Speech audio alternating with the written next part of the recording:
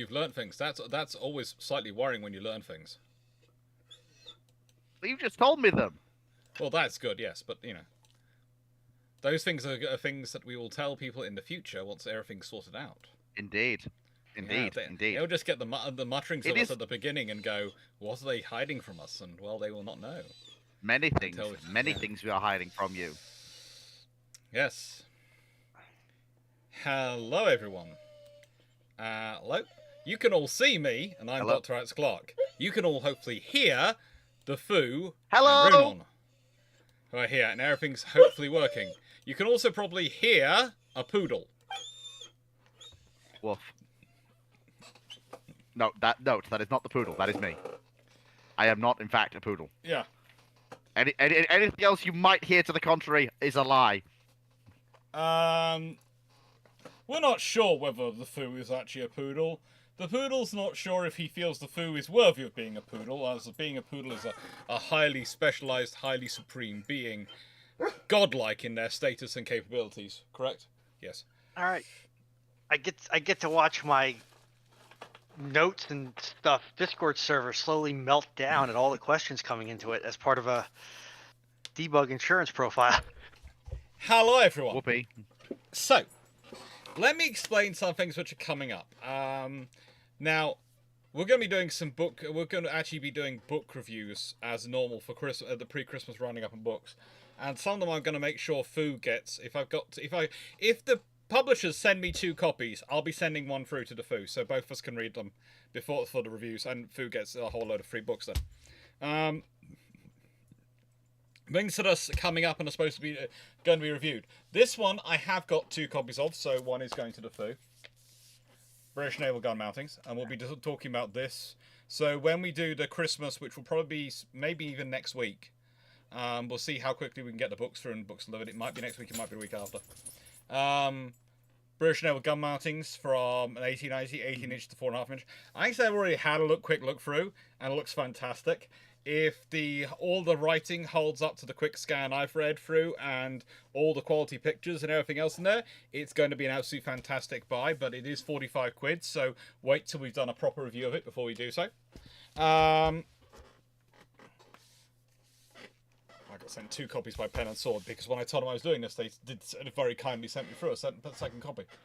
And also, of course, Price of Victory, Nicholas Rogers' latest book, which is really good. There's also coming King's Navy, Andy Boyd's book, The Arms for Russia, and a few others as well. There's going to be a few good new books coming out this Christmas, which are all going to be worthwhile reading. And someone's going to be complaining because he believes that for every book I buy, he deserves something. And unfortunately, these books, of course, get sent to me, so I don't technically buy them. So what Raleigh is saying is that these publishers that send you the pre-release copies should also be sending you appropriately sized sweaters for poodles. Yes, he would like sweaters for poodles. I'm trying to see if I can persuade him to send me a third copy of things, so I can send one to you as well, Runon. But that's a whole discussion we're having.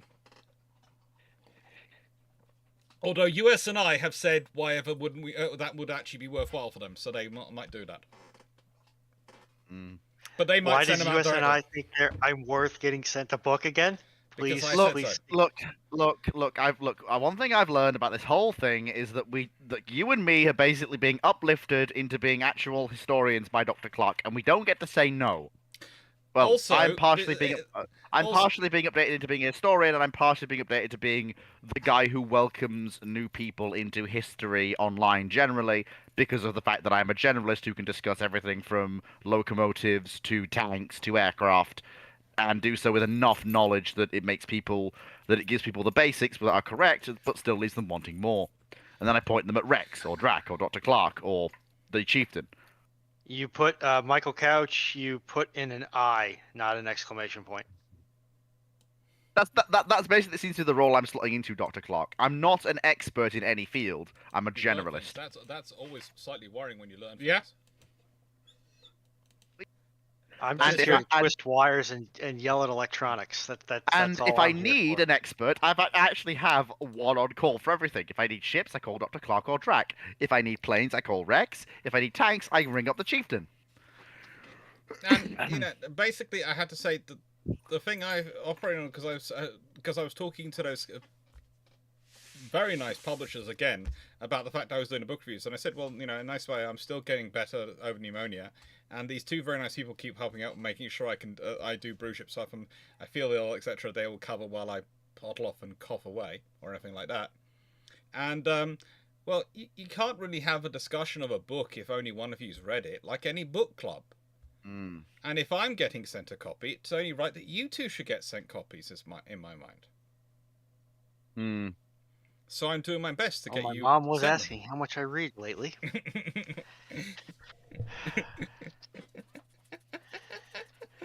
The scary thing is, Ronan, don't take this the wrong way, it's when your mum looks at you and goes, Alex, yes, how is it you got sent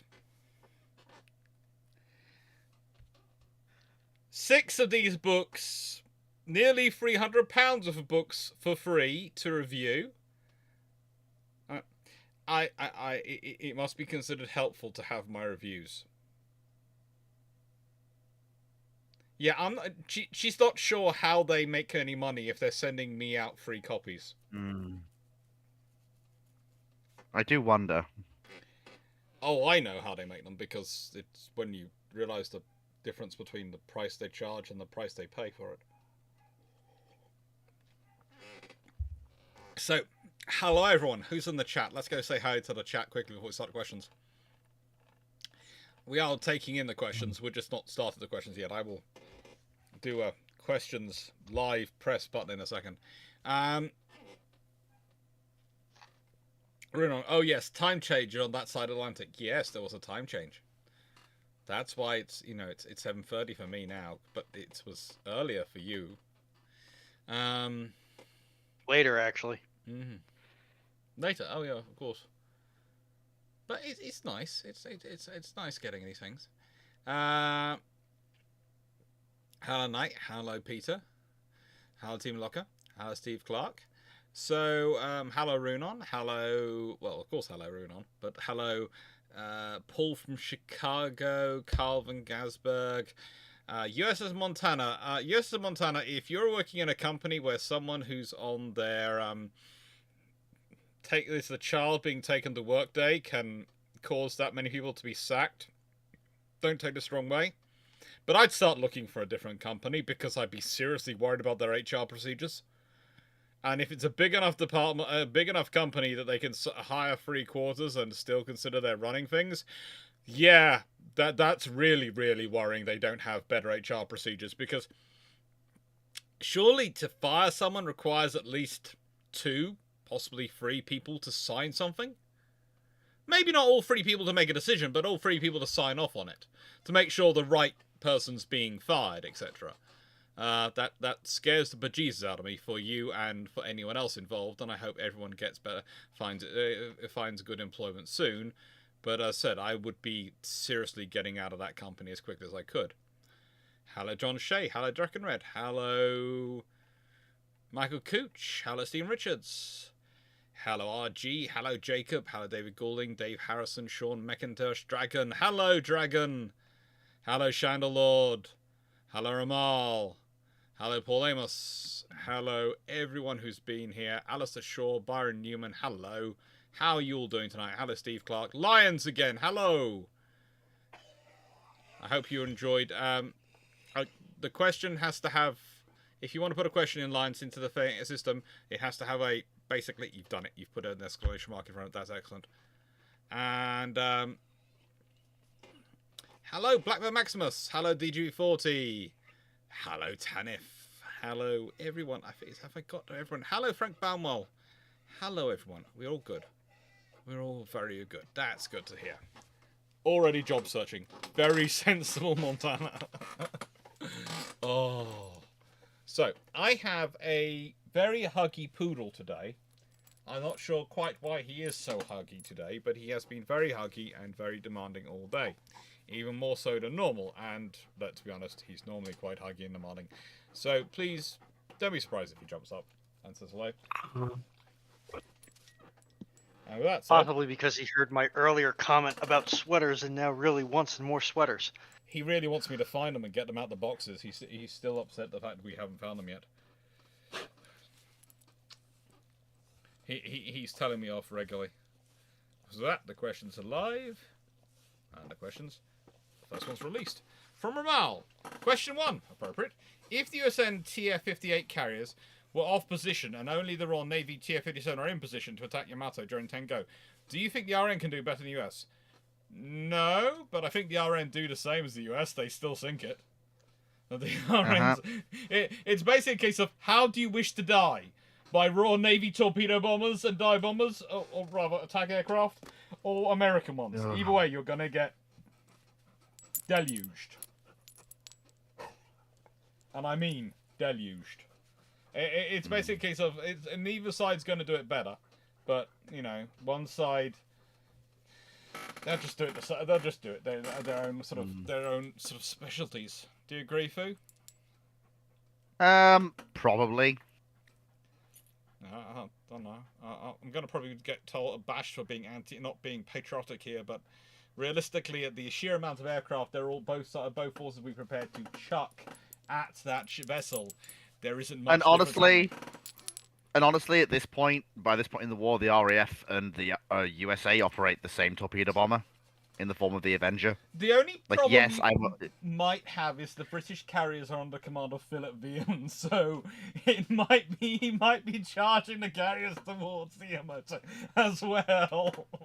But if it might take the aircraft coming back, rearming, going again, but they're still going to put Yamato down before she reaches. They have enough aircraft. They have enough carriers out there. The British specifically. Well, that's another good book I've got. How many flight decks are we talking? I've got the British Pacific Fleet here. This one was sent to me. Lovely little book. Lovely book, by the way. And it's not the newest series, but it's a very good book by Brian Lane. British Pacific Fleet, and yeah, it does have it does list all the forces in there. And all the different vessels they had. At some point in here, does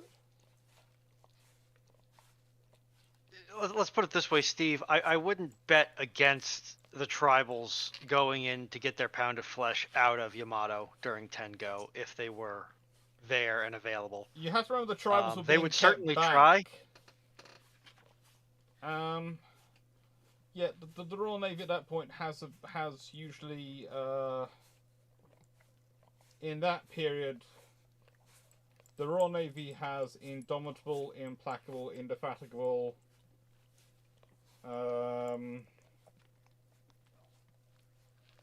They have about 6 fleet carriers there and about 6 light fleet carriers, it seems. Or rather, they have a lot of ships, it seems. Judging from the... Could you stop licking my seat? The armrest is not tasty. Yes. Yeah, the armrest is in fact. Whilst they quite don't have the oodles and oodles, they do have more than enough for the job. I think is the answer I'm getting. And apparently Yang is typing directly into the Discord. Okay, we're gonna fix that. But we will answer the question: how long would CVO-1 and her sister ships have lasted in service had they been built? Roughly 40 years. Yep, basically you're looking at CVO-1 and her sisters basically carrying the torch for Royal Navy they would probably mean being counterbar carriers. We would probably be talking about replacing them now, basically. Yeah, now. Probably they would have come into service in the 1980s, and we'd probably get, because again they can take bigger aircraft, they can take ranger aircraft. They'd probably be already operating F-35Cs. We'd probably be in the first buyer of those instead of F-35Bs, and yeah. Which means the Royal Air Force would have gotten F-35A. No, I think they'd end up getting F-35Cs.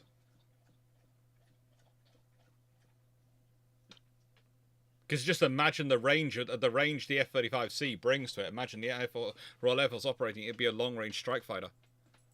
It really would bring something to the table for the British. They just, yeah. And of course, you've got fleet commonality there, which is useful. One of the important things that I would like people to bear in mind is that this would be a slightly more expensive UK carrier fleet to keep running because we would be able to have the full. It would be overall be operating more. Hawkeye. We'd probably be operating F-35C, replacing.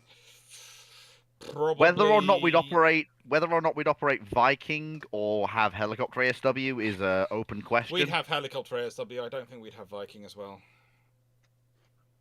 Because don't take this the wrong way, the carriers we're talking about, CV-01s, they're more like Charles de Gaulle sized. And they are. That's true. The thing is, in the nicest way, that means you have one or the other, and the helicopter one is going to fit with the wider fleet. You're either going to have an incredibly small fleet of Vikings or a slightly larger fleet. Yeah, of it makes no sense. Which is more economical. Yeah, and of course. Makes sense. Yeah. To be fair, some aspects of all Western military procurement nowadays make no sense. And before we get too deep in, we do have 2 questions that have been front-loaded by Kingdom of Vinland. I don't believe we're addressed up from Thursday. Yes. Very nice. Kingdom of Vinland, of course, yes. Sorry, I forgot about that. But thank you, Leslie, again, for putting them up there. Kingdom of Vinland. If USS Midway served in World War II, how effective do you think she would have been in her original configuration? Pretty darn effective. That depends entirely on when. If you mean she's slightly more rushed and entered service just prior to the end of the conflict, then she's just bigger fleet carrier, which therefore at that point means more effective fleet carrier. Essex Plus type deal.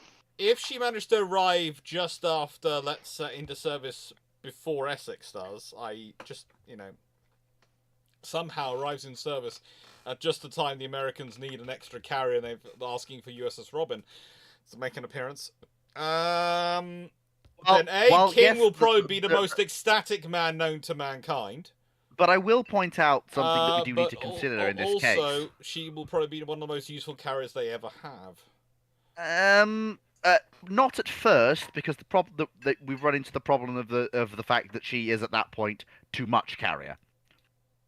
They haven't got the mature. They haven't got the mature doctrines of fighter direction, aircraft control. They'll try to put too many aircraft on them, and they'll run into problems. Yeah, but that doesn't matter in 1943 because they don't really have a carrier battle in 1943. They have time. No, that is true, but I do like saying about 1943. So in a nice way, for 1943, they have time. That's where a lot of that learning takes place.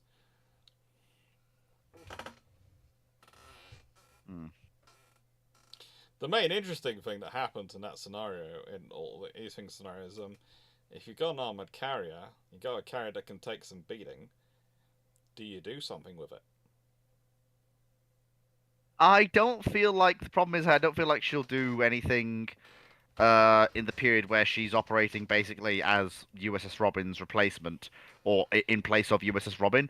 What I would like to say is that I do think that she will be very, very valued as basically a solo operator. So what I mean by that is they can send her with a task group off to do things. So while the rest of the fleet is centered around a few Essexes and Enterprise and Lexington, they're off doing, leading strike fleets and stuff.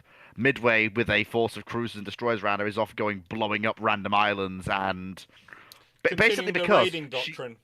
Continuing the carrier raiding doctrine, yeah. Basically because she's tough enough, she can do it. She can be trusted to go and do that and not need. She's at that point then her larger air group works in her favor because at that point she can just absorb any aircraft losses without losing effectiveness for longer periods than another aircraft carrier would be able to.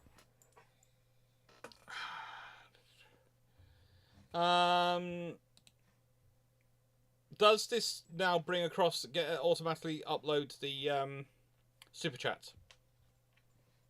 Is this working on that yet? Let me see, because that's been a sore subject. So we'll do the second question of Finland while you're checking out. So the funny thing is, the funny thing is, it actually does grab it. It just doesn't grab the text, which is annoying, and I'm gonna have to work on. But I think I know why it's doing that. It's because the API does not use common variable names between the different communications. Oh, that's fun. So, yeah, it is. Right. Kingdom of Vinland. An interesting fun fact I've heard is that the Italian ocean liner Da Vinci was planned to be converted to a nuclear power, which I wish happened. Now, this was an interesting one when it came up, and I did actually look up a picture of Da Vinci. So, I'm going to let Fu talk about this before we start, while I look up the picture again.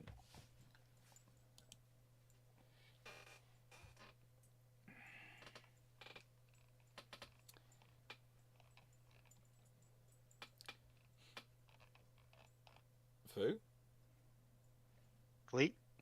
Fleet, are you hiding? I'll put my 5 pounds in. Okay. I don't think it would have lasted long because of the various restrictions on what ports that ship can enter. Being an ocean liner, it wants to be able to go to any major port on the planet.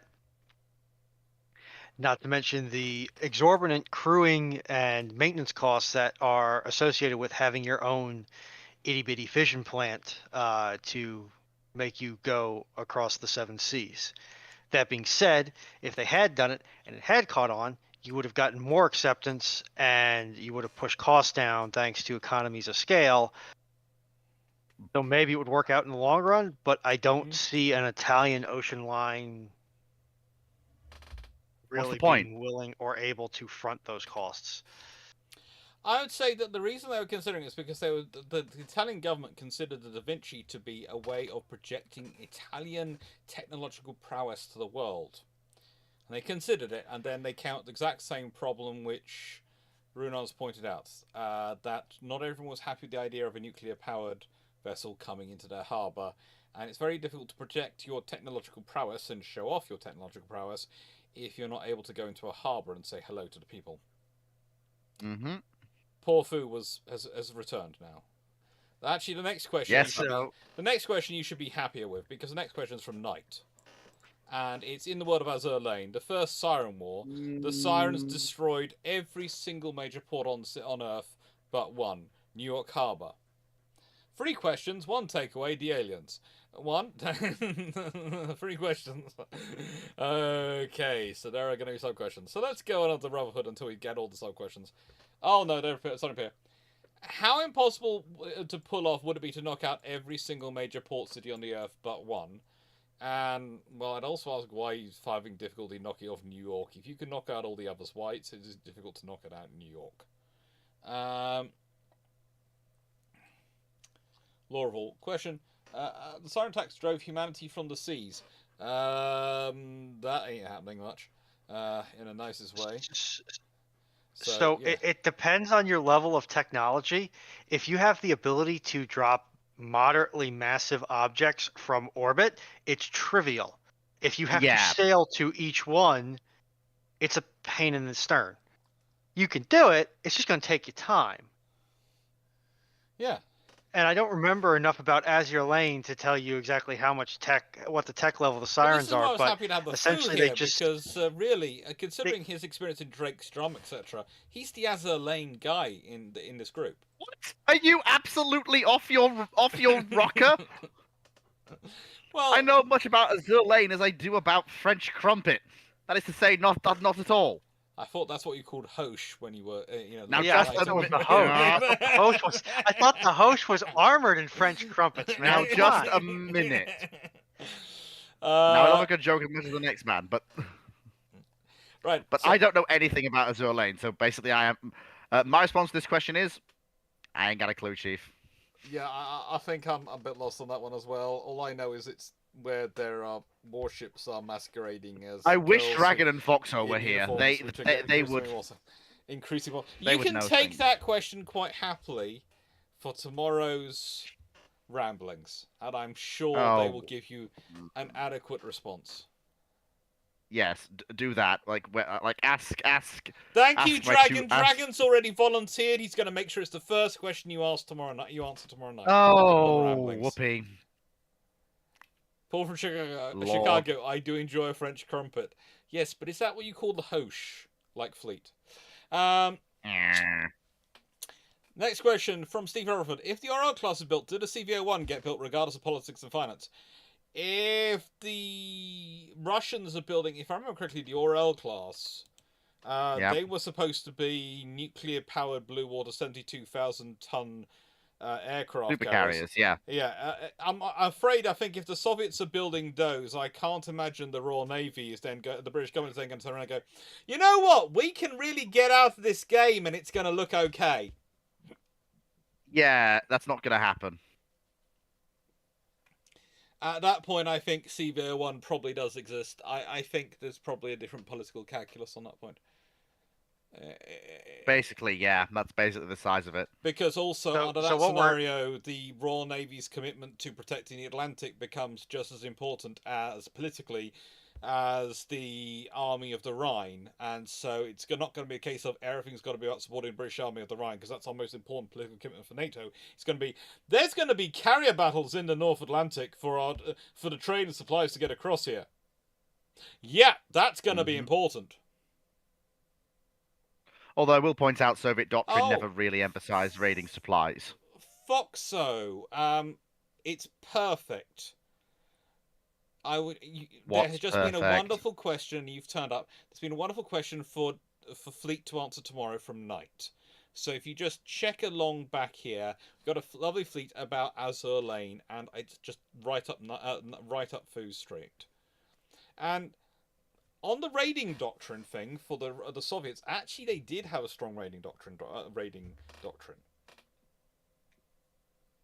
Do you know where it comes out? It's the Sveldov class. And it's something they continue harping back to, because they have the idea that they look at raiding and naval raiding not as a reason and not as a way of winning a war, but as a way of distracting forces in a war. Because their timeline is how quickly can they defeat the ground forces in Europe. And the easiest way they can defeat the ground force in Europe is if they cannot be reinforced. And the easiest way to stop them being reinforced is to kill the convoys. And to kill the convoys, you want to make sure those convoys are as weakly escorted as possible. And you stick any ships out down in the Indian Ocean, etc., everywhere else in the world, and suddenly the amount of force you have to send as NATO to go and deal those ships is disproportionate to the amount of force they actually have down there. Because the Soviets study the raiding doctrine of the Germans and think it was absolutely stupid. Because the Germans are doing raiding doctrine with the idea of trying to take on the British forces. The Soviets were looking at, no, what you do want to do is raiding doctrine with the idea of distracting the forces and keeping them elsewhere, out of the decisive theatre. Because for the, let's say for the British and the Americans, if there's a Soviet cruiser and a submarine off raiding in the Indian Ocean, if they're sinking ships, that's a problem for us, merchant ships, etc. Mm-hmm. And that's something you're going to have to deal with. But how much resources are you going to have to send to take them out? So basically, the common misconception is North Atlantic raiding, when actually the Soviets are like, no, that's dumb, stop. Yeah, no. Their idea is to keep your forces beyond the North Atlantic, to try and keep your forces well away from the North Atlantic. Because what they need their diesel subs and nuke boats and all their services to do is basically protect the conflict resolution assets, aka the Russian ICBM, the Russian SLBM forces. And let's say if you can throw away one cruiser to take one carrier battle group from that campaign in North Atlantic, what is it worthwhile? Yeah, absolutely. Imagine what forces a carrier in the Indian Ocean would do. A carrier battle group in the Indian Ocean would distract. This is one of the points that the Red Fleet timeline does cover. The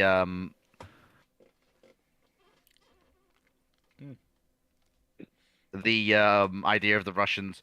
Although, to be fair, though I will say this, the Red Fleet timeline does have all of the power the Russians have go to their head a little bit. Yeah. All right, but I am going to ask, can can the Soviets actually sustain a full fat fleet carrier in the Indian Ocean? If Indonesia's willing to port them, then yes.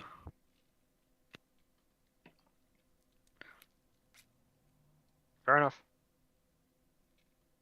All right, I'm going to kick us to And the that's next always the question question here. of how much are they prepared to pay for them to do it? Exactly. In question in temperament, which historical animals do the fluffy research assistants most resemble? From Michael Couch. From Michael Couch. The a fluffy tough research. one. Which historical admirals are the fluffy research assistants?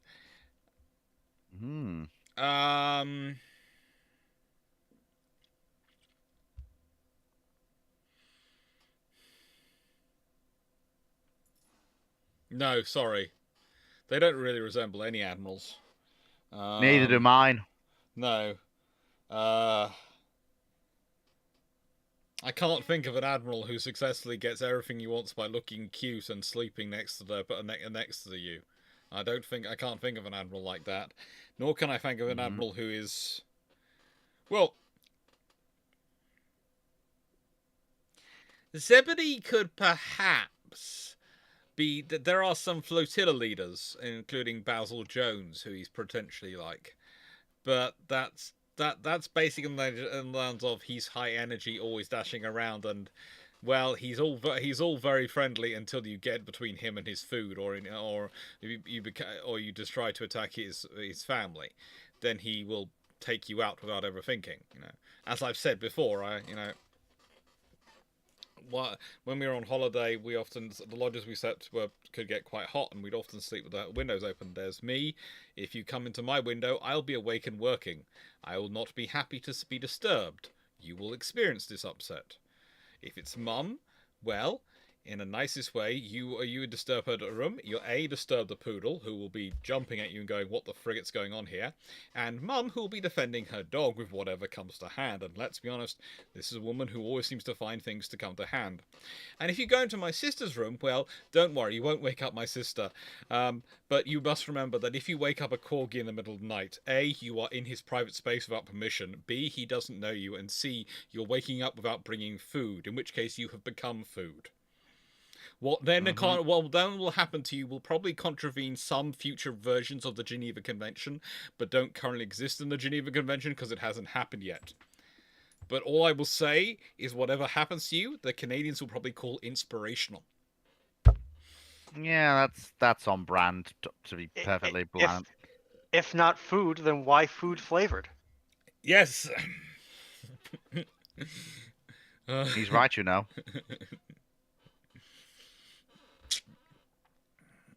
There are discussions as to whether or not the poodle is Farragut or James II as Duke of York. Oh. Right. Anyway, Ramal, question 2. Why did the U.S. decide to refit the few Baltimore hulls instead of the newer Oregon City or Des Moines to guided missile cruisers? Well, first of all, the Des Moines were too useful in their forms they were in. Like they were the be all and end all of the gun cruiser, and as the US still found it useful to have gun cruisers, they were kept around because they could outright in a gunfight defeat anything that wasn't basically one of Russia's limited number of battleships. And I'm going to chip in with saying that if you have fewer Baltimore hulls, that means the overall program cost to refit a significant portion of the Baltimore class is lower. And if you turn them into floating scrap iron because it just doesn't work, you've now wasted a significantly less amount of money than and a significantly less logistically useful ship than if you went after the Des Moines class or the Oregon City class. Basically, the Des Moines class cannot be used, and the Oregon cities are too expensive to be used. Yeah. Pretty much.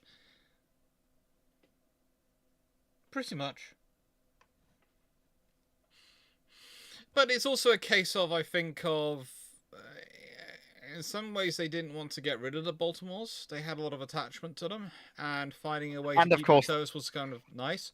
You have to remember there's quite a lot of admirals who are now in the process of who are now in charge of making decisions, who had a lot of good memories being on Baltimore-class cruisers. And of course, some of the later Baltimores still have a good few years on their engines and their hulls. Mm-hmm.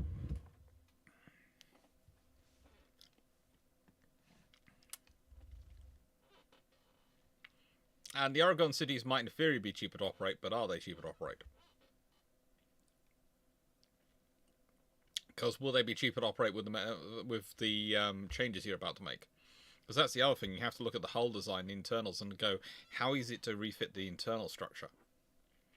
How many bulkheads am I going to have to move? How many... How to put it? How many pathways, how many routes am I going to have to rearrange and reorganize? How many power supplies am I going to have to reroute? I will point out that one of the Oregon cities was converted. Albany. Yeah. And you'll note that Albany had a much more drastic conversion. And was also the most Because expensive they had and most complicated. But again, they chose one of the Oregon cities because it was a more modern hull that could, in theory, serve for longer if the conversion was successful. Whereas the Baltimores usually had lesser conversions, although it varied from ship to ship. So some got full This could only Albany happen style in my chat, conversions. but there's Foxo and Dragon having a debate about how Yeah. what it's like to eat humans in the chat. This is it's a Yeah, Naval that's history those two channel. in a nutshell. That's those two in a nutshell. Dude, But yeah, so some of the Baltimores followed the followed Albany in that Yeah. style. But most of them were not so heavily refitted.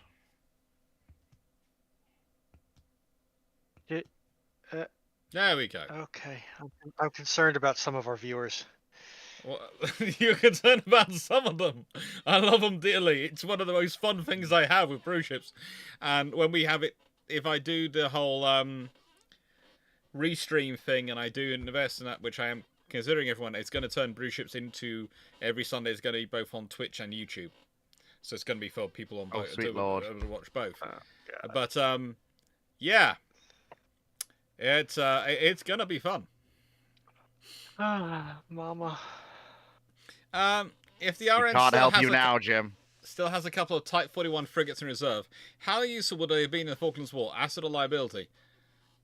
They're not going to be a 41 liability. frigate? They're not going to be a liability. The Type 41s were fairly flexible. Oh, you mean the Leopards? Oh, Yeah. well, they're not a liability. They'll presumably be in their rebuilt form with a helicopter deck aft rather than a 4-5 mount aft. Uh, Oh no, sorry. That was the ships that followed the Leopards. Yeah, sorry. The Type 61s were the ones with the helo deck aft. The Type 41s, if they have them, and this is going to be a simple thing, is if they do have them, and if they have, I think the question was, how many was it? If they had a couple of, so let's say if they had, probably you're going to go with Puma and Jaguar, maybe, or maybe Jaguar and Panther, or Jaguar and Panther. And honestly, Possibly. they're gonna be useful ships. They've got nice. The most use you're gonna get out of them. Twins 4.5-inch guns, Mark 6 mounts, which is a fairly decent system to have, and a Squid ASW mortar. So nice way for the gun line. They're perfect vessels to have sitting on there. And also, considering their guns and weapons system, their gun focus and their radar focus and their radar set focus, looking at it from memory, what the They're going to be characteristics useful in of the Port 293 Stanley. Well, the 965 one, the air and surface, they're going to actually be useful in San Carlos Bay because Right, they're I actually meant going to San be useful Carlos for Bay, sorry. they're going to be useful for the defense there, and Port Stanley to go blasting things with their 4.5s. Because their turn up, they've got the same power as a county-class destroyer. Yeah, you literally have basically plucky Pucara pops up into San Carlos water. Oh, that's a lot of that's a pair of 4/5s pointed right at me with VT shells. That's two oh, pairs of well, 4/5s now pointing at me. There's 4 pairs of 4/5s all pointing at me. Oh, there's 2 of them sitting here going, hello, you came to our party. We're warmly greeting you with all our love. Basically, yes.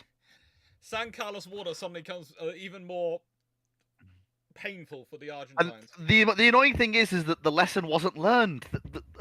Like San Carlos water should have been a lesson in needing more and better tracking gun based AA in the RN, and the lesson wasn't taken forward. Arguably it was, but it's eventually come out in the Type 31s.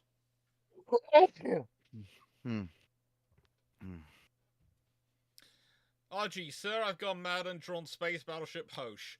In the nicest way, that is something you send to poor Fleet to give him hope. Yes, that is something I receive. 96831. Question 221. Follow up. If a group managed to knock out every single major port city on Earth but one, how long would it take to get them going again, and how would that affect the world's powers? This happens around 1908. It literally it takes about 2 months because literally the entire resources of every nation state that are involved are turned towards rebuilding those ports because the alternative is economic ruin, and that is not an option. It's gonna sound strange, but in 1908, thinking about what ports had in 1908. It takes all of for most ports, it'll take all of about 5 minutes to clear away the quayside, bring in some portable steam cranes and crane tank engines, and get things moving again. Yeah, and also I would like to point out, what are you doing to these ports to wipe out? Are you turning them into massive craters? Well, that would then you'd have to rebuild the facilities, but you've now also got a bigger bay facility to put in, because if you've made a big enough crater to take out most ports, then that's going to be a very big port facility you've just dug for me. So yes, it's annoying, but I can make use of it. But if you have anything short of that, okay, warehouses I have to rebuild. Okay, that's going to be problematic. But if you haven't taken out the foundations, I'm just putting up... Warehouses are not exactly made of the most expensive materials or the most gifted. Wood. They're usually made of the cheapest. It's usually brick, wood, corrugated iron. You know, simple stuff. Again, the cranes are a problem, but again, unless you have taken out portable steam cranes exist. Have you taken out the rail lines coming into these places? Have you taken out It's not hard in this period. It is not hard to reconstitute a port. The biggest loss that you're going to have if you do that is how many merchant hulls are in the port, and what is the effect of this theoretical attack on the port. It's going to be how much damage do you do to the hulls, not necessarily how much damage do you do to the actual buildings. Apparently, I've gone very quiet, and I do not know why. I'm not sure why. I shouldn't be quiet. Yes, it's picking up the right system. I have no idea why I'd be quiet for you.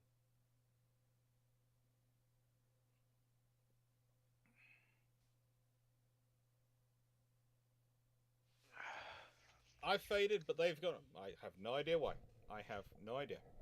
But yeah, I cannot see why that would have any sort of long-term impact realistically. It just shouldn't. I also don't know why, unless I don't know. Unless you magically wave hands and go, well, ports are gone. Yeah, it just doesn't seem to be the possibility. It just doesn't seem to be a likelihood. I'm not sure. Am I better now from the sound perspective, by the way, for everyone? Hopefully I am. For us. Yeah, I'm not sure why it's done that. It did that. Sound is just went down, and I have to remember to speak up a bit more. But yeah, it's. I'm gonna be happy when my new thing to hold this on gets here. I'm going to probably plug it into the ceiling mount, and have the thing come down, the microphone come down from the ceiling over my head. Hopefully that'll be better. Seal it to the ceiling. No, why would you use sealant? That would just make it fall out. No, you have to use a proper plug, a proper wall plug, and proper screws. You do realise that, Foog? No, because what you're saying is very dangerous. Very, very dangerous, my friend. Are you trying to hurt people? You need to put it up properly, otherwise it'll fall and it could hurt people. Sealant is not a good way. Sealant is not a good thing for weight-bearing loads. It really isn't. You turn my joke into something serious, sir. Oh, good lord. That's yeah. And you don't always need a port to load. Discharge, lighters exist, landing craft exist, cargo ships with their own cranes exist. Yeah, most of the cargo ships in 1908 had their own derricks. Some of the ports they went to did not have a crane at. This is, yeah, the amount of effort you'd have to make a port cease to exist. You basically would have to blow it up completely, in which case you made a big hole, and even then you can get round that. But if you consider the vast area that is the Port of London, if they made a hole big enough to take out the Port of London, they're also taking out a large chunk of London City as well. Which is a good way to really annoy the government. This is why sci-fi writers really need to think about what they say before they say things that are just seem grand and epic, and then they realize, and then you actually look at it for a second and go, "This is why I love this is why I love Glyn Stewart, because he actually thinks the stuff through. He actually thinks it through for a while, though. We have been. If you did turn the Port of London into a smoking crater, would that affect Parliament? And if it did, would it actually make the British country run more efficiently? Unfortunately, the one thing is that the Parliament is in Westminster, which is just far enough up the Thames. They're safe. Aww. They're the other side of the Tower of London. And by 1908, there aren't many port facilities up that end. Aww. Bridge is too low. The others are too low. Low audio now. Oh, good God. I cannot win in this. OBS! OBS! Stop doing this to me. Speak louder! Oh. But while you're fighting with that, Ramal, question 3. If Admiral Nelson commanded Lee's battleship at night at the night Guadalcanal battle or Taffy 3 at Samar, do you think he'll perform better than Lee and Sprague in real life? Not if you just drag and drop Nelson and you don't give him training on modern weapons equipment. Exactly. No, but I will say one thing. You see, the thing is, I don't think he'd perform better or worse than them, but I do think he'd be less likely to listen to his superiors. And I wouldn't be surprised if you actually had a fight, but it would probably be along the lines of Halsey or someone else going, "Where are my battleships? My battleships aren't responding to me. Where are my battleships? Where are my battleships? Where are my battleships? Sir, there's been a naval battle with Yamamoto and the Japanese battle line. We've won." It just turns around and sees Nelson covered in oil and smoke and probably blood, grinning like an idiot. Possibly having having led a boarding action aboard Yamamoto to take Yamamoto. He just might, unfortunately. And that's more the thing. Nelson is... The thing I would like to point out about Nelson, Nelson's a very good tactical commander, very good strategic commander in many, many ways. He's a very good warfighter. But again, if you want to have a similar character to him in World War II, you're looking at people like Philip Vian. People who regularly ignore orders from their senior officers, and luckily their luck is with them, and it pays off and they do well. And because they win, they get promoted. Which is a good thing. But the thing is, that's the main difference between them and their and other commanders. If you were... In a nice way, Lee is a far better artilleryman than Vian ever would be, or Nelson ever would be. far, far better. But the difference is, Lee will actually follow his orders. Lee will not break orders completely. Whereas Vian or Nelson, they would look at the situation and exercise a latitude of judgment. To quote Nick Fury, but paraphrased to avoid words that we don't like the cousins hearing, I see that the Admiralty's made a decision, but seeing as it's a stupid-ass decision, I've neglected to ignore it. Yes. Lee, I'm just going to sit here and point out that you said you were going to paraphrase it, but you actually gave the quote in its entirety. Yes, but I forgot that it was actually not as un-PC as I thought it was. It was one word, and let's be honest, quite a lot of my cousins are on farm, so in the nicest way, that's nothing they haven't heard of or seen in worse. And, there's the whole thing that, well, I thought I misremembered the quote as being much, much, much worse than that. Yeah. Turns out I was wrong. No, it was... Montana... Sorry, Montana, I don't see a question that you submitted recently, at least. Yeah.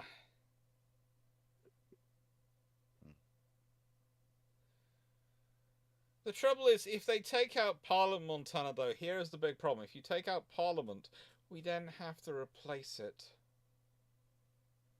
Do you really, though? Can you imagine the long-term debates and massive arguments there'd be over how we replaced it and what we replaced it with? Or whether we reconstituted the same thing and did the same thing somewhere else, or rebuilt it? Well, it's 1908. Well, we're lucky because it's 1908 Britain. They're fucking with the 8s on the throne, so stuff will actually get done. Stuff will actually get done, but in the nicest way. There is also the problem that not too longer down the road, we actually need Parliament to deal with a king who, frankly, needed to be got rid of because he was an idiot. You mean Edward the 7th or 8th? Mm-hmm. You mean Edward the 8th? Yeah, well, yeah, Edward the 8th. Yeah, he did need to be get rid of. That's very true. Yeah. But Edward the 7th was a good king. Yes. It was at the start of the stream, Montana. Then it's probably somewhere in there. It's probably somewhere there. We will get there when we get there. And then Lions. In an ideal World War II situation, how many heavy and light escorts would a pair of capital ships have as part of their task force? It varies depending on where you're going and what you're doing.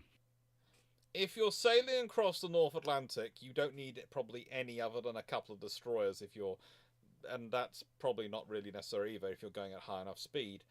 Because the safest defense against U-boat attack in the North Atlantic is to go down to the engineering room, say, we've got full bunkers, right? Yes. We're going to the UK from the US? Yes. Okay. Ring up revolutions for full speed, and let me know when we get to Liverpool. Pretty much, that is one of the ways, but they do like to zigzag as well. But you have to remember the ocean liners, and there were a couple of ocean liners which did full speed across the Atlantic. Queen Mary. Every time they sent a cruiser with them, it wrecked their turbines trying to keep up with them because they're going so fast. And B, there are reports from German U-boats that they fire their torpedoes and the liners outran their torpedoes because they were going that fast. Queen Mary moment. That's what it is. It's a Queen Mary moment. Yeah. I spit at your torpedoes. I ignore you completely. USS Montana. Did the Zestora class destroyers' sterns leak due to their unique design? Well, you can say they leaked due to their design, but you could also say they leaked due to some... How'd I put this? Not necessarily always the best quality control going on in the whole world of how they were sealing up the plates. Basically, this is another problem which you run into a lot with the how do I put this? And this, before I get this, I want to make sure I have the words completely correct because usually when I have the word boo.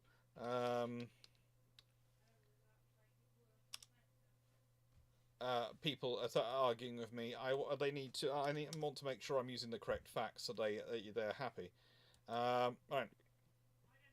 Now, when you say the correct facts, do you mean the actual objective truth facts, or do you mean the facts that agree with them? I I'm usually using the facts which are going to are the truth and nothing. You see, the Zerstoras are the vessels which are built by the Germans post World War II. They're their versions of the Fletcher class. And the trouble is, they are the lot of the quality control and systems used to construct them, whilst they've not been used much for a while, and whilst they are based on the Fletcher class, they are being, especially the ones built at the how do I put this politely? They are built by the Americans for them, but then they are maintained and they deal with their constant actions in the German yards. And the German yards are, how do I put this politely? They have been run down now twice, both post World War One and World War Two. They are now trying to get back to doing the maintenance and doing the stuff they need to do. If it's the right class you're talking about, Montana 67, it's a Taurus from 1958. If it's not, then I don't know. I sort of there's a problem. They're commissioned June 1958. Most of them are former USS Fletchers. They need to be maintained in the German yards. And the trouble is, you have the Germans who are relearning again skills which they have now twice forgotten and twice been told to forget. And even worse, they're relearning whilst trying to match American methodology, which was different than German methodology in the first place. Indeed. So when you're trying to get Montana's posted a clarification to the effect of he is mentioning the Type 1934 through to the last class built during World War II. Well, they're not called. Oh, he means all. You mean no, he was using the blanket term for all German destroyers built during the fascist period. Okay, well, if I was going to explain, I'll just finish explaining for the post-World War II ones. And basically, the trouble was converting the figures across, which did lead to all sorts of maintenance issues with them, and did make some of them a bit leaky, because it was converting everything else.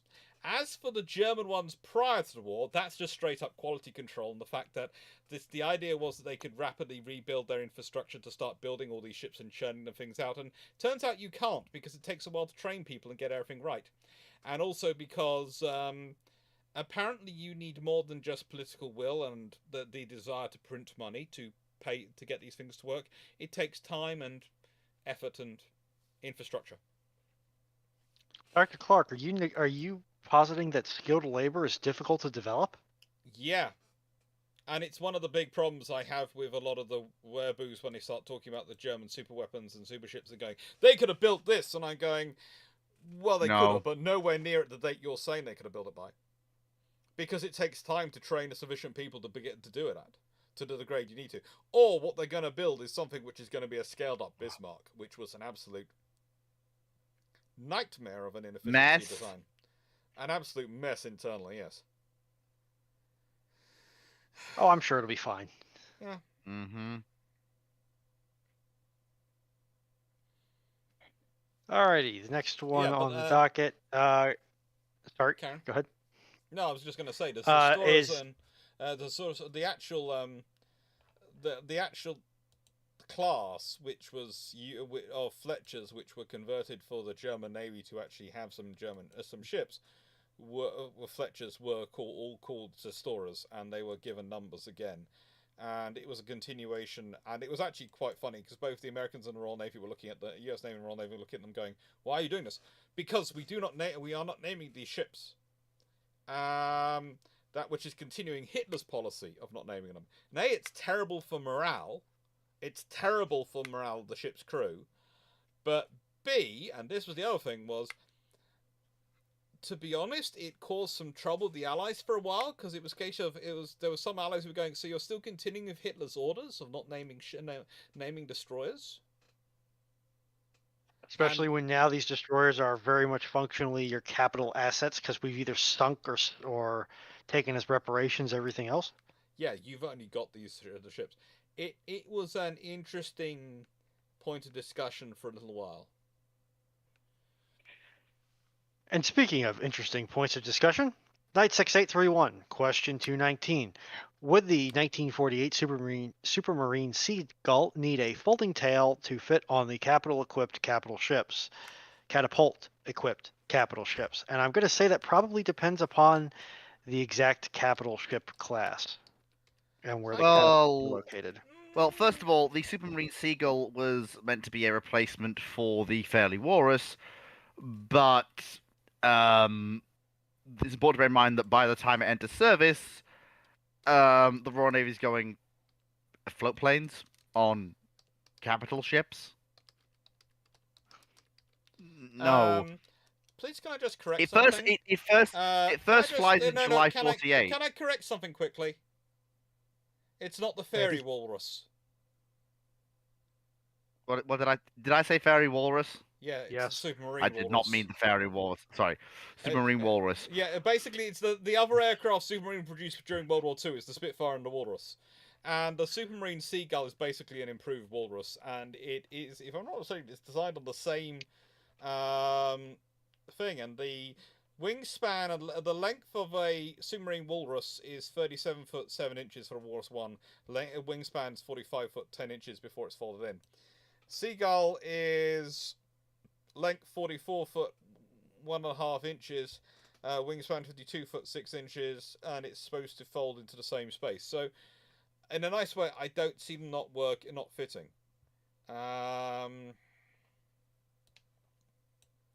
Because quite literally, it's designed by the same company to fit into the same slots. But there's a reason why the prototypes are built and then the product is quietly shelved when it's realised that it's an unneeded aircraft. Well, mainly the reason was because the Walrus was operating flying from carriers at a time as a pickup aircraft for people who were for pilots who were downed. The Seagull didn't really offer much of improvement over that, and helicopters were coming in. And the whole need for an aircraft you have to remember there's all sorts of roles put on the Walrus, but the Walrus's main role from a carrier was from a capital ship was anti-submarine warfare, reconnaissance to long-range search, and communications. And by communications I mean senior officer transport. Okay, you'd load your admiral aboard, you'd load your admiral staff aboard, take them to where they needed to go, bring them back if you needed to. So the thing is, you needed something for that role, and the capital ships didn't need it during the Mediterranean during World War II because they were usually operating for carrier and they usually operating as part of the task group. They only really need the aircraft for that role when they're operating solo, which is why the ships which keep them for longest are the ones which are operating solo. Cruisers. Renown. And various other things. So yeah, it's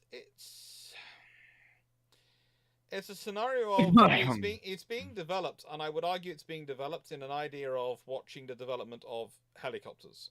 And if helicopters hadn't been pushing on at the pace they were pushing on, I have no doubt there would have been an order made for Seagulls. But the helichopters were pushing on. And so you didn't need them. There is a reason I entitled a book about an article about 1950s aircraft development as peaking obsolescence or forgotten innovation. They're usually the last generation of piston-powered aircraft for these various roles, and often they are some of the best aircraft produced for those roles. It's just they're being produced at a time that they are mainly the insurance of the new type of aircraft coming in being absolutely useless. Which they turn out to not be. Yeah, in which case you use them. But if they had turned out to be useless, we'd be talking a different story, wouldn't we? We would. And if they had turned out to be useless and they hadn't produced the backups, what would we be saying about those naval officers and those governments? True. Got a point there, Dr. Clarke. This is the problem we have today, because these products become too big to fail because we're only producing one.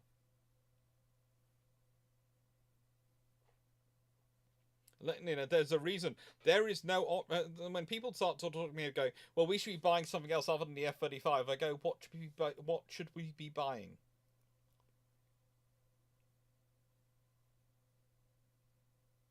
What are the options? And then usually it's a case of, well, if we adapt this plane or put this or do this or do this. Well, that's not really an option, is it? I feel That's like we're getting it. that's a I potential get the option. discussion we're having, but we need to. I feel like we need to push forwards slightly. Okay, we will do. But, you know, it's a fun thing to have. Do you think the Knox, Garcia, or Brook class frigates are better than the Leander class frigates, batch 2 and 3, in terms of escort roles, ASW, anti-surface warfare, and anti-air warfare? I think they're. I think in terms of anti-submarine and surface warfare, they're about the same. But when it comes to AA warfare, the Knox and other ships, I think the Knox class did have a single arm launcher for SM1. So I think the Knox. Let me just have a look.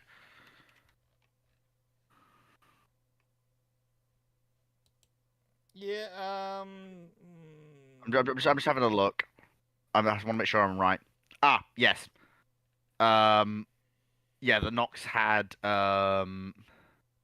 So as built, the Knox were about equivalent, so they didn't really have much in the way of AA.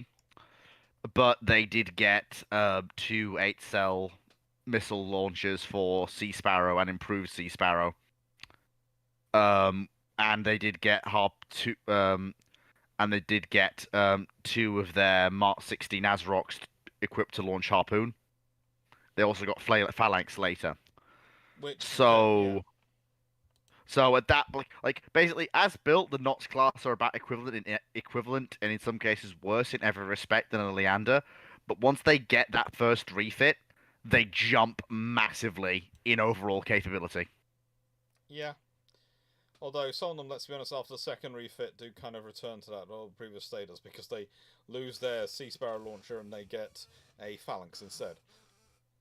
I don't. Yes, some of them do, but some of them do retain the launcher.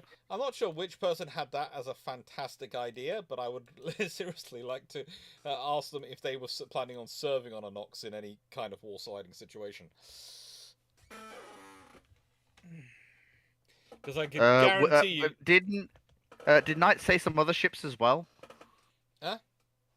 No. Because I'm sure Knight said other ships. Brook or Garcia, and it was Ramol. Let me have a look. Brook. So the Brooks. Yeah, so the Brooks and Garcias never got any form of missile-based AA. So the Brooks and Garcias are flat-out equivalent to Leanders. No. In basically every way. They had Tartar. Oh no, sorry. Yes, the Leanders do have some form of. No, sorry. It's the Noxes that are equivalent when built. It's the Garcias and Brooks are inferior vessels. No. Garcias don't have anything. You are quite right. Oh the Brooks no! Do have Tartar. I was remembering that. No, you're right. Yeah, the Brooks. Oh yeah, damn. Brooks sat there with Tartar on its deck, going, "Fleet, how dare you forget me." I will get rid of the Brooks. Are in many ways are, once you look at their mix, are basically the forerunner of the fit, which is going on the OHPs. Mm. And you have to remember the OHP is a great idea, or a great line in. We have built a box. We are going to fit all that's necessary onto that box, and that's it. And they literally were a box. Yeah, but they were our box. Yeah, but people didn't love the shape, which is why they ended up with the LCS mess. Because they wanted something which was our mess. Don't start talking about that. There's nothing wrong with the Akula, comrade. There is a lot. Listen, I have pontificated greatly. You designed a submarine to try and outpace Royal Navy torpedoes, and it turns out the Royal Navies can build a torpedo, Royal Navy could build a torpedo which could outpace you a lot easier. That's the problem. You got into a submarine speed versus torpedo speed race. You sure you're not mixing up alphas and Akulas? No. Which can outpace you with its publicly available statistics. Spearfish. Well, Tigerfish couldn't outpace most Russian submarines. Tigerfish was the less said about tigerfish, but spearfish is world beater, but tigerfish. Well, it's fun. Could the IGN refit the Congo class with 16-inch 45 guns during the interwar period? No, I'm gonna say no. they physically can't take them. Well, they got twin 14-inch, so let's put it this way. Mentally calculating based on beam rather than barbette. If I was prepared to do a renowned style modification, i.e., drop to 6 guns from 8. Oh God, why? I could probably get it. I could probably do it.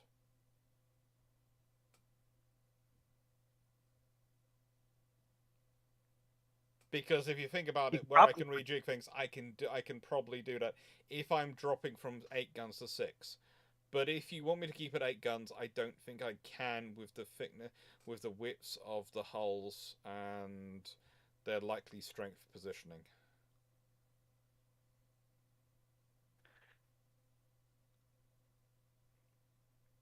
And it might even be a case of me having to put 2 turrets sternwards, remembering their things, and 1 turret forward.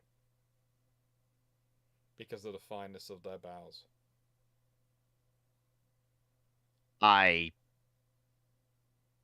The cost involved is also astronomical. Yeah, but the question is it possible? Not, is it practicable? Could they do it? Yes. Would they? And they would do also it? have Would it be to advisable to do it? No. if it wasn't set up beforehand, or said beforehand, they would have to set up a whole 16-inch barrel and munition production system. No, they have 16. Well, no, they have 16.1-inch guns. Oh yeah, that's right. Because the Nagatos, I forgot about those. Nagato class, my friend. Nagatos. Forgot. So I'm sorry. possible. It is possible to refit their entire battle line up to 16-inch if you really wanted to, but it's going to cause fun with the treaties, and it's going to cause fun with actual designs of the ships. It's not going to be an easy thing. It's like the British could have quite easily retrofitted all their 15-inch ships up to 16-inch if they'd really wanted to. Because let's be honest, the jump between a 16-inch gun and a 15-inch gun is not so massive that it's going to cause a massive effect on your barbette ring.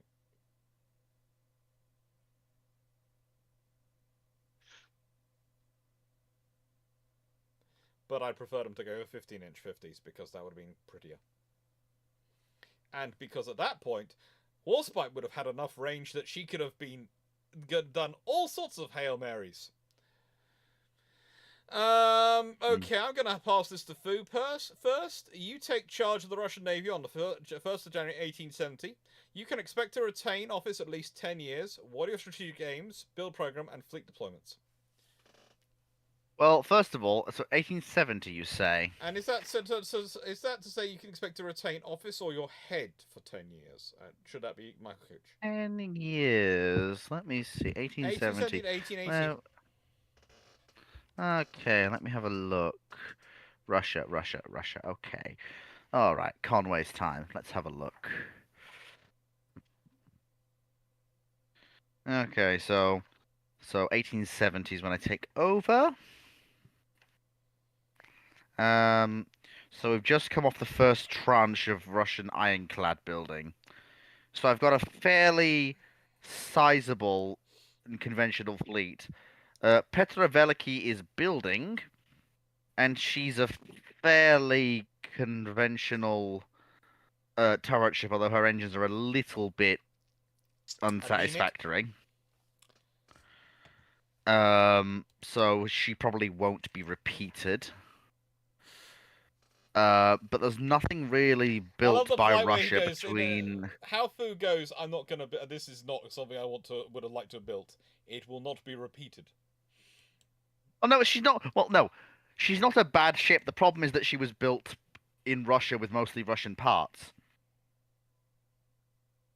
Although she's got very bad metacentric height. Now, the Russians can build fairly effective coast defense turret ships that serve relatively well, and they can build fairly conventional other ironclads as well.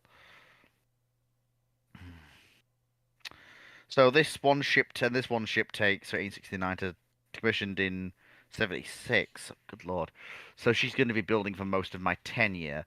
Question is, what else do I build? Well, first things first, I need to figure out exactly what the Russians are building cruiser-wise during my tenure. Because if I'm not mistaken, Admiral General should exist somewhere. So Admiral Nakimov's outside of my tenure. Yeah, no, so the General Admirals are being built during my tenure, which are the first armored cruisers in the world. Yeah. I'll probably build another if I don't have unlimited funding, but I'll try to go for a class of 4. Sorry. Just because It's Foxo and Dragon are doing their wind up of you in the chat going on. I should just say. I'm not looking at the chat, so I can't see them. Oh. So if I can build for the General Admiral class are fine ships, and no real problems with their service. So I'll try to get 4 of them if I can. In terms of protected cruisers or cruisers generally, because I've only got 10 years, I'm looking at. Because we're prior to the era of the unprotected cruiser, so I'm probably looking at building some form of. So there's an unprotected cruiser bought from the French in 1878. I'm probably going to look to lay down some probably screw corvettes throughout my tenure. So vessels armed with about 6 to 8 4-inch guns, probably about 8 of them.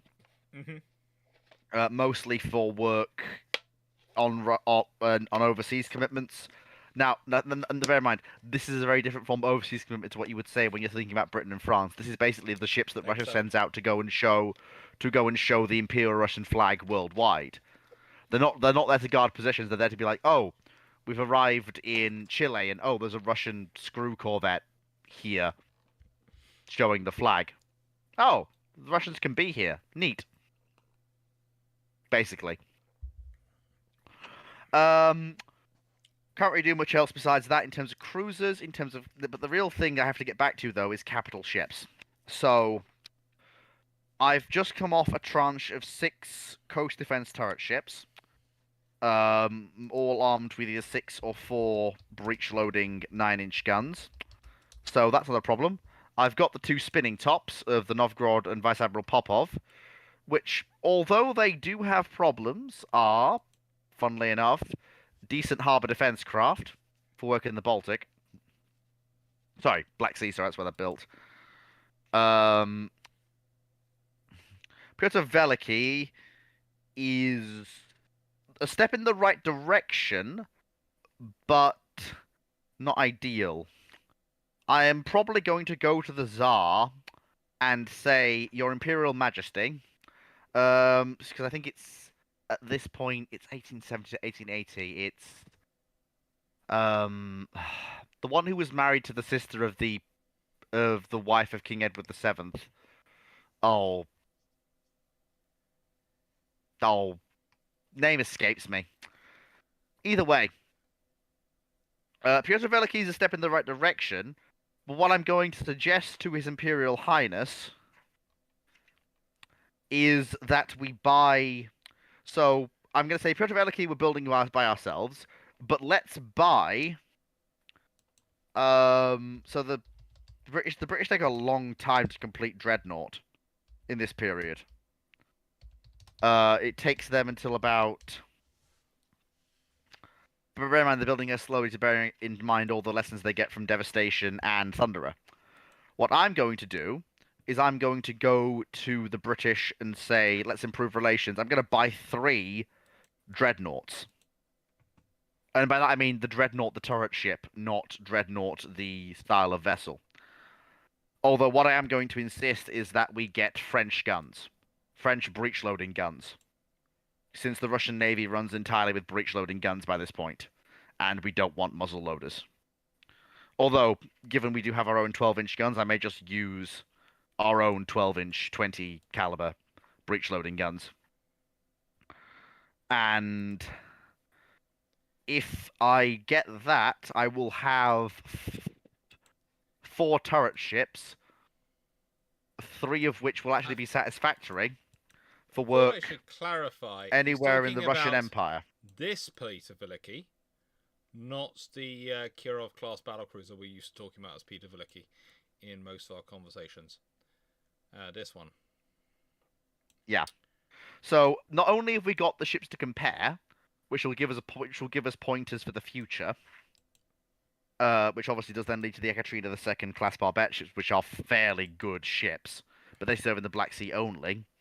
It does at least mean that we have 4 ships for the Baltic, which could be very useful. It would also, by ordering ships from British yards, it does sort of calm British fears of a war scare and cement relations between Russia and Britain, sort of leading towards the Entente Cordiale. Apart from that, there's not really much I can do. No. There's no real move towards the Russian Pacific Fleet, so I can't really do any deployments out that way because we haven't had the whole annexation of Manchuria from China yet, and the Trans-Siberian Railway isn't complete. Not really much to do around that region for Russian naval power. The Northern Fleet, likewise, not really much I need to do there because I haven't had time to build the infrastructure to host anything larger than perhaps 1 or 2 of my unprotected wooden, metal, my steel hulled or iron hulled corvettes up there. So all I've really got is Baltic and Black Seas. Infrastructure. I do, but then it's going to be passed on to someone else who's going to say, "Why are we building infrastructure in the north?" So there's no point. I may as well spend the money on the Baltic and the Black Sea, which is what I'm going to do. You don't have to. You're going to expect to retain office for at least 10 years. At least you could stay longer. Well, if I'm staying longer, then I will. If we get into my plan, my first thing is going to be to start to have a impassionate relationship with the Tsar's wife, who will then help me stay in power for longer than 10 years. That seems to be how it works. That doesn't really work because it's the like I said, the sister of the Princess of Wales, and she doesn't do affairs. Ah, my dear friend, you're thinking of just affairs as in a love affair. I'm going to become her best friend. Jackie Fisher managed to become very successful by being the favourite dancing partner of the Queen of England. Because yes, who was the aforementioned Princess of Wales. Yes! So, she liked to dance, but her husband didn't.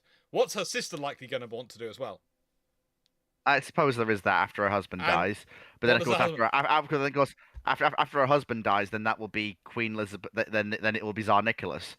And being on good terms with Tsar Nicholas's mother would not be the worst thing in the world. No. See? There is a method to my madness. It works out very well for Jackie Fisher. I mean, what I would say is... Third-wheeling marriages is a successful policy for admirals in history as a way to get ahead. You don't want to be a paramour? That's problematic. You want to be the third... If they need a dancing partner because the husband doesn't like to dance, you be the dancing partner. If they need someone who is going to happy to take them to the opera, you go to the opera. You can be amazingly successful by this methodology. What I will say is, like I said, I am working off my 10-year period. Mm-hmm. But what I will say is that why I leave Russia far stronger in terms of cruising forces and capital ships than it was historically.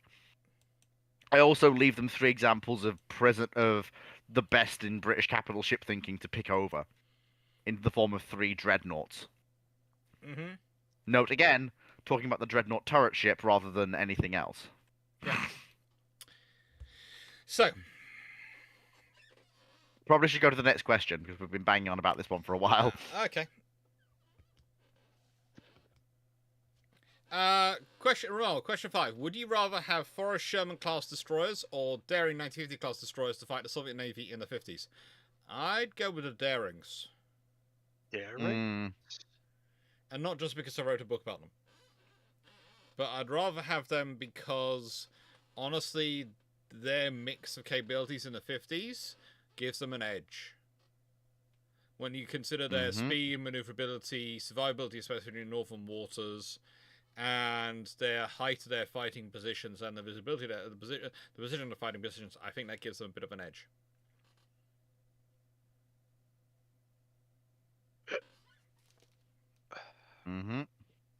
And also, why do you want to use the World War II vintage ship to fight a 1950s era Soviet Navy instead of the 1950s era design? Yeah. Also, shameless book plug, Travels, Battles, and Daring, sold wherever books are sold. Thank you. And Stafford. And I can't help it if people if passionate these days, people think of are passionate as being a love affair or something physical. No, when we're talking about in the period we're talking about in those periods, passionate affairs could be affairs of the soul, affairs of the mind, or affairs of the dance floor. That was often described as that's what they would be described as. It was an affair to do with the passion you jointly shared. Passionate affairs. Han, we begat. And as I use Jackie Fisher as the great example, there was a reason people always used to try and focus on undermining his relationship with the king. They always used to, and they never realized that the biggest asset he had with the queen for his entire time was the fact the queen liked him, the king trusted him to be her dance partner.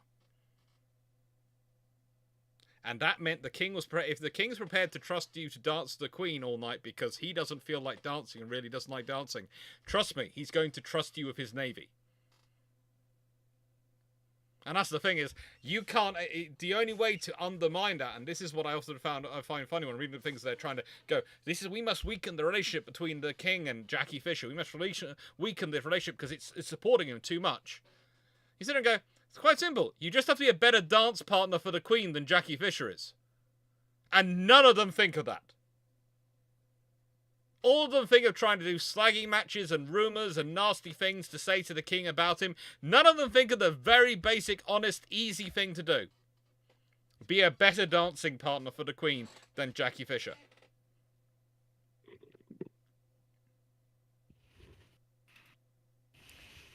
My volume has dropped again. I have no idea why, because in the nicest way, I'm racking it up according to the bars. So I have no idea why my volume's dropped at all. And I can assure you the gentlemen on the other end of the phone of the Discord are not believing it's gone down. Nope, not at all. Seneca spread rumours that Jackie Fisher is the father of one of the King's kids. That's a quick way to get yourself into trouble with the King. King Edward VII disliked. First of all, he disliked people who spread rumors generally because he hated scandal. People should keep themselves to themselves as far as he was concerned. And secondly, you're spreading rumors about A, his wife, and B, one of his friends, because not only was Jackie friends with the king's wife, he was also very, very good friends with the king. Mainly he became friends with the king because the king's wife was really good friends with him. And the king trusted him to be his wife's dance partner. Additionally, you're also spreading rumors involving the monarchy. Man and the legitimacy of his children. Also the face of the principal armed force of the crown. So you're and who also controls a significant amount of money flowing through British industry at the time. So you are good luck with that. Good. Yeah, good luck if you with get that, found Seneca. out, there's a good reason your life is not going to be good. Your life is not going to be good. But moving on to Dave Harrison's question, oil is found in Libya early 1923. Italy upgrades navy. If not the Caracolos, as they are too old, what design would they likely come up with? I think the Italian Navy has a very broad or narrow definition of what constitutes too old, given what they did with some of their early dreadnoughts in the interwar periods in terms of refits. I would also point out that just because oil is discovered doesn't mean that Italian Navy is upgraded, because you have to exploiting. Additionally, Italy. And Italy also has the same issue as France and Russia and pre-war Germany, pre-war or one Germany, in that it shares land borders with muscular land powers. Yeah, but the Italian borders are mostly mountains. There is an Didn't quite advantage. stop Hannibal. It mostly stopped Hannibal, but didn't completely stop Yeah, Hannibal. but he kind of had the help of the Swiss. Tomato, There's no other way you're getting tomato. through those mountains in that period with those things without the Swiss tribes helping you. And you have to remember, the Swiss were never conquered by the Romans. They were surrounded by them, but they were never conquered by them. Look up the campaign history of the Roman Empire. They never go campaigning in Switzerland. So Switzerland has been participating in more or less armed neutrality since we've started recording history. Pretty much. The Swiss have always been an interesting people. But if you have oil in Libya, I don't think it's Francisco Caracolas, but I do think interesting things happen with heavy cruisers under the terms of the Washington Naval Treaty. Because remember, they can build as many 10,000-ton cruisers as they want. I think if they're going to put their money anywhere, they're putting it into those cruisers. And I think the Royal Navy is going to be sure those things aren't 10,000 tons as they ever were.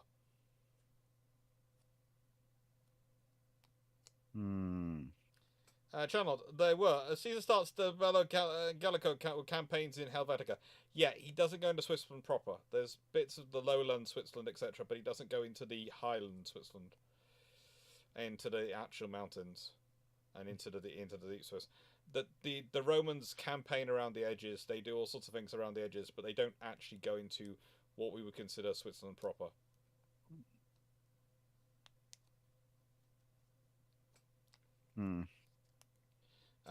And Caesar always... How do I put this? Caesar's claims for his operations versus the reality of his operations, once we look at the archaeology, seem to be, in some terms, slightly different. But if you want a discussion about that sometime, I will get my good friend Simon Elliott on the channel, and we'll have a nice long chat about the reality of the Roman logistics system and how good and how good it was. And the thing is, they have good, solid reasons for not disappearing into Switzerland.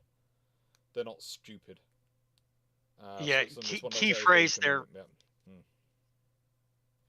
Key phrase there, Foxo, is voluntarily in the Holy Roman Empire. Yeah, voluntarily. They're the only part which was voluntarily in the Holy Roman Empire, and they mainly joined it so they could be its bankers.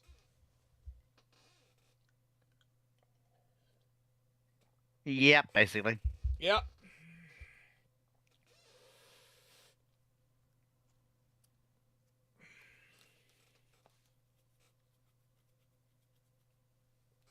Basically. All right.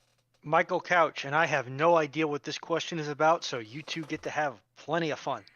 Flash Gordon, War Rocket Ajax versus Hawkmen. Analyze the tactics used by each side. What could Ajax have done better? You have never watched Well, Flash Gordon.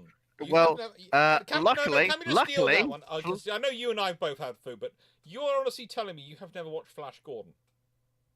I live under a rock. Well, first of all, it doesn't matter what tactics Ajax uses. One side is led by Brian Blessed, so there's very little Ajax can do here to actually not get its face kicked in with a sledgehammer. Yeah, literally, you have the Hawkmen are basically all over the place and coming in from all angles. It's classic wide area attack where you're dispersed in your attack, but you're concentrated in your focus. So you're coming from all over the place, so it's very difficult for the defenders to focus fire to engage you because you're coming from all angles, and therefore they can overwhelm the defenses. There's also, the fact that there's also a very angry man by the name of Blessed of Brian. He's there. Brian Blessed the Brian Blessed factor should never be discounted. The man has a beard that can deflect laser bolts. The man has chest hair which can deflect laser bolts. The beard probably hides its own laser. Chuck Norris has a third fist underneath in his beard. Brian Blessed Yeah. had a laser weapon system in his beard. I think actually it's still kind of never scarier forgive that Chuck you Norris haven't for- watched Flash Gordon than I haven't watched Princess Diaries. I am really worried for the state of American education, knowing that you haven't watched Flash Gordon. We didn't have any sort of like cable TV, or in our case satellite TV, until I was 13 or 14. And remember that I started working when I was 9. Oh my.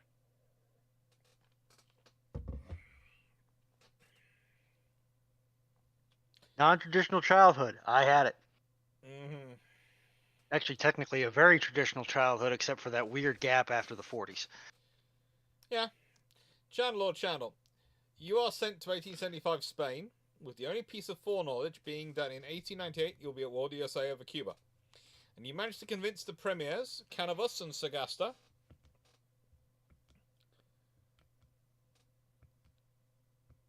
I managed to convince them what? To bar top three that should be would love to see turned in. Oh no, Chandlord, you give me a 1 or 2, Chandlord, and then your second question from you is not the second part of that question. Confused fleet noises. Confused. Well, yeah, we'll get to that in a moment. Okay, I guess Chandlord, we'll I'm skip gonna over ask, to can you Blackburn. resubmit that question? I'm just gonna mark it as add reaction. Let's see what we're gonna reaction. Shall we add? We'll add a winky face, meaning we'll get to it later when we find the second part of it.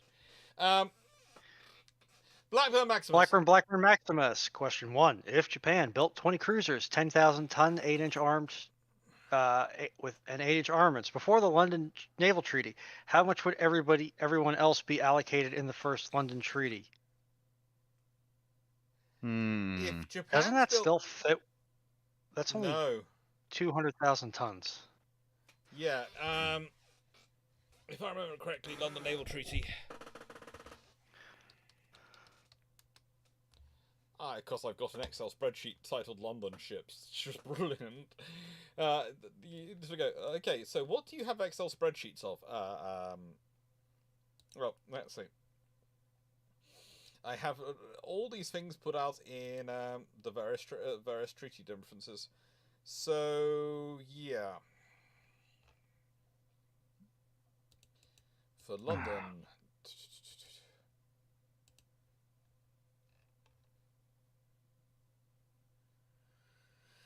Let's work this maths out for everyone, shall I?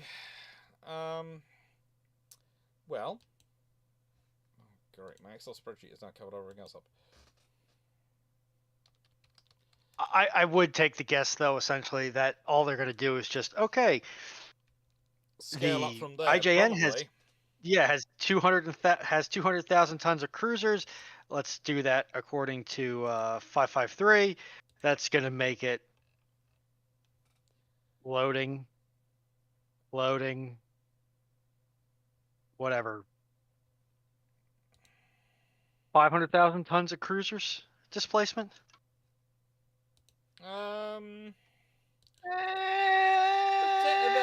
Let's put it this way.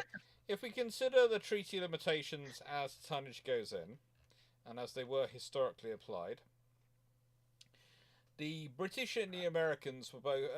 The Americans were given 180,000 tons of 8-inch cruisers, so 18, and the Japanese were given 108,000 tons. So basically, if the Japanese now have 200,000 tons of those cruisers, then the Americans will want 360,000 tons. So basically, if the Japanese have 20, the Americans will want 36. And the British originally, their aim was to get 70 cruisers, right? Well, with the Japanese having that many cruisers, they're going to want more. But the thing is, if the Japanese have got 200,000 tons of heavy cruisers, they're going to want 200,000 tons of 6-inch cruisers. So historically, what you probably get is a doubling of the various of the tonnages allocated to the various navies, and they were historically. So the British would probably have some region of 360,000 285,000 tons allocated for light cruisers and 293,000 tons for heavy cruisers. The Americans 360,000 tons for heavy cruisers and 288,000 tons for light cruisers. Mm. And I'm just putting that together because that's. However, the British and Americans could just go, they're going to get 360,000 tons allocated for both. And for the British, that means they could build 72. They could build 36 heavy cruisers of 10,000 tons with 8-inch guns, and they would be able to get, if they go for the 6,000 ton design for their smaller cruisers, which they were considering, or even if they go for the 8,000 ton for a 6-inch cruiser, 8,000 tons, 360,000 divided by 8. By my mind, that's going to get you what, 45. So the British could be allocating themselves 81 new grade cruisers. That's more than going to be enough to find the British war needs, because the British would define their war needs not by anyone else, but by numbers they needed for operations.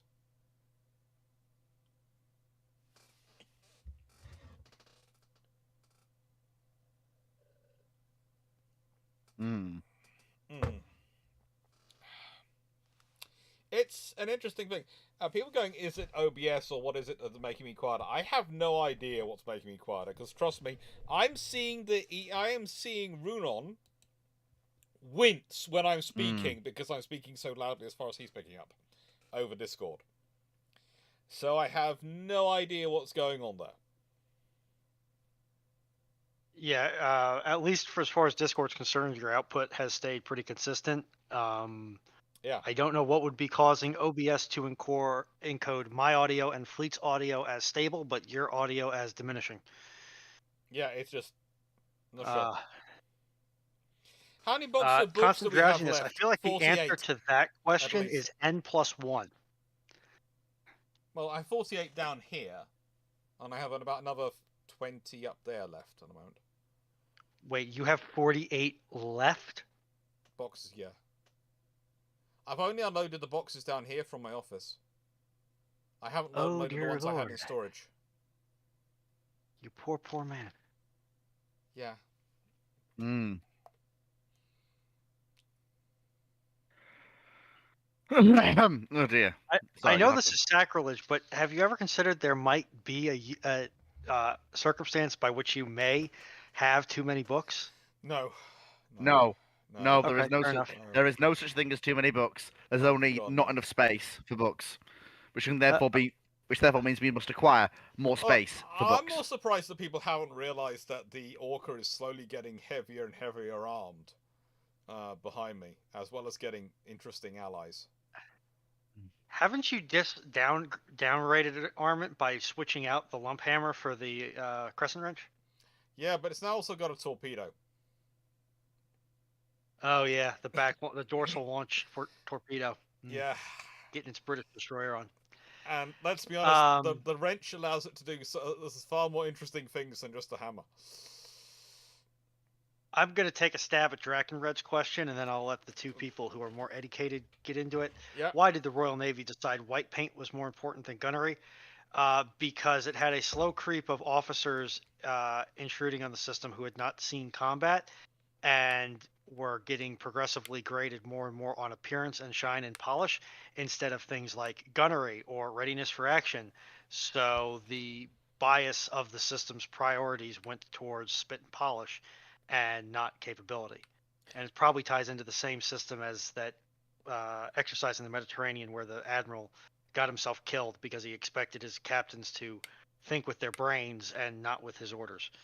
That was Admiral Tyrion. What I would add to that is you have to remember the Royal Navy's always had a strong element of having to do diplomacy, and when you're doing diplomacy and naval diplomacy with ships, your ships need to look spick and span, otherwise people think they're rust buckets.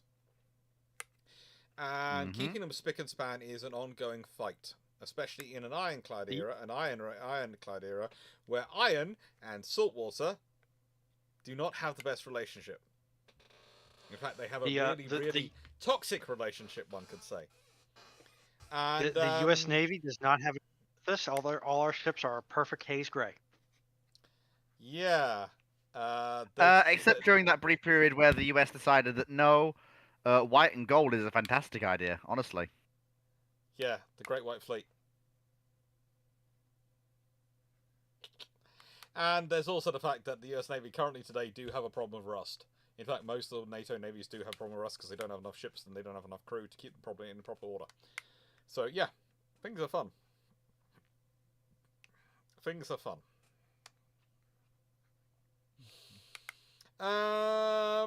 But yeah, it's basically it was the whole battle of keeping the ships fine and in good condition for doing the diplomacy mission, while balancing against the warfighting mission. And the trouble is, in peacetime, diplomacy can start to take on more onus. The trouble is, when you don't do enough effort in diplomacy, you get a lot of fallback. So it's a problem in sort of things. Next question. In the future trip to Japan, what foods are you and the rest of the ship crew looking forward to?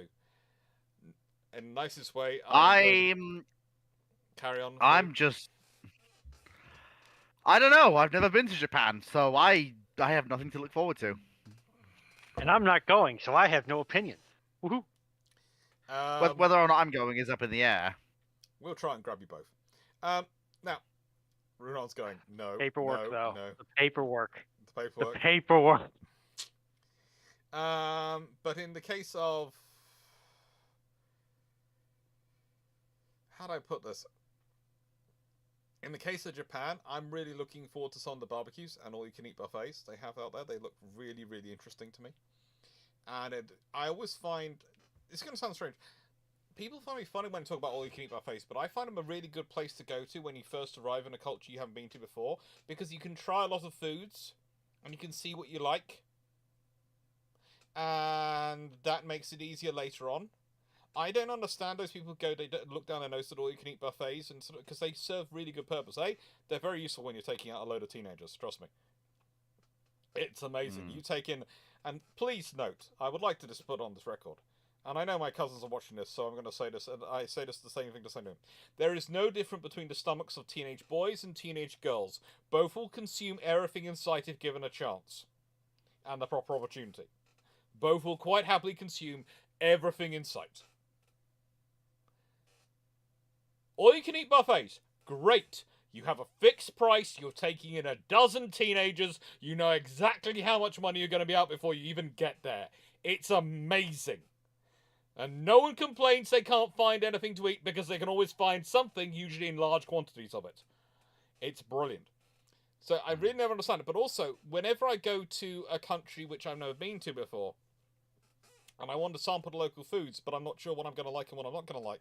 So I don't want to go into a restaurant and possibly be rude and not eat everything. I go to an all-you-can-eat buffet, order that, and then try the bits. Because guess what? In all-you-can-eat buffets, they don't care if you leave the little bit you took on your plate and it gets taken off the bin. They don't give a flying hoot. They take it away happily. So it's really, it's a good thing to do. So the first thing I'll probably do in Japan is, and I will probably, knowing how we tend to book these things and the way it tends to organise, I usually end up going out a day or two early, especially on the longer trips, to make sure I can get ahead with all the organisation on that side of the world. And seeing as I'm tech support, I'll probably end up flying out with Dr. Clarke on this particular occasion. That would be lovely, because last time in Australia I went alone, and then when they arrived after me, they were all sick because they'd booked the flight, and the flight to Australia was great because we all booked variations on economy. I booked economy premium by Singapore Airlines, which had a swap over in Singapore. Didn't worry me. My colleagues booked economy in the direct flight from Australia, from London to Heathrow to Perth. Okay, on a direct flight, on the belief that they would be able to pay to get a cheap upgrade to business class on the day. No. The flight was full, and they hadn't checked where they were getting a seat, so they were both mid-row in the back. cramped up for those hours. I have never dealt with two sicker men in my life than the first day. Yeah. Yeah, honestly, Dr. Clarke, I am going to ask you to use your YouTuber money to get me a decent seat. No, Yeah. I would say to the rest of the shipshape crew the same thing I say. I think I've actually directly said, but have said about my predecessor in my role, who bought solid wire instead of stranded. Why? Love yourself. Yeah, I'm sorry. In the nicest way, I don't think my ticket was any more expensive than their ticket. In fact, I think my ticket might have been slightly cheaper. It worked out in the end. Actually, no, it was slightly more expensive because I booked economy premium. But I booked economy premium and paid for an exit row seat. So we all had the same amount of money allocated to our tickets from the very nice donations, and I topped it up with my own money.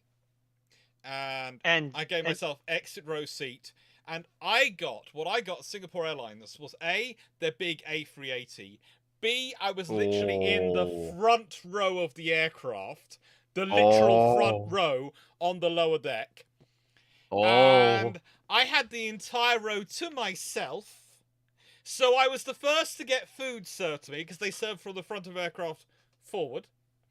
I was treated like a king the entire flight, and I was very nice, and I helped them out when there was a little bit of an issue. They were lovely people, and I helped them out. I didn't understand why someone was trying to be rude to these very nice people. It didn't seem proper, so I just did what... There is a methodology, if everyone should, notice, is that you don't get involved, you just stand casually, quite tallly, in the background, just sort of smiling a bit, in a sort of... at the person. Are you sure you want to do this? Going, I'm not involved, but if this goes the wrong way, I will be involved and you will not enjoy it. Sort of smile. And then on the way back, there was someone who was having a fuss because they wanted to sit next to their husband and they hadn't booked the right seats. They booked separate seats, and they made such a fuss. They asked me if I would mind being moved, and I didn't mind being moved at all. And I was promoted to business class, which was lovely. Also on way. And I have never seen someone's face fall faster than the lady who had made a great big fuss about wanting to sit next to her husband, realizing that she'd made such a fuss that they had moved me to business class. And I'd also never seen someone more disappointed than her husband, who'd learned I was a naval historian and thought he was going to have several hours of fun conversation, and then realized he wasn't. And he was going to have to sit next to his wife for the entire flight, who was going to grumble about how she hadn't got special treatment. Yeah. I will say, just for the context for other people, because I find this entertaining. Solid wire is great when you're working it inside a panel and you're never leaving that panel or distribution board. Once you have to pull it through anything more than 10 feet of conduit, you really start to question your life choices. Love yourselves. Fly stranded. Okay. Always dress smartly as well. Also, I would actually say on the dressing smartly on the flights thing, I'm usually in... I have to say, usually in smartish trousers, smart casual trousers, and I usually have a jacket or a fleece, but I usually am almost always wearing a t-shirt. I find it's better that you dress comfortably smart than necessarily fully smart, because I have turned up to flights and flown in a suit and tie, and they have been the most uncomfortable flights known to mankind. Mm-hmm. Dressing smarts on flights. Fleet's response: are you mad? I wear a comfortable, breathable button down and a comfortable pair of pants. They're clean. They're not pants. They're not clothes I work on. Done. We're taken care of.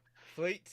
I may also wear a comfortable pair of boots, but that's because I'm weird and I don't have any feeling below my ankles. Fleet, I should warn you, Foxo has said just ask how much you'll be, Fleet. The bank of Foxo is open and the interest is high. The bank of Foxo is open. I don't want to be in debt to Foxo, because then I might be asked to sing at her and Dragon's wedding, whenever that is. Mm-hmm. Oh, and also, I hope I will be expecting Glenn's an invite. is doing... based on what I'm seeing in the server, I hope Glenn's next books are successful. Otherwise, we may need to hold an intervention to stop him from falling into a very deep Imperial Guard addiction. You've also seen those pictures. Yeah, yeah. By the way, Glyn Stewart, our good friend, who is the lovely science fiction writer, has now picked up Warhammer 40k and is Oh, no. seriously, the Imperial Guard has become his thing. But I in a nice way, his his significant other is also getting into In his defense, at least Guard is usually pretty readily available. Mm-hmm. He could have gone AdMech. Oh no, but he's So, he's decided he's got to go specific regiment, specific guard, and he's modifying them all. Ouch. It's Anyway, So, Ethan Yang, how I think we answered CVA-01 in service.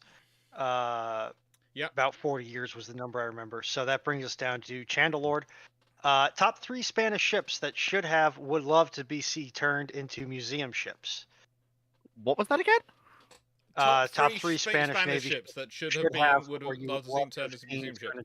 Oh, that's really easy. Pelayo, Espana, and Canaris. Yeah, I'll go with those 3. Mainly so I could take you around Pelayo and go, so have you seen this bit? Have you seen this bit? Have you seen this bit? Okay, I get it.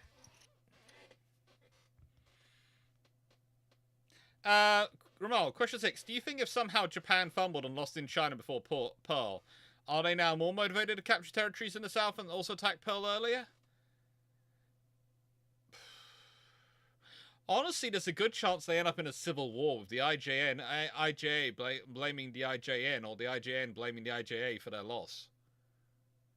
You'd have to ask Leslie as much as me on this one, because Leslie spent a long time in it. But I think if the Japanese lost in China, they're going to redouble their efforts. Also, I'm not sure how they lost in China, but it would take someone being an absolute massive idiot for them to do that, because of the way the Chinese forces and the China itself was fractured. Do you think the US should bring back nuclear-armed cruise missiles? No. Have we even gotten rid of them, though? As far as I know, Tomahawk's still certified. Tomahawk's still certified, but they're not routinely deployed. And they don't have warheads routinely loaded. So there's lots of weapons which can take them, but it's a case of, no, I don't think it's a good thing to patrol with them, because I don't like the concept of mixing my arms. In that I like to have things which are known to be conventional and things which are known to be nuclear, and I like to keep them separate to prevent accidental launches and all sorts of problems.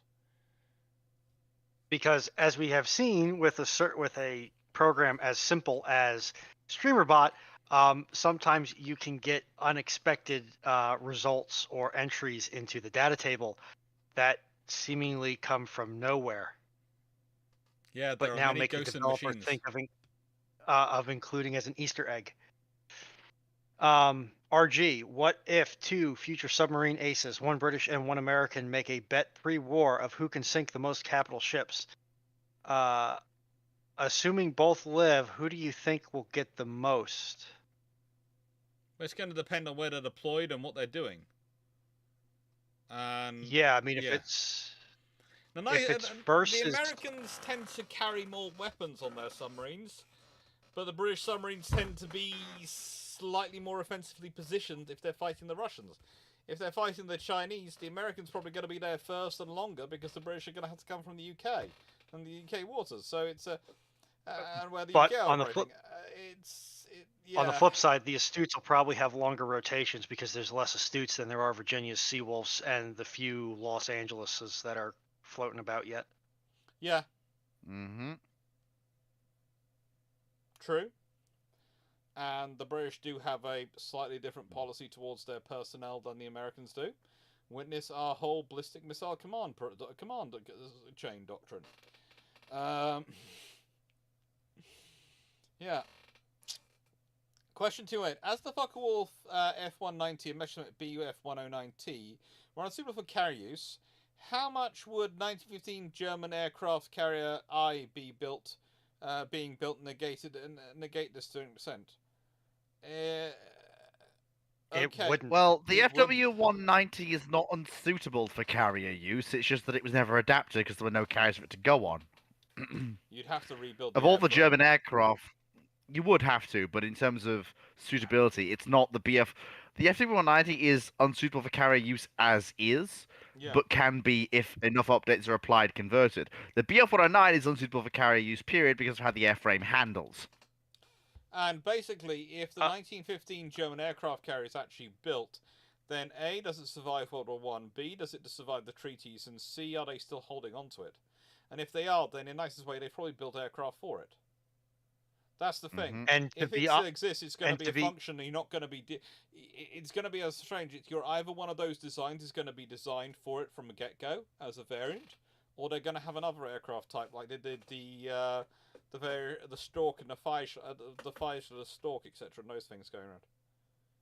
But And see, to be honest, I don't see the Royal Navy allowing post-war Germany to keep a carrier, nope. No, they won't. and I do not in any capacity see them being permitted to build even baby flat tops. Yep.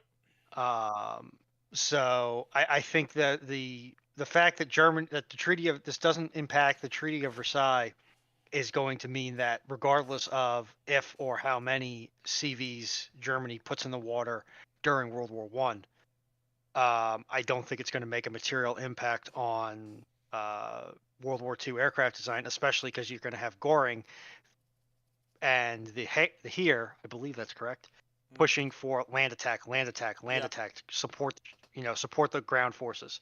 So you're going to even Germany realizes at certain times that they can only build so many different types of airframes, just You endless presume they're variants of those talking airframes. well, no, he said a 1915 German aircraft carrier I Dragon. So that's the thing.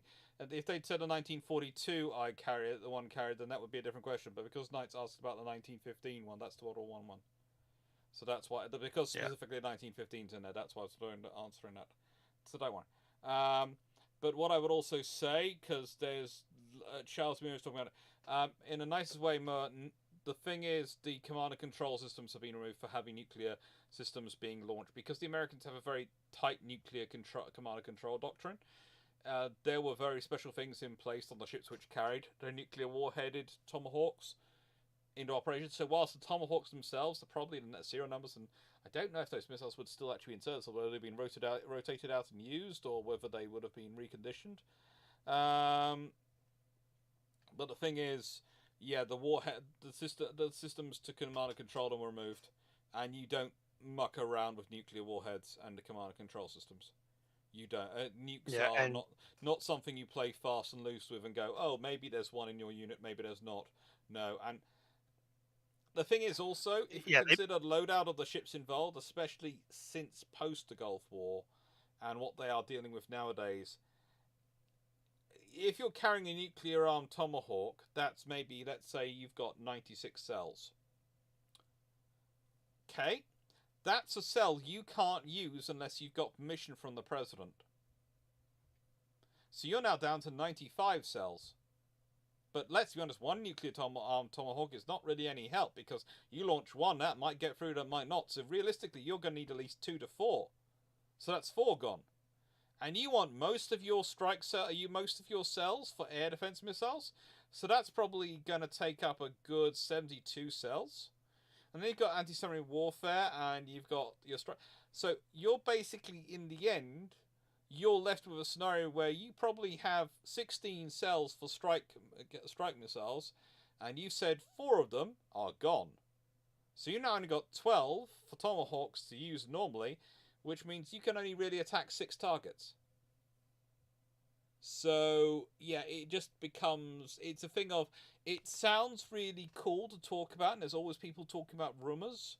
But once you get into the reality of it, especially with the modern fleet, it's not a viable prosperity. Not a viable prospect. Mm. And also, I wouldn't be surprised to find that those 2 things. One, the U.S. government is probably always going to be happy to have the strategic outward-facing ambiguity about where exactly warheads are. Yeah. And two, I wouldn't be super surprised to find that a few Tomahawk fuselages that were equipped with a nuclear warhead are still in the inventory somewheres, because we do spend a lot of money to refurbish those Yes. high-end munitions. Yeah. So they'll be Which there, some but they're people just have loading missed them the aboard memo on. ships is just not going to be a case because it's too much hassle. And anything Yeah, about the essentially, security if procedures you have to do over those 4, because those 4 VLS are going to have to be locked out of the system. They're going to have all sorts of protections over them. You're suddenly going to need to have an armed guard on duty at all times, watching the control position for them to make sure that no one tampers with them. If you as well as consider the the maintenance securities that ways go to into the those SSBNs, cells. yeah. If you consider the security that has to go into having nuclear weapons aboard these systems, and you look at the size of crews these days, it's just a drain.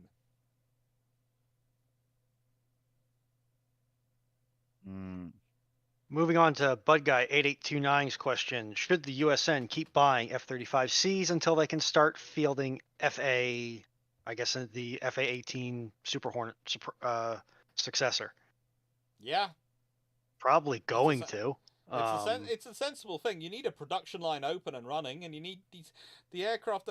In nicest way, it's the easiest way to keep aircraft coming in, keep squadrons rejuvenated, and give yourself an edge. You know, you've got to keep the aircraft coming in. You've got to keep the capabilities there, and it's gonna sound strange, but the F-35 does get a lot of interesting discussions. But this is why I really like habitual line crossers take on them. They are really smart systems, and yes, they've been a lot of difficulty to get right because they have to be integrated in so many things. But they are very smart systems when they work. Now, am I still annoyed about Meteor not being able to be fitted? Yes. Do I hold that against the US government personally? Yes. But do I understand why they did it, considering their orders? Yes. And do I realise that the British should have got that, all that stuff, not just written down in American contract, but it should have come with actual physical penalties put in it, not just a trust my judgment if the Americans didn't do it. For example, the Americans, if they decide to not let us do that, then the Americans have to pay for our entire buy of F-35s. Or something like that. Would have been a great thing to have, because the American government, if they had the choice between actually paying a bill and stopping us doing it, they would not. So to pay the bill to stop us doing it, would not pay that bill. They would have let us do it. And before I step away, I'm going to say that while the F-35 is an inferior air-to-air combatant versus the F-22, at least in a gunfight, and is questionable against the F-16, F-16 or F-15, both of those platforms are sufficiently advanced over the peers and near peers equivalents that it doesn't necessarily mean the F-35 is going to get curb stomped in that role in a I will point out engagement. the F-35 will win most air-to-air fights it's in because, well, dogfights don't happen anymore. Let's wait for the next war to go by before I believe that. The question that basically comes up is the F-8 used to beat the F-4 in most dogfights. Ukrainian war? Yeah, the Ukrainians going on. But the thing is, the and there haven't been any dogfights? Yeah, but also look at the volume of systems and the airspace we're talking about in terms of the spread of it. Then there have been dogfights. And so far the Ukrainians have sort of edged them so far. But the thing is, there's also been there was a really good video of 2 helicopters actually going hammer and tong at each other. That was quite fun. Brave pilots. Air-to-air for combat in helicopters against each other is just, that's a whole different level of commitment. But the whole problem we're talking about, and we're trying to talk through realistically, is the fact that the F-35, its reputation was mostly when people were still getting used to it, and kind of like the F-4, the F-8 would beat it in we think of the not the F-4, it was the F-4, the Phantom, yeah. The Phantom versus the Crusader. The Crusader would win in dogfights if they got close with guns. but there is a reason why the Phantom ended up edged out the Crusader, because the Phantom was the better all-rounder aircraft, and the F-35 is a great all-rounder aircraft. Is it perfect? No, but there again, find me something which is. It's the one in production and it works. Question 217 from Knight. If 33 Sea Hurricane Mark 1As for the Finnish were built instead of the Rock, how much a problem does that give the Soviets? Given they are using the Polkov, basically, the Sea Hurricanes. I'm not sure why the poor Finnish are getting the Sea Hurricanes rather than regular Hurricanes, but yeah, they'll be having a fun time. But honestly, the Rocks didn't do as bad as they should have done, probably on paper, and the Hurricanes would do better. But also, if you consider it, if you get, you can actually put more Hurricanes in the air for compared to Rocks, because your personnel assets, and especially in terms of airmen, are different in that you can train up those gunners instead of pilots if you're to finish. Yeah.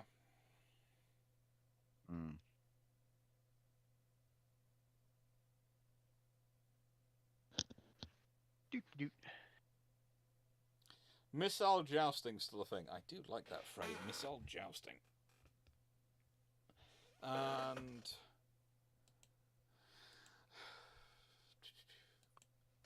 how much more expensive would the Queen Elizabeths have been if they were Catabar, not including the area wing? And would the French have bought one too? If they'd been designed, I kind of doubt the French would buy one. The French were planning on buying one. That was what their first second aircraft carrier was going to be. They were in the Catabar in the Queen Elizabeth class program, and they were going to get PA2, which was going to be a Catabar version of the Queen Elizabeth class. And basically, if the Queen Elizabeth class had been built Catabar from the get-go, you'd probably be talking about units which would have. I'm thinking they'd have had a free gas turbine to deal with the greater emails requirements, honestly. So they have to be slightly longer and slightly bigger. Realistically, I think, because there was discussions even with the French variant that it was going to have to be slightly longer to accommodate things. And how much more expensive would they have been? Probably they'd have been about the same price in the end, because you have to remember there is a huge amount of money spent to not build the Queen Elizabeths. And what I mean is they basically paused construction to delay their coming into service. So when we talk about the price of the Queen Elizabeth class, please remember this. The British government paid enough money to the shipyards to not only fund the research and development of them, but also to build the equivalent of 3.2 carriers to take delivery of 2, because they were paying for them not to be delivered and paying for the yards to work slowly. Think about that next time you worry about government spending. The government pays yards to work slowly because they don't want to take delivery of systems, because they decide that's cheaper than taking delivery of the systems and having to run them. Because they wanted to delay the aircraft by, and they wanted a reason to get it will also help with not having the Sea Harrier in service and things like that. And by the way, before anyone just blames that on the Labour government, the Conservative government were just as bad. And before anybody thinks that's a feature, the overpaying for certain benefits of questionable virtue are just a solely UK government thing. Remember that the US not only paid General Dynamics to completely overhaul Bath Iron Works for the Zumwalt program, which it then canceled. It also pays Huntington Ingalls a lot extra money per hull so that Ingalls can theoretically maintain surge capacity. And based on what I've heard about some of, and for those who don't know, Huntington Ingalls is Newport News Shipbuilding. Yeah. And based on what I've heard about the plant integrity at Newport News Shipbuilding, it would be interesting to see how much stuff breaks when they went to 100 or 110% of rated. And so, yeah. Cartoon Man, I know I've read there's been all sorts of fun reports put out about 2 billion extra and 450 million, but the difference in the question was being asked was if they were built from the get-go, if they were Katabar originally, is how I took the question, rather than conversions. Part of the reason why they were talking about 2 billion extra to fit Katabar to one or both of them, and including the emails, etc., was you would have to build in you would have to redo things which were being built as they were for the Stovel configuration, and things that hadn't been laid in, especially things like heavy duty power conduits, etc. There was this joke of, they're supposed to be designed for this design with the French, etc. And it's a case of, well, yes, there is design capacities for these things, and there are things put in design, so it's easily able to be put in by the French. But you didn't pay for those cables we put in to run to nowhere. So now we have to open up the ship again to put the cables in. And believe it or not, power cables, especially of that size and wattage, are not cheap. Also, there have been stuff put into spaces which would take up emails, which would now need to be moved elsewhere. So, basically, it's one of the things of, it costs a lot to rebuild a ship. If you were building the ship from scratch, yeah, it wouldn't have cost anywhere near as much if you'd gone with that from the design get-go. And if you want to know what that type of cabling looks like and how it's put in, one of the Battleship New Jersey videos actually covers some of the power distribution network on the Iowas. That is probably going to be lightweight compared to an email system, which can handle E2, C2. And I'll jump ahead to touch on Paul from Chicago's question. In effect, that is correct. It's mainly, though, that you can launch so much heavier than you can with short takeoff. Yes, but you also have to remember, as I've covered in a video recently, there are fors and against, because with Katabar aircraft, you have you're able to take off the heaviest in the heaviest load, but you also have to be the heaviest airframe, because you have to withstand the forces of landing in a barrier-resistant recovery. And short Stovel, etc. It's the lightest aircraft for takeoff in terms of airframe, because stress on the airframe, but it's also the lightest airframe for recovery because it's the least stresses on the airframe. And one of the things you realise is also that Katabar actually does shorten the service life of the aircraft, because the aircraft can only take so many barrier-assisted recoveries. The airframe can only take them. That's the reason why, again, you need to be building the F-35C for the USN, and why whenever someone goes, we can just cancel the US Navy's F-35C buy and just wait for FAXX to come in, I go, yeah, what happens when with the service life of your Super Hornets? Oh, we've extended that. No, I mean the airframe life before they start falling apart like Seafires did off British carriers. Huh? Yeah, that'll happen. You do enough. It's kind of like diving to deep depths in a submarine. You do it enough times, you ain't taking that submarine out to sea again. The submarine hull has a half-life. It has a maximum life expectancy. They are designed for this many number of dives, this much stress. You don't want to max that out. There is a reason why there has been a lot of investment, not just on the civilian side, on X-ray analysis of metal. Yeah. Microfractures are a pain. To kick us down the road a little bit further. Bud Guy 8829. How would a modern carrier battle group do if one replaced Taffy 3 or one of the other Taffies? If you had a modern Royal Navy, U.S. Navy, French Navy carrier battle group, you've skipped a lot of questions, haven't you? No, because that was right after the. Oh, it was teeny, and then we got ticked Paul's. Yeah, okay. How much would a modern carrier battle group do if it replaced Taffy 3? It would turn the story of Taffy 3 from the underdog fighting the giant force that is Yamato and her escorts to a yes, they were never a threat, and we just merely expended a number of missiles and possibly lost a attack aircraft that got a little too frisky and a little too low. Are you gonna try and tell the U.S. Marine Corps AF-18 pilots that they are not supposed to go do gun runs on Yamato? I will tell them that and then fully expect them to completely ignore it. Sorry, boy. Off to bedtime. Weightlifting time. The poodle has been taken to his bed. So, yes, I would tell them that because it's unnecessary. But given that it's everybody's favorite group of Uncle Sam's misbegotten children, I would also fully expect them to completely disregard that order and institute their own. Honestly, I'd half expect Tom Cruise to turn up and jump in one going, "Yay!" and then be told, "No, you're going in the back Yeah. seat, Tom. You're in the back seat only. Back seat only." Blackburn, anything from you, Fu? No. I am actually sorry to say this, but I have to love you and leave you. Work tomorrow, and I have Good to luck. have my beauty sleep. If You Fleet have doesn't your have beauty- a beauty Fair sleep, he gets cranky. And I will look forward to. Good I luck will in the look wage forward to cage. tomorrow's Good night. ramblings. Yes. See you where I tomorrow, will Dr. talk Clarke. to you more in Hosh. Blackburn Maximus, if British submarines were, let's say, left out of the equation, how would ARA Vicinity de Mer have fared against the British carriers available in the Falklands at the time? Well, the thing was, there was actually a strike being prepared against her. And I think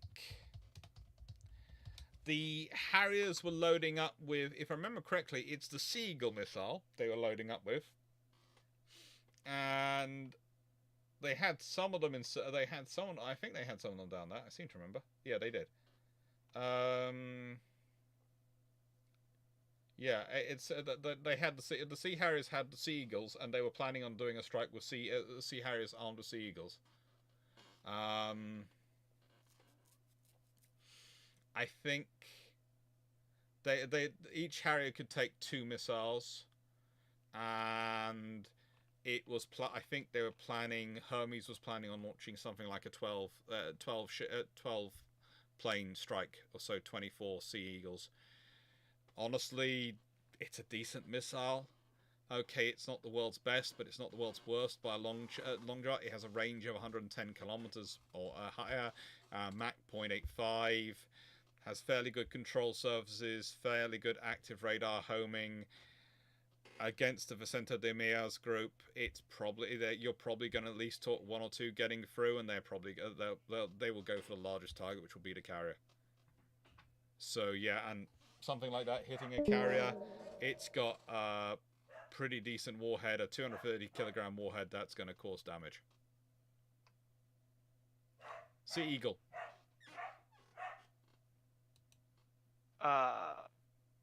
Timulaka, could a nuclear power cargo ship use pump jet propulsion? Yes, but based on what I know of pump jets, they probably would go for a slightly less wattage intensive system so they can use a colder and less pressurized reactor. Yeah. Sea Harrier could carry two Sea Eagles. Paul from Chicago, as said. How long would it take the UK from the initial design to inserts for a CVN or a CGN, and what industry would need to be built? How long? How long is a piece of string? First of all, we need a yard which is certified to build nuclear surface ships. We have a submarine yard. We don't have a surface yard that really does it. So we'd have to certify a yard. That's going to take a couple of years.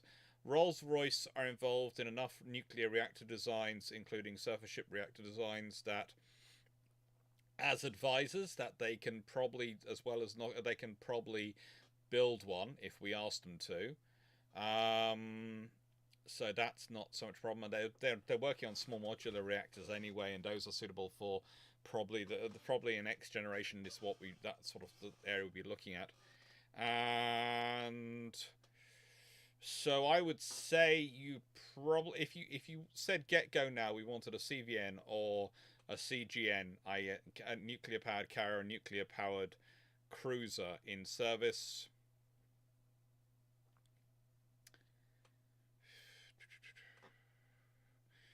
Design processing, you're probably talking about a decade to commissioning. You're probably, under current circumstances with the current governments. If you really wanted to push it, you made it the British equivalent of a hero project, let's say. Something which was considered a vitally important to national security and national survival, you could probably push it down to about 6 years. But that's going to take a lot of effort. And a lot of compromises. You're finding the fleet error on a fleet defense fighter in 1938. On a trip to the US, Curtis pitches you a folding wing version of the P-40. They can offer you 200 by April 1940. Would you take it? I'd wonder why I was coming out to America in 1938, not buying from the British, because the British, the Royal Navy is only buying from the Americans the moment they realise the Air Ministry is not going to give them any aircraft. So basically, 1939, the moment war hits and the Air Ministry gets what they want, the Royal Navy goes shopping in America. But if I'm going out there in 1938, if the folding wing version of P-40, I'm not just interested in the wings, I'm interested in the airframe and the landing points. So if it's a full carrier version of the P-40 and they can offer me 200, that's not going to be a bad deal for me to go for. I'm going to shop around and have a look around, but let's be honest, the P-40 is not a bad aircraft by any means, but I'm a bit worried about the airframe design from the point of view of carrier operations. Kitty Hawks. Yeah, they're not, it's not a bad option, but yeah, it's... Those legs are awfully spindly. Awfully spindly legs. So it wouldn't just be folding wings, it would also be airframe options. In terms of, can we do some work on this? Can we do some work on this?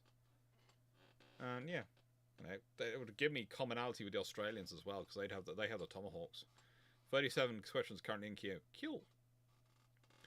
Lions. From Lions, how do you think nuclear fission will affect naval ship design if it does work and be miniaturized to a scale that can fit OAP-sized vessels? Here's the neat part: it already is, because we have RTGs. It's just a question of, is it cost effective to get it into OAP, which I'm assuming is some kind of patrol craft. OAP size vessels.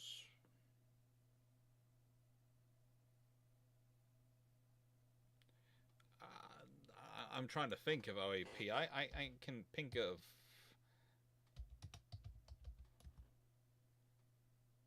overage premium logistics shipping, because that's OAP is old age pensioner for me. Operations ashore preventions is what Google's Genius AI comes up with. We've got offshore patrol vessels. That's one of them. That's the natural things. Yeah, that's OPV, Montana. This is OAP, Oscar Alpha Papa. Are you talking about, is that a new term for ship-to-shore communicators, i.e. landing craft?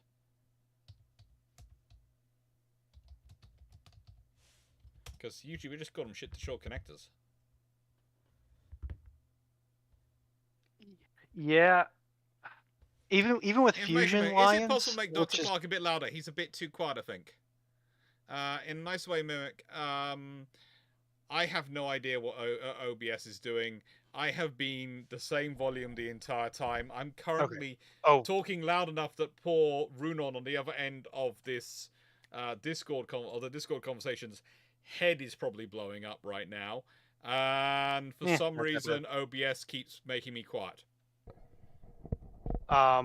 Okay, so the Lions has mentioned that it should be OPV.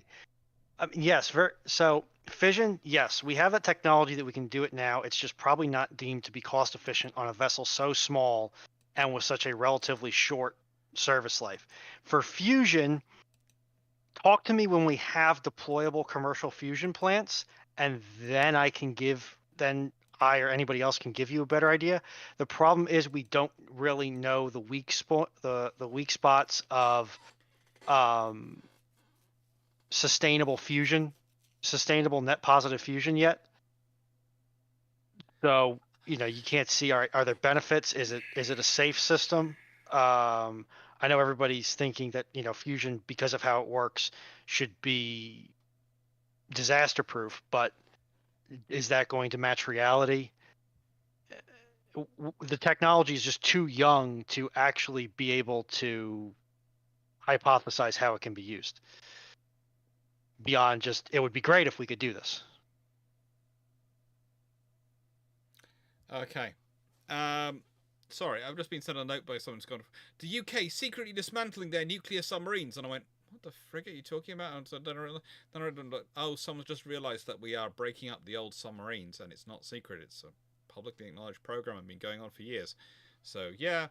And Oh, by treaty, it's done very loudly and proudly, so that this way I've just realised it's a Huff hack one. I'm sorry, everyone. It's someone's believing Huff hack, which does sensationalism as part of its day job. It's all about the clicks. It does spread information, which is useful, but it is all about the clicks. Yeah, and keep in mind too that I think it's the START treaties, generally speaking, require that you very publicly and easily make accessible all records of destruction of strategic assets. Yeah, but nuclear submarines, in a nice way. Britain's been having them sitting offshore, sitting in harbours for a while, going, "What the frigate are we doing?" We've just sort of figured out the systems of how to dispose of them. Yeah. Basically, OPVs are not going to get nuclear powered because unless by that point that's become the default fuel, because they are normally made with the cheapest price point possible, because they are basically the things you wrap around rocks most often because they're doing the inshore work. So you don't want anything expensive in there.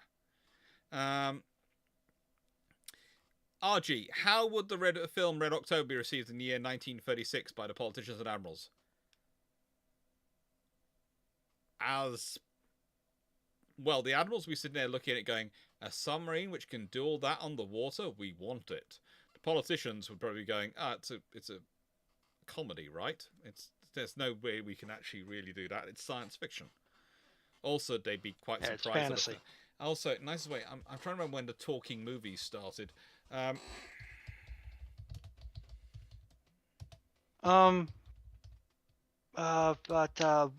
Wizard of Oz was pretty early, if I remember correctly. It was pre-war.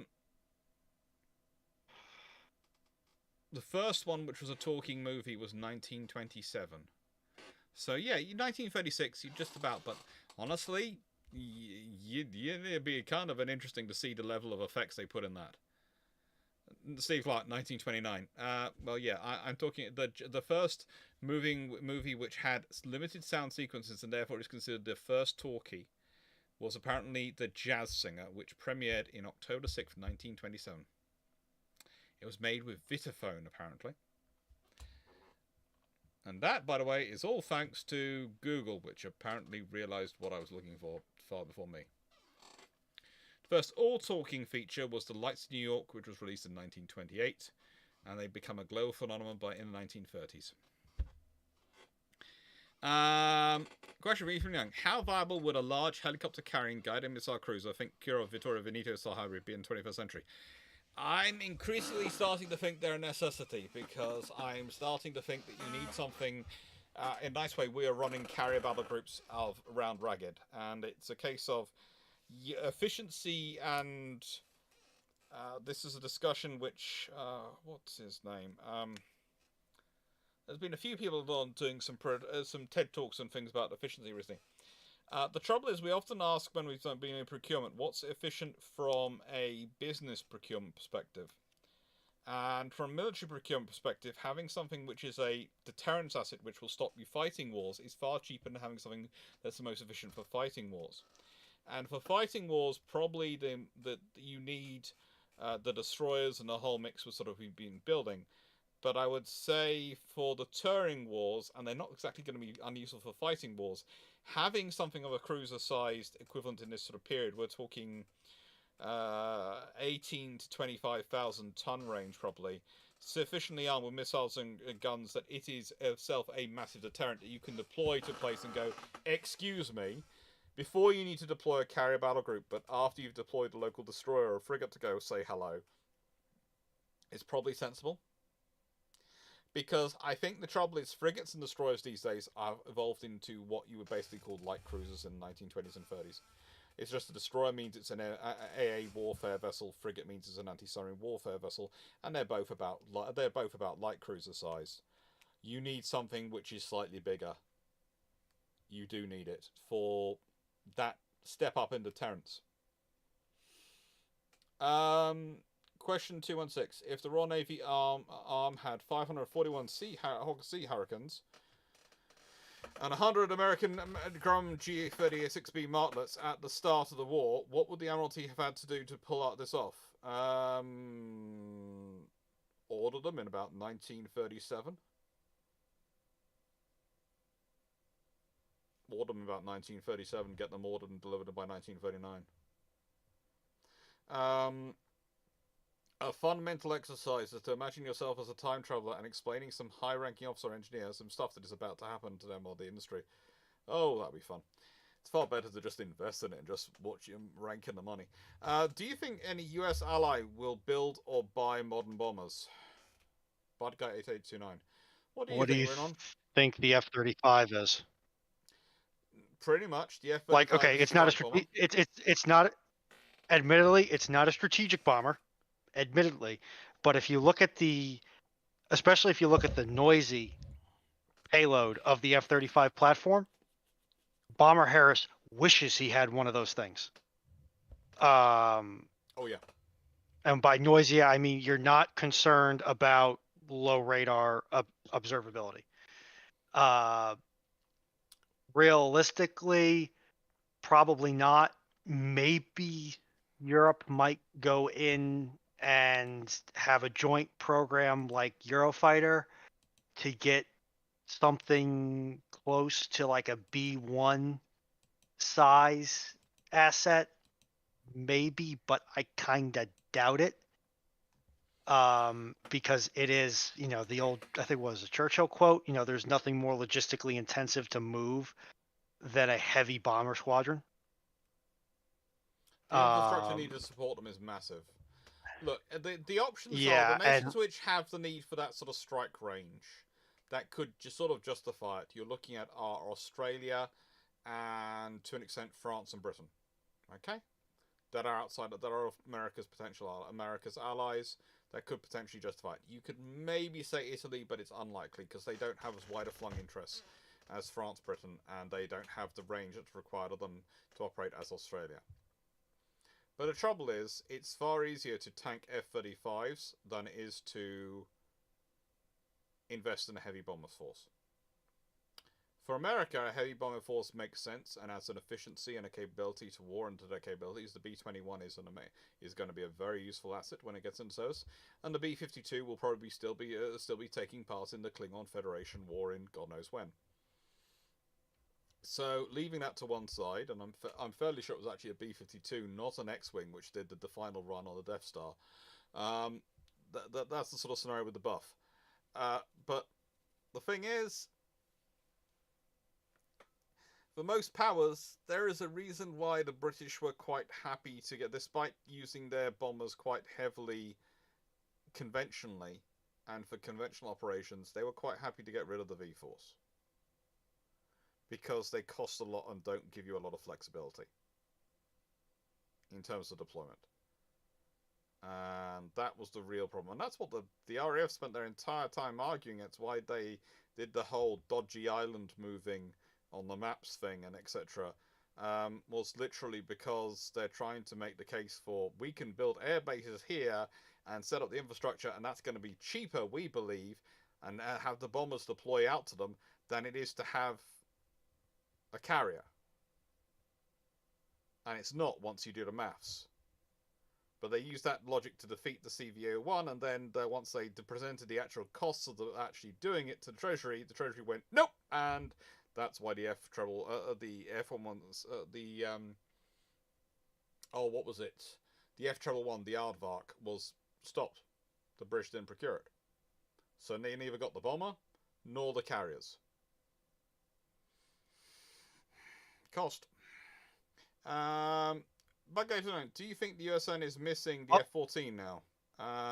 The FAXX is going to be a better much. It's pretty much coming from the F-14 side of the argument. It's going to be a very interesting high-performance combat aircraft. But the thing is, the F-18 and Super Hornets were the best policy to keep the maximum number of hours and the maximum carrier groups running they could, because of the cost of those aircraft. And that's about it. That's the reality of it. Honestly, that is the reality of it. Okay. And as to have to have swept wings, I'm going to say no. You look at the F-22, you look at the F-15, you look at the F-35. I think Eurofighter's fixed wing, right? Pretty much, swept wings As I are recall. they're the older technology now. Then we've now moved past it to do it with different technology. Yeah. That's the thing. And It's a good thing additionally, when time. I doubt the FAXX is not going to be low radar observable, minimal cross section setup, stealth, because that's just the way everything is going. And it's a lot harder to do that when you have a variable geometry beyond the control surfaces. Mm-hmm. It takes a lot more computing power to figure it out, and probably winds up in a much more compromised airframe design than what you would get if you had fixed wing. Or versus the performance gain you get from having the variable geometry wing.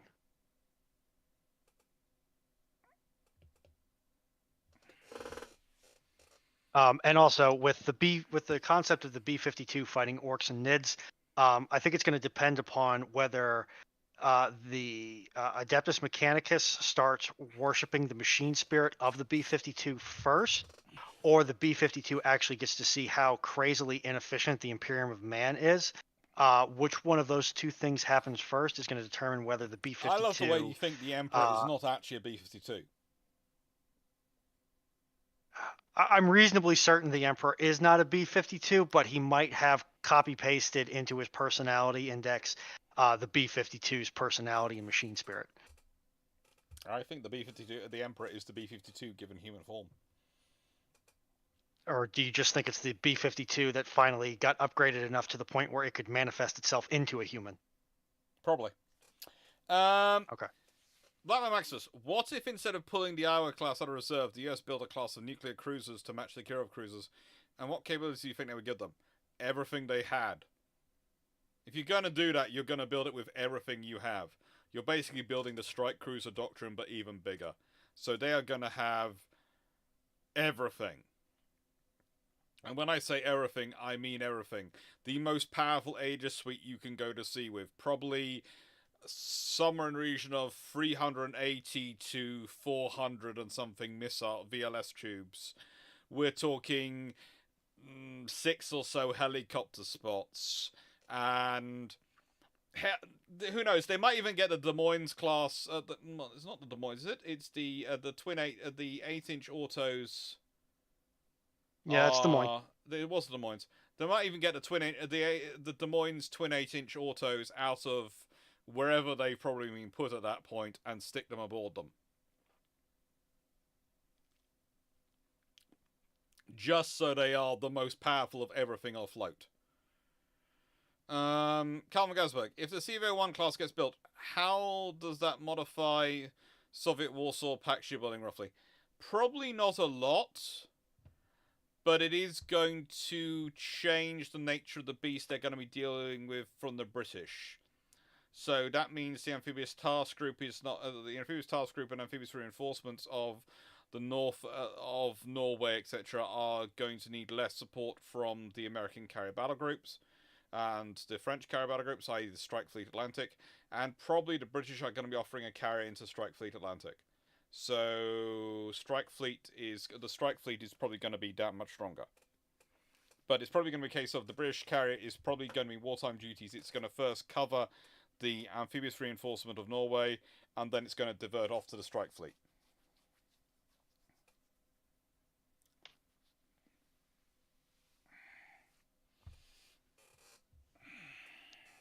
Alrighty, RG. Question. Assuming that for every 2 inches of caliber you go up, you remove a gun. Would the Tillman II be able to mount quad 20-inch guns? And if so, and the design leaks, how does the IJN react?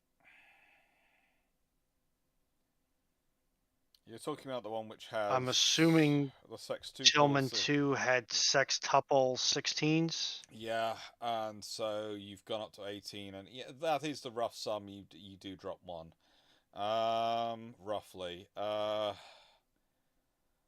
good lord! How does the IJN react? Well, there isn't any Washington Treaty for starters. There's going to be no treaty in that scenario. if that's being built,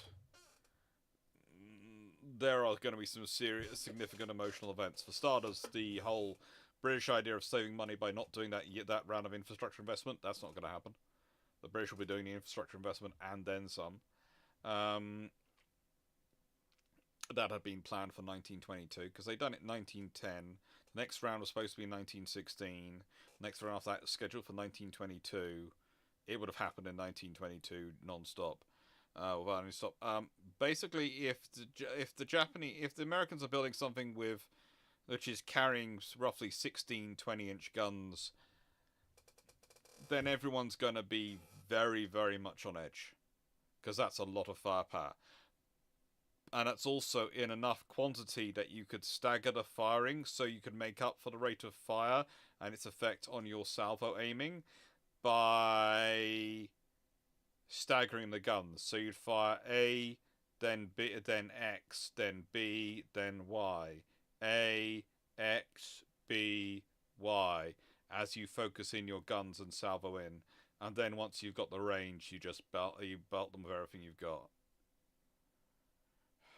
But that's a lot of shells and a lot of firepower, and that is something which is going to be capable of removing continents. Joking about that, but it is going to devastate cities if it wants to.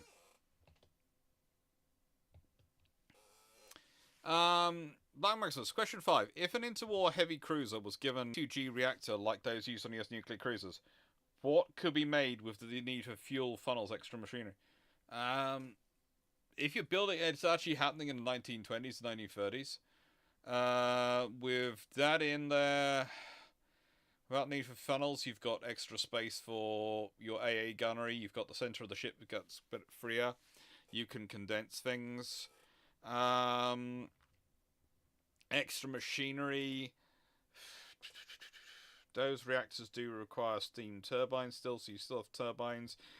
This replaces boilers. It's not going to replace all your fuel supplies, because you're probably still going to have diesel generators, etc. around to do backup systems and your emergency load.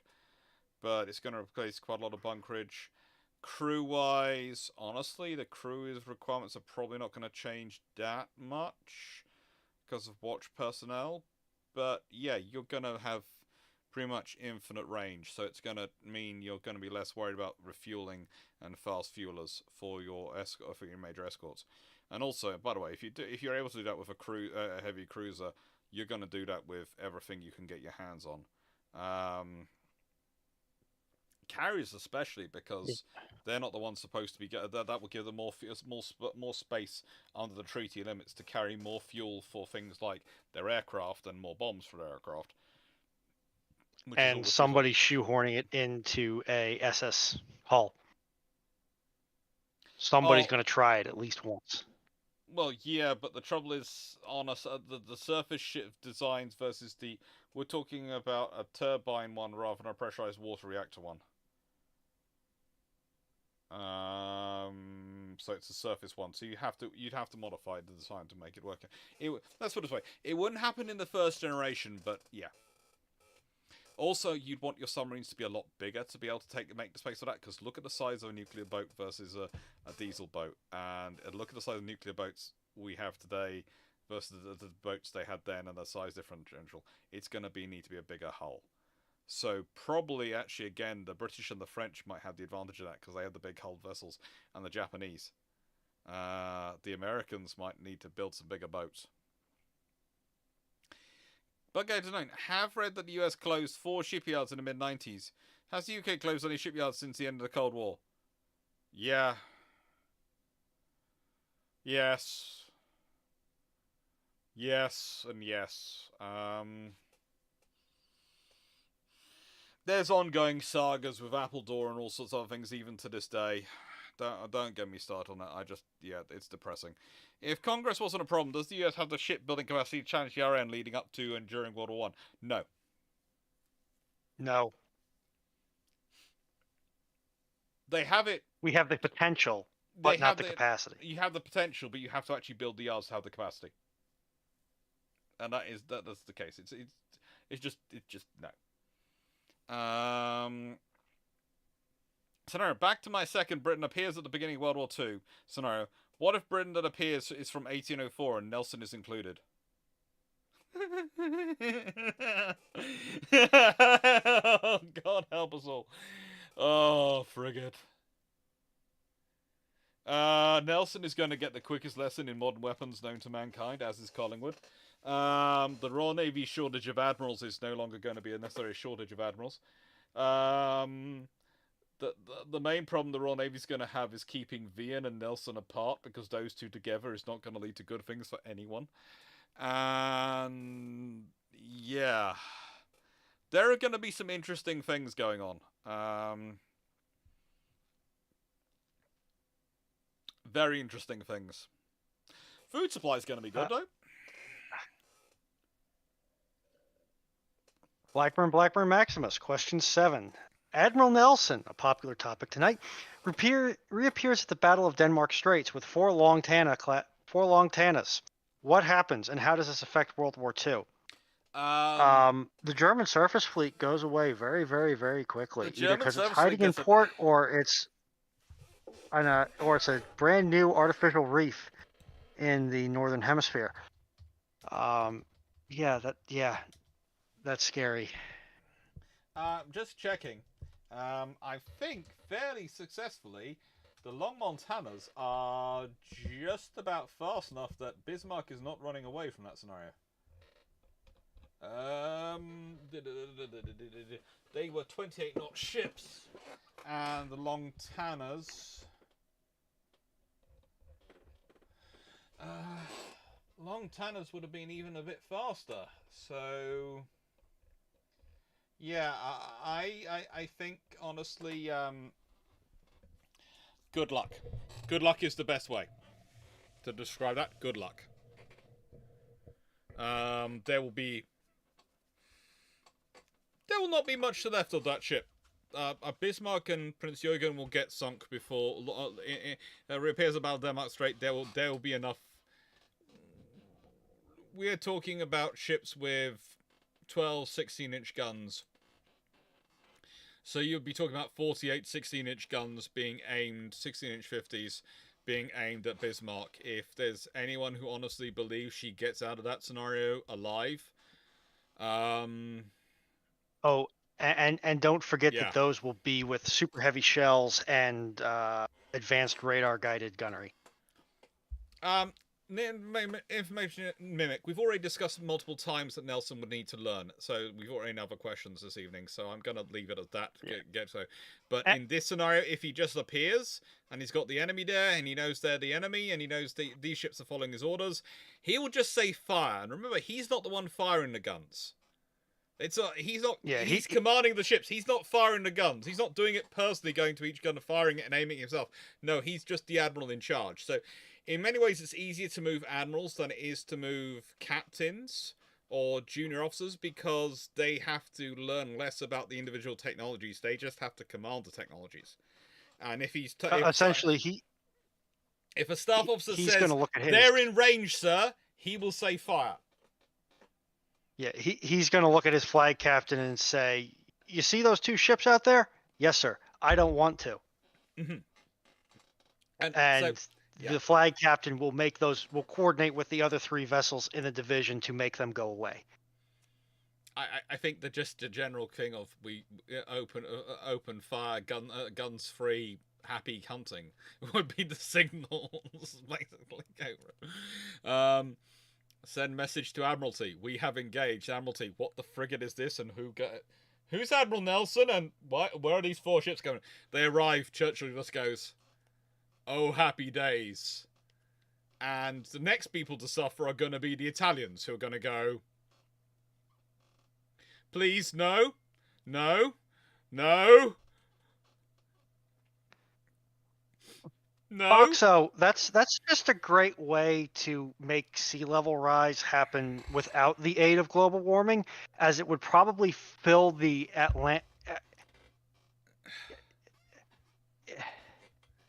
I don't even think it would stop it filling the Atlantic. Okay. Information maybe. As little as it matters, I accept the argument, but I don't entirely agree with it. The thing is, we're talking about a scenario is that in this scenario, he doesn't. Yes, longer term, for him to use those ships in other scenarios and to get best use them, then he's going to need to learn more. But if he's just literally appearing in the Battle of Denmark, where the enemy already is there and is in gun range, all he needs to literally do is say fire. That's the kind of scenario. In that scenario, all he needs. Longer term, to use the ships, he's got to learn stuff, and he's going to need to learn more. But if you think about it, if he's literally appearing in the Battle of Denmark Straits with 4 battleships, ready and armed, ready to go, all he needs to do is tell them to fire. He doesn't need to do anything else. Nothing fancy in that scenario. Yep. Moving on to Bud Guy 8829's question. What would the World War II equivalents of an Arleigh Burke and a Ticonderoga be? I'm assuming that's Ticonderoga because I've never heard of Ticon, Georgia. Yeah, Ticonderoga, I'm going to presume. What would be the equivalent of Arleigh Burkes and Ticonderogas? Honestly, you're talking things like tribals and didos, and lentas, and those sort of things. The sort of general purpose, middle of the road, lower level cruisers, higher upper level destroyers running around. Information Mimic. Seneca Nero, who is worse? That was what I thought, Information Mimic, because your comments usually, I thought, more a case of you've not got... It's more I haven't explained the question right, so that's why I was explaining the question than anything else. Yeah, it's basically, if you literally... The question as I read it was, he appears at the battle with 4 battleships, the battle's there, he's there. All he has to do at that point is yell fire. Later on, he's going to have to be given something like probably Captain Philip Vian or someone like that as his flag captain to give him a ongoing lessons in how you run fleet actions. But again, in that scenario, I can't imagine any British government going, we're going to keep Nelson ashore now because he's not qualified. Can you imagine Winston Churchill turning around to anyone going like that? No, because this is just going to be a propaganda victory of having him there. It's just going to be a case of Nelson. The interesting thing is going to be you see what Nelson and Cunningham get up to together. Honestly, I'm less worried about Nelson and Cunningham and far more worried about Nelson and Vian. Yeah. At least Cunningham had some measure of reservedness. Well, also Cunningham had the option of he didn't really need to ask anyone for his for permission ever, and he could always do the things because he was already in charge. There was no one who outranked him for him to ask permission of in the Mediterranean. And once you're at that level, by the time you're not really asking permission, you're telling people what you're going to do. But Vian and Nelson together, oh lord, yeah. Seneca Nero, who is worse? Verboos, T-boos, Freeaboos, Weeaboos, or Weeaboos? I'm going to weigh in there and say that it's the Weeaboos because those people tend to use the line between World War II German military equipment fanboys and neo-fascists like a jump rope. Some of them do. I have to admit, there are some who I've met who are genuine. They are the how do I put this politely? They are the people for whom the engineering stats and facts and figures things are the be-all and end-all. And that's all they're interested in. The stats and facts on paper, the fact sheets. And for them, they're just obsessed with the potential of the German weapons. It's always the potential of the weapons, not the reality of them. But there are many who, as you say, do use the wereboo is actually a cover for something else. And I'm very careful in the comments because there are some who are like the first group who I will happily have chats with and I will happily engage with in comments. And there are others who are in the second group who I just ignore and I just ignore their comments. If you see their comments and they comment repeatedly and I ignore them, that's because I have now decided after talking with them enough that that's the category they fit in. You you have to sort of scale sometimes. I do like to respond to pretty much everyone's comments, which I think needs to respond to. But there are some people who there's like one person who comments on the channel who I just don't bother responding to because we are never going to agree. And I swear they watch my channel just to hate the videos and disagree with me. And I just go,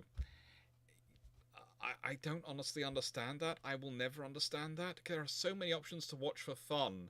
Why would you watch something that's going to get you so angry with everything that you will write I once copied and pasted it to a Word document because I was trying to respond to it, and so I found a word count which was 2,500 word comment, pretty much all in caps and including some swear words, which meant it didn't get through the filter. But I was gonna cut it down and respond to it anyway in a scuttlebutt.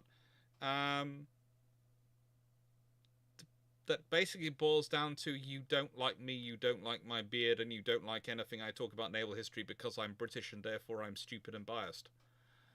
And that was literally me paraphrasing what was their last paragraph and their first paragraph of those 2,500 words.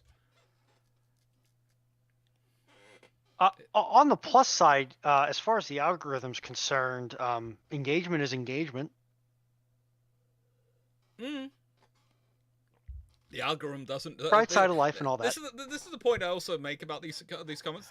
They seem to forget that actually by commenting that much, the algorithm likes people to be engaged. So the more you comment, and that's why literally when YouTubers are trying to grow their channel, and I should be doing this more because I'm trying to reach 15,000 subscribers by Christmas, the things we use is like, comment, and subscribe. Because those are the things which drive it in the YouTube algorithm. Liking, commenting, and subscribing. If you're already subscribed, liking, commenting. And basically, the things which drive it most, that's in sort of reverse order of what drives your growth. Subscribing, the more people subscribe through a video, the more it'll be produced out. And then it's commenting, that's it, and then liking. So if you're commenting, especially that long, you're actually helping me reach more people. Seneca, I think that is their hobby. In the nicest way, that probably is their hobby. Take care to Brock. My hobby is keeping us moving along, and good night to Brock. Hope dinner's good. Desert Foxo posts a question of, what were the effects on 20th century ships from being at sea for very long periods of time? How does this affect the ship's fightability? Well, your biggest thing is going to be marine growth on the hull. Yeah. As well as wear on the turbines and or triple expansion engines. Or multiple expansion engines. And you also have saltwater corrosion all over the place. That's always a problem. Saltwater gets everywhere. And yeah, saltwater, it's going to sound strange, but in the sea, even the humidity is salty. Even the haze is salty. It's salt water. It gets everywhere. And this is the other big problem when we're talking about aircraft. And people go, why can't you put take this aircraft and put it on a carrier? And then we have multiple options for carriers. And I go, has it been saltwater sorted out? Has it been saltwaterified? Approved for saltwater? And they go, what do you mean? I mean, has it got an engine which is designed to resist salt water? Has its airframe been designed around making sure it's okay to deal with salt water? And we're talking about the corrosion levels of being low level over salt water. Not airliners and the heights they fly, which is fine. We're talking about the stuff which is going to be low level, operating from a carrier, getting sprayed with salt water in firefighting scenarios, all these things. Is it fine? Or is it going to have to be completely rebuilt every time it comes into contact with it? Because if it's the latter, then you've got problems.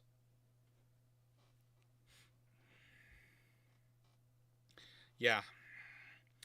Desert Foxo, did Fairy make a plane? I'm presuming it's Fairy. Did Fairy make a plane that was not hopelessly obsolete for their intended roles, like how Blackburn had one ahead? None of the Fairy aircraft were really obsolete for their roles. They were all built. Fairy was one of those companies who were very good at delivering exactly what the people asked for. The trouble is, what the people asked for and what they needed was not always the same thing. I'd also argue that there are things like the Barracuda. The Fairy Albacore was supposed to be a quick interim. It's pretty much, I improved Swordfish with a cockpit. That's the Albacore. It's supposed to be basically an interim until the Barracuda comes online. The Barracuda keeps being mucked around not by Ferry but by the Air Ministry, keep changing what engine the Royal Navy's allowed to have, because the Air Ministry were put in charge of aero engine procurement. And it's one of the interesting things is eventually they get the Barracuda through because the Royal Navy threatens to buy the American-built Merlin engines. And the embarrassment of that, of the Royal Navy buying their engine order directly from America because the Air Ministry kind of forced them into doing something. But yeah, it was fun times. The ferry battle was built exactly to what was specified by the orders. But you have to remember, at a certain point, there was a large group of British senior officers in both the Army and the Air Force who really did believe that any future war would be an updated version of World War One. They literally have sections of the army digging trenches and digging a trench system when they're put into France. Now, yes, there is a sensibility in this because trenches to stop tanks, etc., and things are a very sensible thing. But while some of the trenches are certainly of the sensible level, some of the trenching was literally we are redigging the World War One trench system, literally on the lines where the World War One trench system used to be. So yeah, there are problems, and that's the trouble. Ferry are very good at winning orders by delivering exactly what has been asked of them. If you consider the aircraft in World War II, which were overwhelmingly successful, they were ones where the deliverer basically delivered something more than it was supposed to. The only exception to that, of course, is the Fairey Swordfish, which were mostly built by Blackburn, let's be honest, in World War II, because it was Blackburn Shadow Factory which actually took on most of the construction of Fairey Swordfish in World War II, to leave Fairey free to do other things. And the Swordfish was literally requested. The idea was to have the most reliable aircraft going. And that was it. It had to be easy to maintain. The line I always remember is the line was it had to be maintainable with a bra strap. It had to be made with not a bra strap, a bra wire. And there's a real sort of question. I was talking about this with a Fleet Air guy not that long ago. He's going, well, why are they asking for that? In that period, there's no women in the Navy at home. I said, well, wrens were sort of a thing, but also the thing is that what they're meaning was they were the bra wire was cable which was pretty much able to be found anywhere in the world at that time. You could get it readily supplied anywhere in the world because they'd become pretty much ubiquitous already in that period, and for underwiring, etc. And the reason is it's the people involved, the people involved in procurement, most of them had wives. They knew about the system, they knew about this wire, and they knew how capable it was. And the idea that of having wires that would require specialist wires versus being able to replace it with a wire you can buy anywhere in the world to keep your aircraft operating makes sense. And that's the idea. The Swordfish is designed to be easily maintained with minimal resources anywhere in the world, and it works out well. And Royal Marine detachments, of course. I'll be back in a second. Alrighty, then I'm going to chew in on Stafford's question because I can kind of answer that. Stafford Thompson, correct me if I'm wrong, but I'm assuming that's a weren't the Iraqis surrendering to a piston-powered drone during the Gulf War instead of chewing on 16-inch rounds. I know the incident that you're speaking of. I think that drone may have actually been turbine-powered. I'm trying to remember.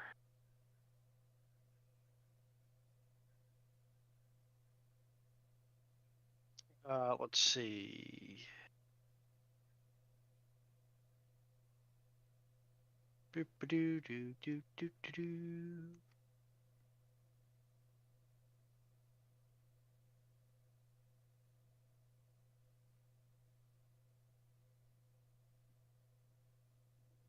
Okay, that was not the Fire Scout, but I broadly remember that story. I don't know if they were trying to avoid further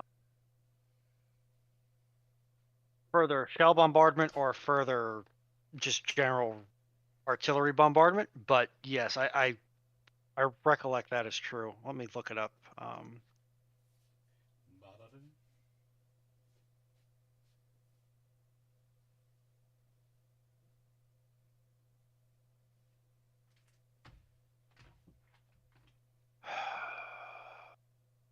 Pioneer remote.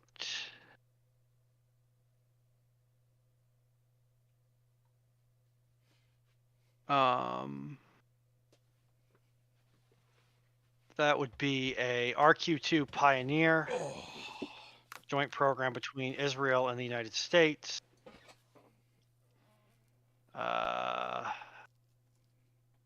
Yep, it was a reciprocating internal combustion engine. Yeah. I have no idea on that one, Chandlord, but thankfully Dr. Clarke is back, so he can answer that.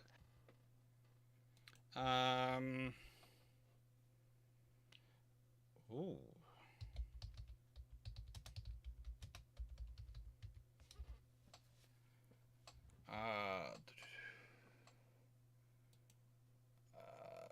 Did they ever use name? Given they're using Santa, did they use Pinter and Nina?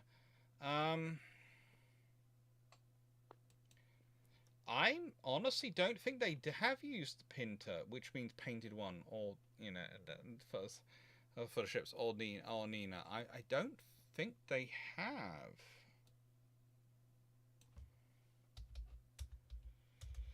I'm not sure on. I don't think so on Pinter.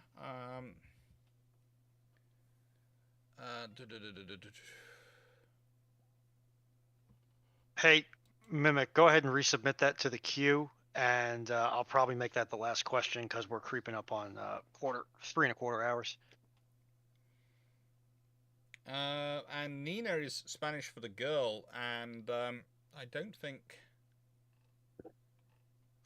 that's been reused as well. I don't think they've had the girl or the painted one. Could you make a naval version of a tornado, and could it do the job of the 14? No, it couldn't do the job of the 14. And naval version of a tornado, how much money do I have to redesign the airframe? Basically, that's the problem. It would do a very similar job, but a very different job, not in the same way as the 14. The F3 version could be done, but you would have to rebuild the airframe to deal with carrier landings, and it would have to be a Cadabar conversion. So basically, it's almost cheaper to just take out all the avionics and all the systems and build a new aircraft than try and rejig the airframe. Colin Cameron, I recently watched the Jimmy Cagney film, Gallant Hours. It made me wonder, who would have been sent if Halsey had been shot down on the way to take command of South Pacific?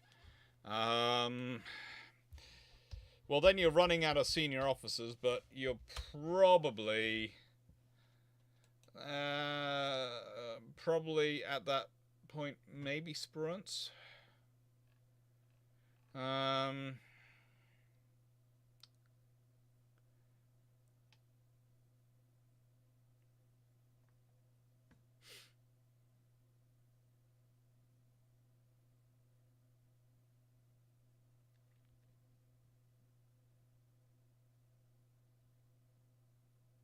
It's probably Spruance is the option because, let's be honest, that's the other option he's got.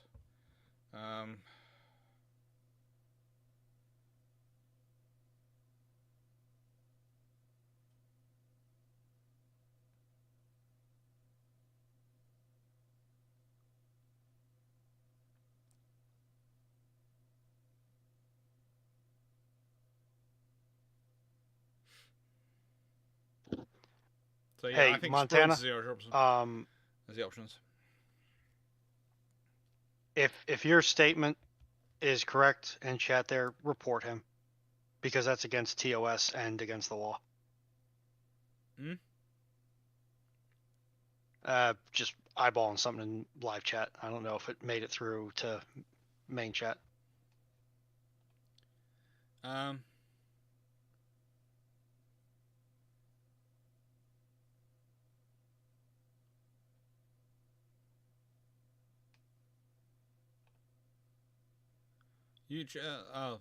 So Uh, Colin Cameron, you have command of the Ah. Great White Fleet as it sails from India to Egypt, and you are informed that war has been declared between the U.S. and U.K. over biscuits. How do you get your fleet home? Cry. I don't. I'm depending on British coal. It depends where I am. At the moment, I mean, as it sails from India to Egypt, I'm The problem is that's I'm pretty much basically all raiding. British or British aligned coast. I'm raiding for coal, and I'm not going through the Suez Canal. I won't ever get through there. I don't think it's sensible for me to try and go round South Africa with the ships I have. So my quickest way home is to go back across the Pacific. So I am raiding coaling stations to get coal. And that's my only option, is to raid coaling stations back. But the thing is, I will not beat the British fleet to America. The British fleet will get to the west coast of, will get to the east coast of America long before I will get to the west coast. So yeah, you're kind of stuck. Yeah, basically, your war is in a major trouble at that point. So, yeah, I don't. That's my answer. I don't. I sail to a neutral port and get interned. You've closed questions, right? Yep, that was me. Because we're at 3.25 hours in, my and queue we release still have button's no longer 15 working. to 20. We're an hour behind. Yeah, I still have to look into that. Apologies. I have them copied over. So Okay. So don't worry. that was the patch I sent you before stream. Essentially, puts everything into another Discord channel. Okay, good. Well, I've got that working.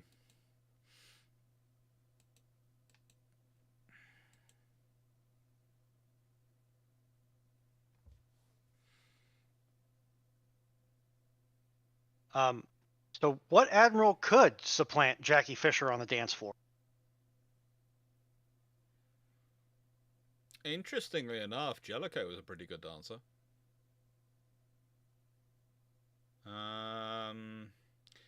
But no, that was my main point, is when you've got the whole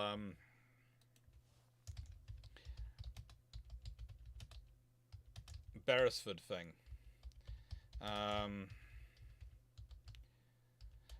If he had, how do I put this? If Beresford had been more sensible, he would have, instead of presuming he was always going to succeed and come after Fisher, he would have worked on coming after Fisher, because he wasn't. Let's put it this way: he wasn't a bad admiral. He was a bit more staid, a little bit behind times, but he wasn't necessarily a bad guy. He just got eaten up by jealousy, and he felt it was Muggen's turn rather than it would go on to your duty.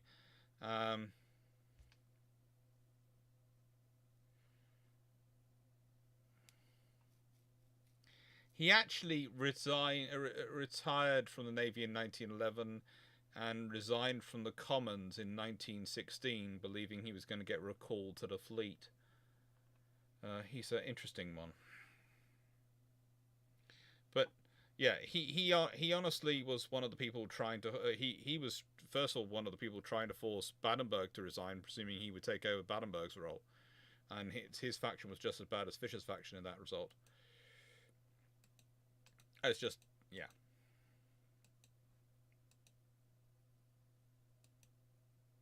They're just terrible. USS Montana. If Malta was built, which fleet carrier is going to be replaced by it, or would have been replaced by it? I presume. If Malta was built, which fleet carrier is going to be replaced by it? If the Malta is built, then honestly expect that to last into the final four. So, in terms of the British carriers keeping going,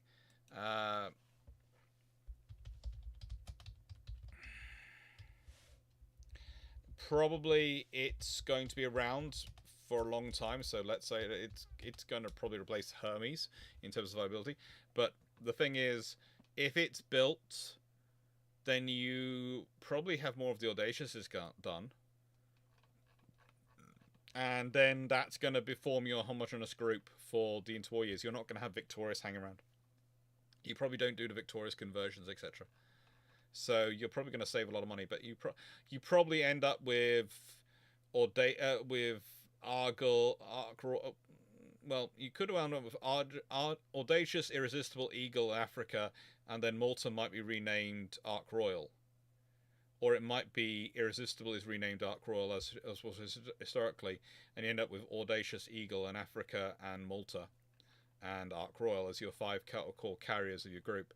And if you've got the 4 Audaciouses and a Malta class as your carrier force to build around, that's probably a pretty homogeneous force to keep you going. It's going to be the light fleet carriers which are going to suffer in terms of being kept around. The Royal Navy's probably going to sell them off to other powers earlier to preserve their fleet carriers, and that's going to give them a capability to keep going for quite a long time. I do love the way that someone has put in the names for CVO 1 to 4 as Queen Elizabeth, Duke of Edinburgh, Prince of Wales, and Princess Royal. Not likely, my jots. Queen Elizabeth, yes. Prince of Wales, probably. Ark Royal, certainly.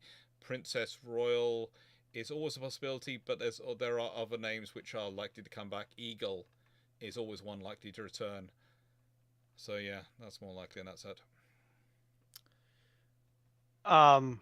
Okay, so Ramal's question 3. Do you think that if the UK had super carriers, they would deploy Naval Tornado? And would this Tornado be better in every single aspect than the F-14, such as maneuverability, armaments, radar? The problem is, to my previous going answers to on make the Tornado circumstance. I just refer you to my previous answers on Tornado. I have answered the questions about Tornado a lot this evening, and it's basically you'd have to do a lot to the airframe to get it to work. And I know Runon's going to carry on to the now, point but I'm where just doing it. Yeah.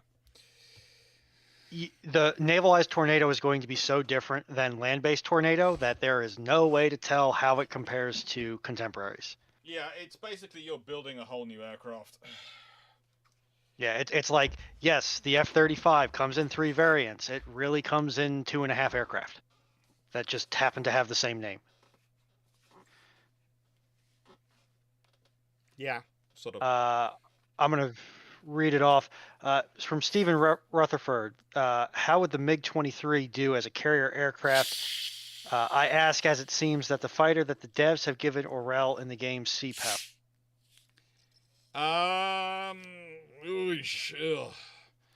Again, you're going to have to build the airframe up to be able to do it, but it's about the only option. And again, that fits kind of with Soviets. Soviets usually is like the current Su-37, which is the carrier aircraft, is a version of the Su-27, if I remember correctly from memory. So it basically, that's what you're dealing with, is the Soviets usually what they did was they took a land-based aircraft, they modified it, and because they like to try and maintain a rough strip capability, they do have slightly more advantage in doing that in terms of their aircraft design. A rough strip capability, especially, I think the MiG-23 especially did maintain a rough strip capability, so it's probably got a finer basis than something like a Tornado, which doesn't have a rough strip capability.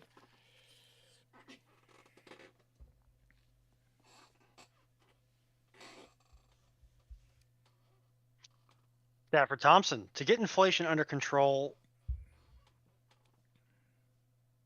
hike interest rates, and instead of burning the money, increase the pay for service members to high 10K and mid 100K for members to also increase enlistment and shipbuilding. I'm not certain how that gets inflation under control. I don't think the armed forces are large enough organizations these days for that to have the impact you're hoping it would. They're not large enough. They're not big enough percentage of the population. I don't think that would work that way. So, it's always an interesting idea. There are all sorts of interesting papers put out there about how to get inflation under control. But basically, the problem with inflation is it's good in certain levels. If you can keep inflation at roughly 2%, it's actually pretty much good for everyone, economics-wise. If it gets higher than 2%, you're in major trouble. If it gets below, let's say if it gets higher than 3%, you're in major trouble. If it gets below 1%, you're in major trouble. So roughly 2% is usually the best way, best place, point to keep it, and that's sort of what we call natural inflation sometimes. So yeah, And also too, like if you look at the recent round of inflation, profits have stayed the same.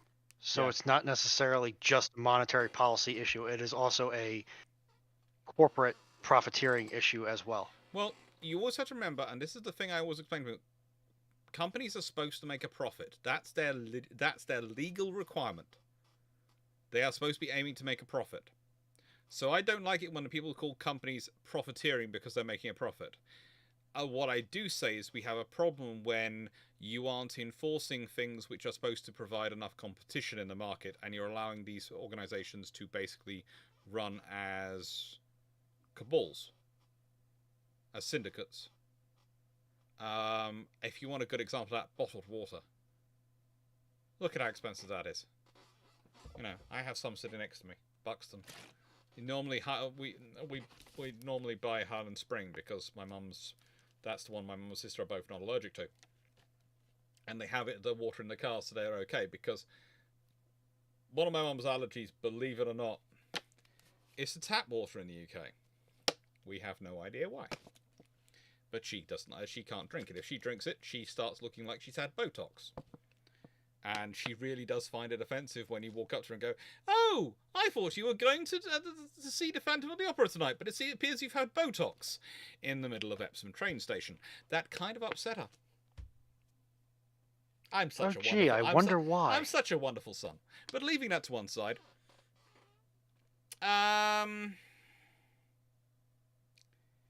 it's a case of so we usually have Highland Springles, but a whole load of Buxton arrived, and we had builders around, so we were using it for them to give them water outside. Instead of glasses on a building site, we thought, well, we'll use the plastic bottles. And some that's left, because the builders are pretty much going to be finished this week, so I'm drinking some of it. But, nice way, you're spending money to buy what you already pay for to get out the tap. Bottled water. Makes her allergic to tap water. How? My mum has, thanks to her life, been left with what's called allergy-induced asthma. And the list of allergies is very, very long. And the severity of that was one of the reasons why. Let me put it this way. I never said, my opinion on vaccines was it was entirely up to people what they got during COVID. But I always got the vaccine, and I always do, because my mum and sister are both the level of asthmatics that if they get it or got COVID, for some people getting COVID was going to be like getting a cold. If my mum and sister get a cold, they can get hospitalized because of their level of asthma. They didn't want the GP said GP was very clear. They did not want COVID. So I always made sure I got the vaccine because of them, because my view was it was extra protection for them. And they always had to get the vaccine. So that's the thing with my mum. She has...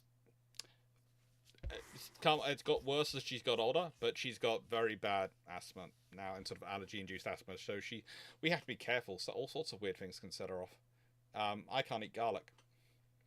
And because nicest way, she used to just be allergic to it if she ate it, but now even the smell can give her an attack.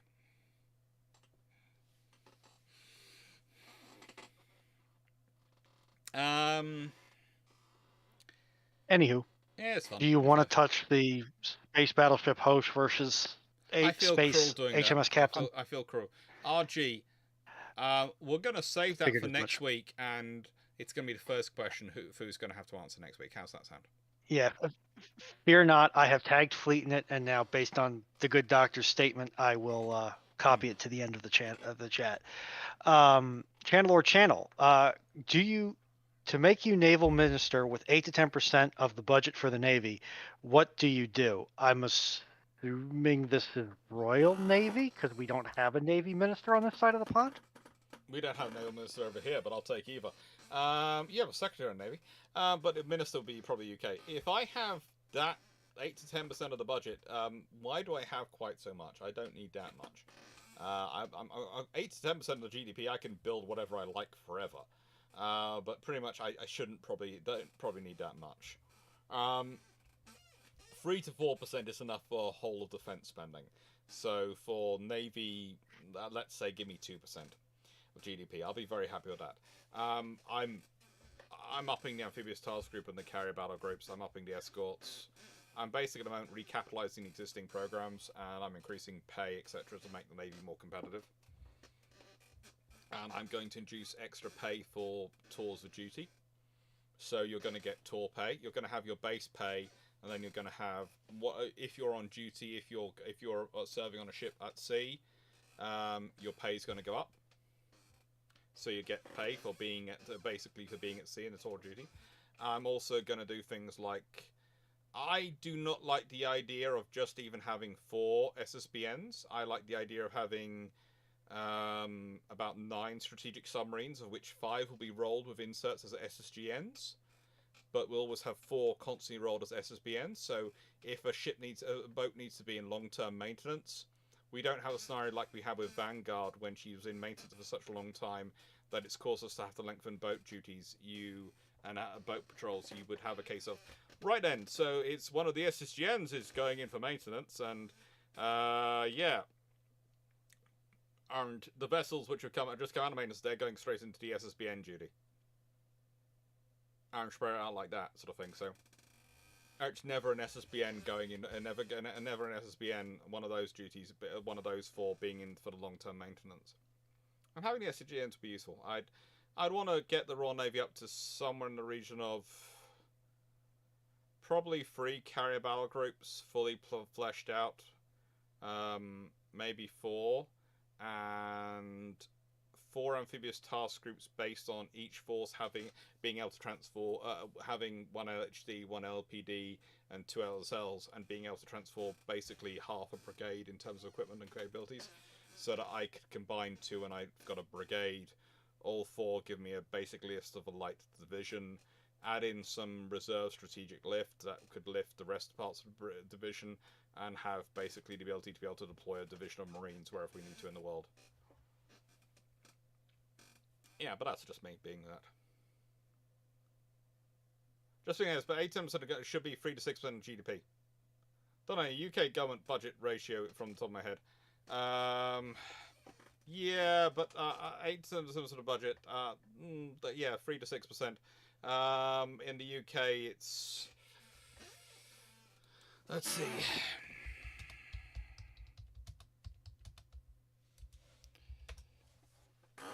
UK government percentage counts for 44.7% of the GDP, so 8 to 10% of that takes us down to roughly 3 to 4.4%. So it's slightly more than I wanted. Okay. Hope that makes sense. I was literally going from memory as well with my conversions there. Sorry, I didn't explain that word. I should have done. USS Montana. Question. Since longer barrels are susceptible to barrel droop, how long can a 20-inch gun barrel be before it begins to bend? I think the limiting factor on that is how heavy do you want to make the barrel? And the metallurgy you have available at the time. So it depends. That answer is a question that's basically how long is a piece of string. The answer I could give you for 1900 is very different than the answer I could give you for 1945. So the thing is, that will grow. But this is another interesting thing as to why certain guns are not as long as we tend to think of them being. Dr. Clarke, if you had a chance to remake any war film, which one and why?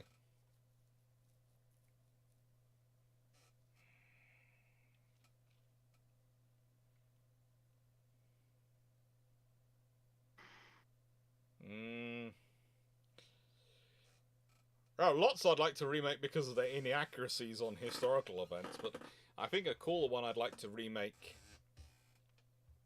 if I could, would probably be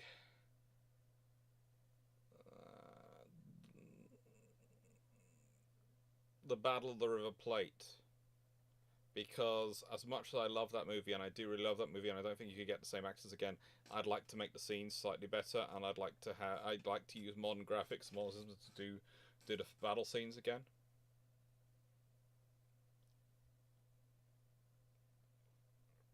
That's it, basically.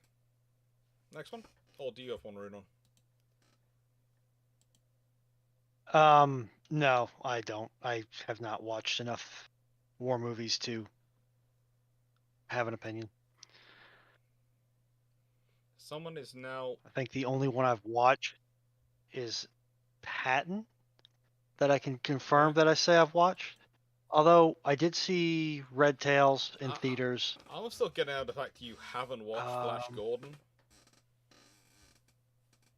Again, I live under a rock. I cannot express this enough. I live under a rock, and also too, the way my brain works, I much prefer to have things running in the background while I am doing something else. And a movie is too engrossing typically for me to do other things. So I tend to not watch them generally.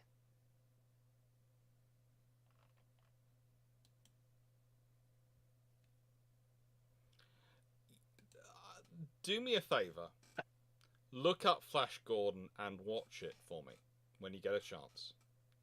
And you will see why I'm surprised you haven't watched it, because I think you will enjoy it tremendously. I think it will also cause you to probably start scaring people with references to it.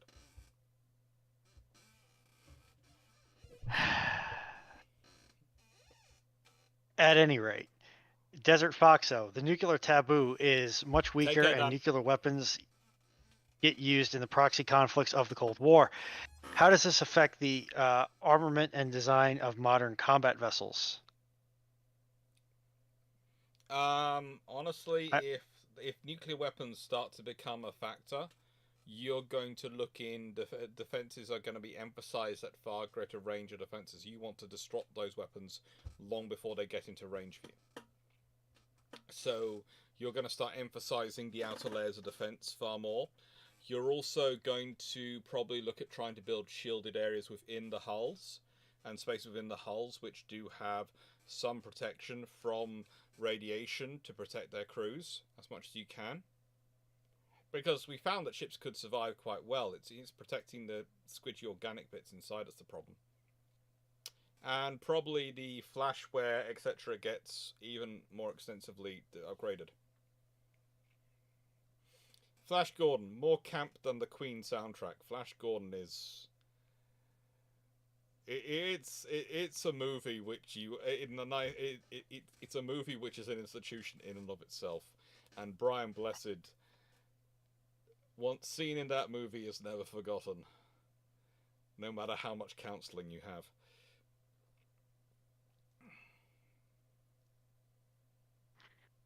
Stafford Thompson, how much better off would the RN and USN be if they actually built out the four Queen Elizabeths and the entire initial run of the Zumwalts? Well, the U.S. is going to be very, very happy that a modern engineering plant to replace the Burks with, Yep. and I will probably have less cause to pull out my hair.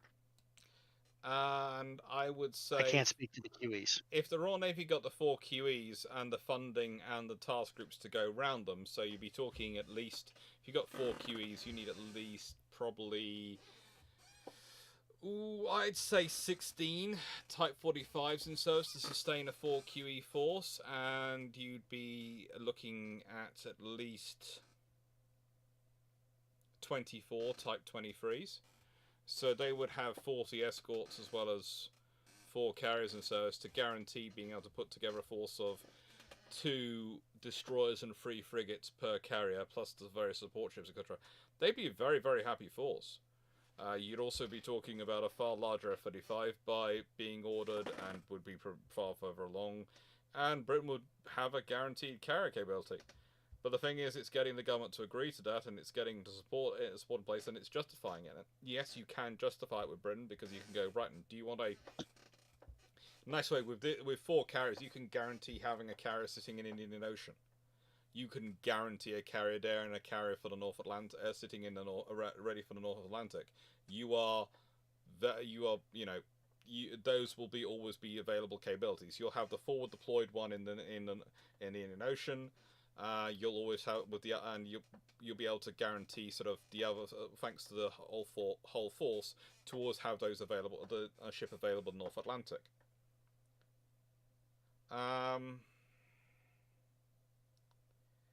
Yeah, but Information it's a case mimic. of you need a lot of forces for it, and it's getting the governments to sign off on it. And the moment you have to remember, we've been through a period where they've honestly been winding down.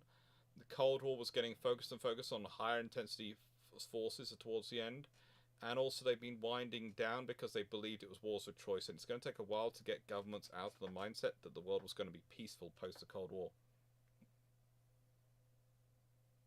And additionally, too, they have to reverse the direction of industry that was set on the course. There's a quote, I don't know if it's apocryphal or it actually happened, where one of the secretaries of defense during the collapse of the Soviet Union said something to the effect of, you guys are going to have to do a lot of mergers and buyouts because there's going to be a lot less work for you to U.S. defense contractors.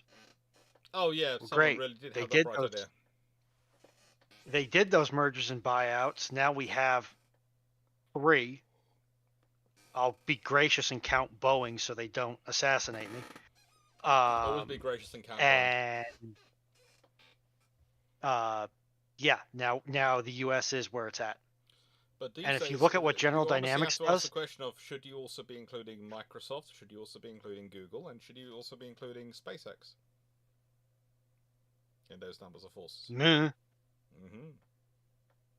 Well, it gets interesting. Information mimic question: why didn't Latin catch sail rig?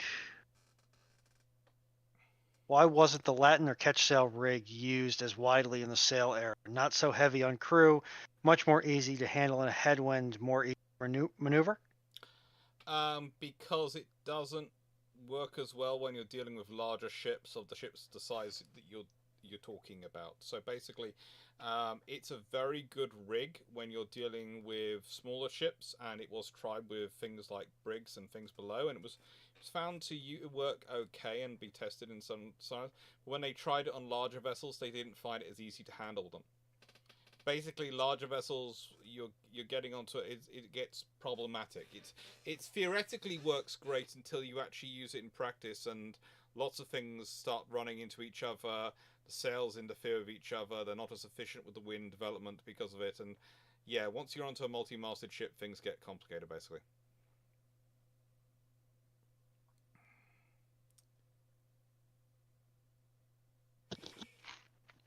All right, Blackman Maximus. Question. Blackburn. Go ahead. Could a US Cooper carrier be linked up to Cuba's grid on a temporary basis like one of Lexington class was in the interwar period? Yeah. I can answer this one. No. Well, yes, but no. It could provide power to a localized area. The problem is you're going to run into 2 issues. One, the Cuban grid, more likely than not, is a 50 hertz system, whereas the bulk of power on the carrier is going to be way higher than 50 hertz. You are going to need additionally, transformers. Yeah, and not only that, but you're going to have to change. You're going to have I can't remember the name for it, but you're going to have equipment to down rate the frequency, because if I remember correctly, Patriot is something like a 600 hertz system on the generating capacity. Additionally, yes, even a Ford has got several megawatts at its disposal, and Cuba may not necessarily be the most highest electricity demand country on the planet, but the transmission distances alone and the efficiency losses going from ship to shore and then shore to grid are going to make that power run out very quickly. So they could probably do good work in powering a localized area. They are not going to make a super meaningful difference for the entire Cuban grid. The most Cuban grid from memory is Havana. That's where a lot of it's concentrated. And so you probably could support Havana, but things outside of Havana, no, good luck. It's a thing. And if from memory, the US Navy in their damage control stores, which they have aboard, not damage control, their disaster relief stores, which they have aboard carriers, do have the necessary transformers and things to link carriers' power into the grid, into grids, because that's part of their disaster relief operations and options. Their carriers are probably some of the finest disaster relief vessels you could ever have turn up to assist you with disasters and natural disasters. It's just they're usually committed to things which are, for want of a better word, higher up the priority scale for America. And there are other assets which can fill into almost as good, so you send them. And just for the context, keep in mind that the hotel load of lighting and receptacles for the seamen to plug in their devices, either personal or Navy issued, makes up a very, very tiny fraction of the overall load calculation for any warship today. It's almost a rounding error in a lot of the calculations that they're going to do when they're figuring out how much generating capacity they need in their engineering plants. It's not a big problem, realistically. It's not. All right, Vin Mitchell. At what point do Royal Navy and U.S. Navy start employing unmanned air carrier air patrol or combat air patrol with drone swarms controlled by human pilots to take on enemy carrier fleets? I feel like that's once the technology matures to the point where it can support that reliably. Could you put the question up again so I can read that?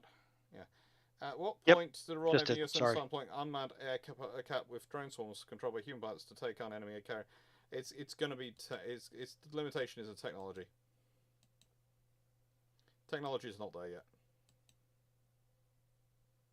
It's just not.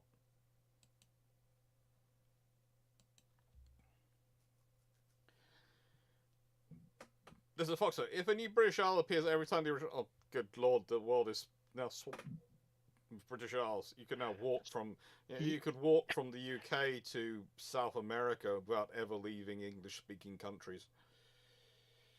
Yeah, I think at the time I said something.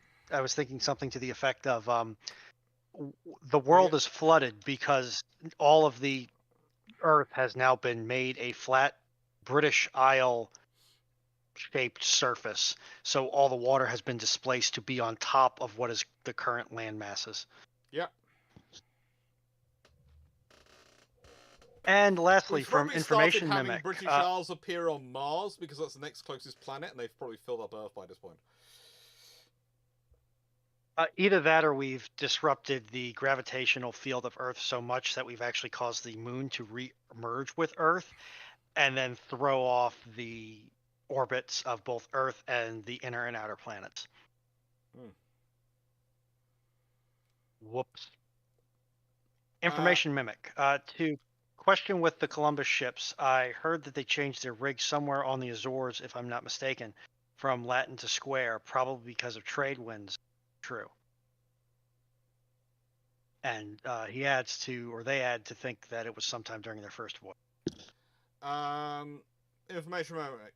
From memory, yes, it did happen, but the books which I have about Columbus's voyages are, because I've now gone through the boxes and labelled what's in the boxes. I've opened them and labelled them, left them back in boxes because I haven't got the book, the shelf away from that box there, and yeah, I don't want to go get them out because they're on the box 2 from the ground, and there are 4 more boxes on top of it. So no, I'm not feeling like lifting all those boxes because they are all full of books. But yeah, I think from memory. Question. Adding that question, I think it was during the first voyage. I think so. Yeah, I think they let's put it this way. One of the things you find, especially in the earlier voyages, they're far happier to play around with their rigs and change their rigs around when they need to, and the earlier times, because they can, and because they usually have an experienced enough sailors, they can also, in large enough crews, they can, and they can adjust. As time goes on, that becomes less common for you to change rig mid-sail. Mid-trip, you usually want to be in a harbour with the facilities to support you, because of crew numbers, but also because of experience of your crew. Also, I do love, someone had just commented about my pronunciation of Foch of General Foch's name, because apparently I pronounce it wrong because I call him Foch, and I'm sorry. That's because I would say I come from a background in the UK where quite a lot of people who knew people or learnt from people who served in the British Army or British Armed Forces on the Western Front while he was there, called him a very different name than Foch. It might be Foch, but that doesn't go with their pronunciation of what they call them. So I apologise. I'll try and remember in future that it's Foch.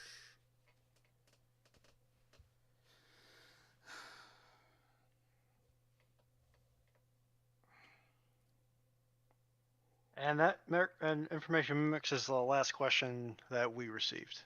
Okay.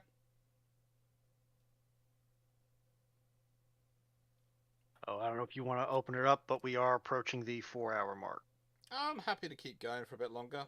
It's only 11:30 here. I'm happy to keep going to midnight, so about another half hour. Happy to do that. If that's what everyone else would like, would everyone be happy with another half hour? Open. We'll see what comes through.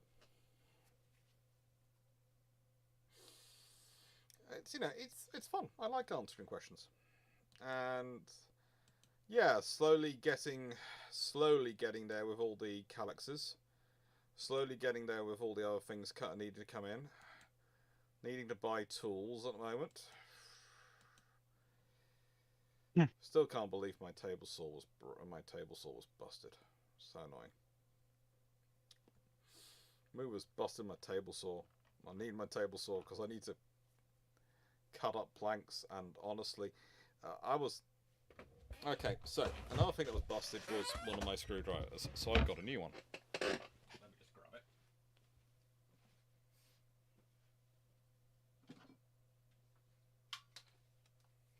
Good old Black & Decker. I do not get them just because they're orange and black and fit with the colour scheme of everything else. And it's a very good one. Say the battery system coming off is a little bit violent. Watch.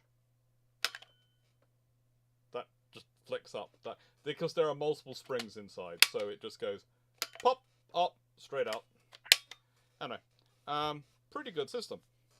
But this is the thing I've had since still getting over pneumonia. I start off, I'm controlling it like this. After about an hour of doing various drilling, fixing things, etc. today, I was doing this because my hands were shaking because I was running out of energy. And that's the joy of pneumonia. And that's why I'm looking forward to getting... I'm having to wait for a lot of job works until I get a new table saw, because honestly, hand sawing it is not something I can keep up for a long time if I need to saw a lot of boards at the moment. So, to do a job mildly efficiently, I need the assistance of a table saw, where I'm just literally holding it and putting it in and keeping my hands out the way. Yes, and also I'm getting one which does automatically disappear if my hands go anywhere near it.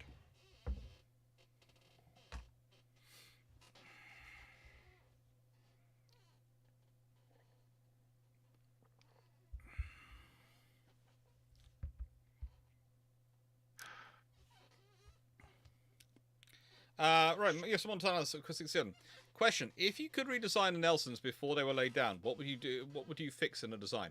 I basically go with the F3 design, honestly, because I have enough future knowledge to know the F3, the 15-inch 50s, etc., and all those things would be the far more sensible route to go. That's the far more sensible route. ABC was that ABC with C super firing? Yeah. Okay. And the third shaft? Yes. And they could do roughly... And their peacetime rated speed was 29 knots, not 23 knots. DV Pierce, I believe the next step for Dr. Clarke when he outgrows his book storage volume is probably to get a set of archival shelves so that he can make more efficient use of his book storage volume. But those are also quite expensive. Actually, I've technically got a spare bedroom upstairs, and I've got access into the proper attic as well. So I'm boarding already. Part of the reason I've got table storage is I'm boarding the attic, so there's more storage space in the house. We're building we want to build an extension on the back. We want to build a garage this side, and I want to extend my bedroom over there eventually, so I have more space, and I have a bathroom upstairs, because that'd be quite nice. Instead of just having a bathroom downstairs, I'd like a bathroom upstairs and various things. You know, my own kitchen, and there's also a lot more space in here at the moment. What people won't realise is I'm using about a third of this room at the moment for my books and everything, because about 2/3 of the room is being used for storage, because we do need, because it's got stuff for it's got some of my books in here, but it's also got a lot of stuff from the lounge and various other things from the previous house, which are going to go into the lounge here once the extension's put in. So, you know, it's there's some more space in here. But yes, I will be probably getting a lot more Kalaxes over time. A lot more Kalaxes will be coming. Yeah, it's a lot of books. You're going to have to answer Timu's question there, because I cannot confirm or deny the plans of our erstwhile allies when it comes to arming the local stuffed wildlife. All I will say is this. I lost a bet with my mother, and as part of that bet,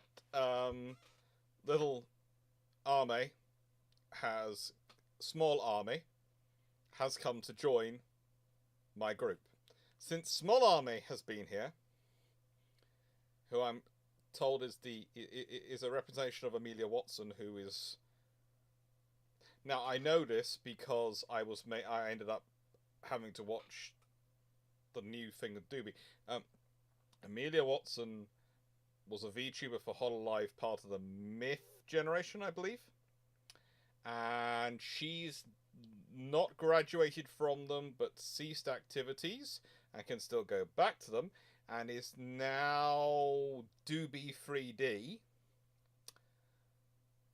But yeah, my mum, she was one of my mum's favourites, and since Small Army's been here, Small Army is a bit of a gremlin, and suddenly the Torpedo plushie appeared from wherever it was. I wasn't sure in boxes, and now that's been added to the Orca's armaments. So that's all sort of slightly worrying. Yeah. And I don't worry I noticed, because actually one of the things I found really fun, because it's actually quite fun, in case of, because I had put because I lost the bet, so I put the small army up there, and then my sister had dropped off the train, and I'd moved that up there because that had been along the shelves, but she decided that needed to be more visible for the people on the camera, and did that, and then Doobie 3D launches, and that's all. That's Amelia Watson's new character, or the lady behind Amelia Watson's new VTubing name, and it's all about. She's a train user, and her first video game she played was Choo Choo Charles, which was also not that long ago, I think, played by Jingles. I seem to remember watching him do it on his channel, and yeah, so trains going around. How's that for foreshadowing without knowing? Speaking of VTubers, how does the prospectus look on that regards? Don't go there. Don't go there. She has asked me to start sorting out her office, so yeah. All her Oshis are going independent at the moment, so she's probably going to be an independent if she does it. It's very scary. Steve, no, I have not seen Hornblower. I have seen clips from Sharp, but nothing more than clips. Okay, we're going to do a watch along at some point of Hornblower. See again, I live under a rock. information. Just slightly curious. Why are there so little mentions of merchant navy civilian ships at all? Do you mean on this channel or overall? On this channel, it's just the questions I've been asked, so I haven't ever sort of done them. I probably will do a few on key ships, etc. And time goes on, and I often do record the information quite happily in museums, and several of the museums we actually visited in Scandinavia were more merchant navy than naval navy, than war navies or raw navy. But honestly, mostly because of the questions I'm discussing, and mostly when I'm dealing with logistics, etc. I would say if you want a really good channel to talk about them and their history, Sound Archaeologist, what is going on with shipping, is really great. He's a really cool friend to have, and he's really good at it. Yeah. When is the model for Fleet's VTuber thing coming out? I don't know. Honestly, I'm half expecting my mum to link up with Foxo and finally pushing it through. I'm scared. I'm really scared. We'll leave that to one side. To clarify, on many naval channels, yeah, it's a king of also. Let's be honest, and this is gonna sound terrible, but action sells. It's far easier to get hits and chats about stuff when you're talking about warships. Sal does it very, very well, and so he gets the merchant ships going through. But I honestly, the amount of channels I know of people who have tried to do similar things to Sal and who have been nowhere near as successful as even me. And I'm not really the most successful YouTuber out there. I've got a little over 13,000 subscribers. That's good, but it's nowhere near the hundreds of thousands, half of 500,000, half millions of things that the really good really good channels achieve. And yeah, most of the ones I've watched who have tried to do what Sal done have barely got to 1,000 or so. And yeah, Sal's just done it fantastically.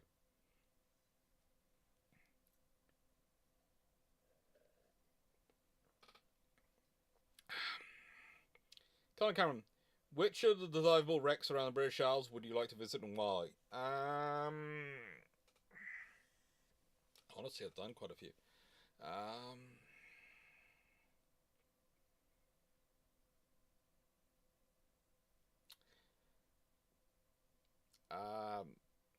I was actually out kayaking the other day where HMS Warspite ran aground in Prussia Cove. So I can't say that one because she's not there. There are lots of them, honestly. There are lots of wrecks. There's a whole host around Cornwall which I'm planning on working through. I've got to get my full diver certifications worked out again. Idea for the Historiathon: Ruin reviews a movie once every hour for a toilet break. No, actually, what we've decided is covering for me when I have to do loo breaks. There is going to be one of the dogs going to be put in the chair, and it's going to be the fluffy research assistants answer questions. My sister's going to be in charge of them while they're doing that, so good luck to her. That's my policy. I mean, history-wise, Tea Clubbers, there are stuff about them, but they are cool things. But yeah. Carnival Guzman, given the use of fiber optic cable controlled drones due to electronic warfare, is it possible the drones will be delayed in naval warfare? Tethered drones are actually an interesting idea for the next generation of radars. You imagine if we talk about airborne early warning a lot, but imagine if the destroyer's radar is a tethered drone. If instead of it having its radar mounted on the ship, and probably will still have radar mounted on the ships, but we'll have a radar system which actually can fly up and go ding, and it's a tethered drone to give its own airborne early warning. Now, that's both a great thing for giving them range of coverage, but it's also going to reveal the position of the ship, which is going to be a problem. But if you're, let's say, a ship passing through the Suez Canal or something like that, or some sort of area of where you're going to be seen no matter what you do. So you might as well turn on your sensors. Well, it's going to give you a very good view.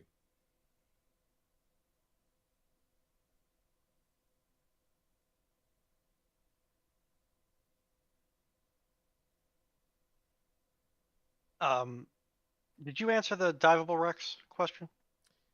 Yes. Okay.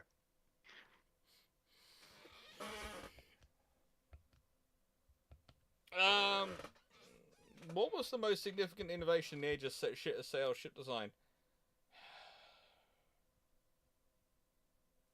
Probably when they started building up wood shapes and they started developing a lot of the advanced jointing so that they could make pieces out of more than one. They could make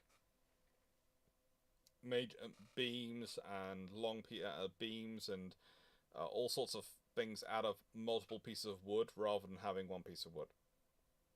Because there was a while that they were limited by what wood they could get from trees, and that was delaying the size and everything. Once you can start building up and joining wood together in a way which is strong enough to deal with strong enough to deal with the issues a ship goes through, that's very freeing, and everything else just builds on that.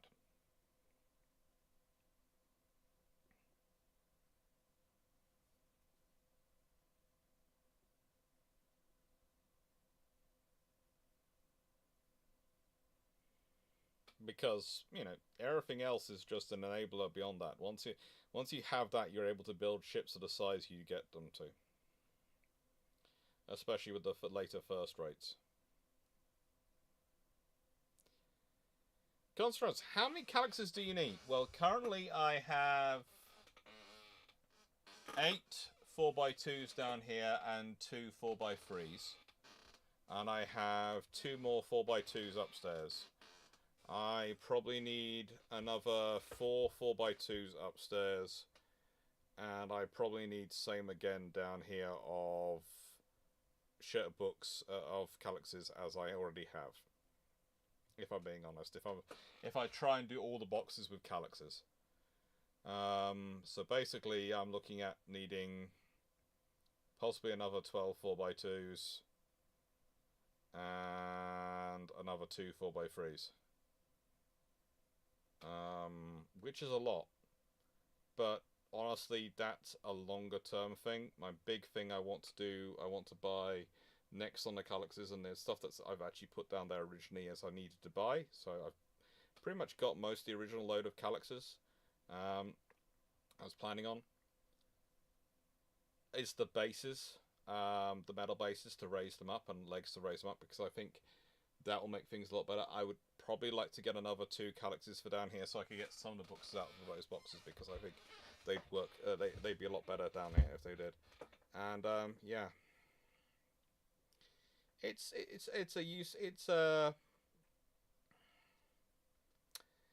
a to an extent it's a movable feast, because again it's the amount of books which arrive for me to review, and which people kindly send me, and which I buy myself. Yeah.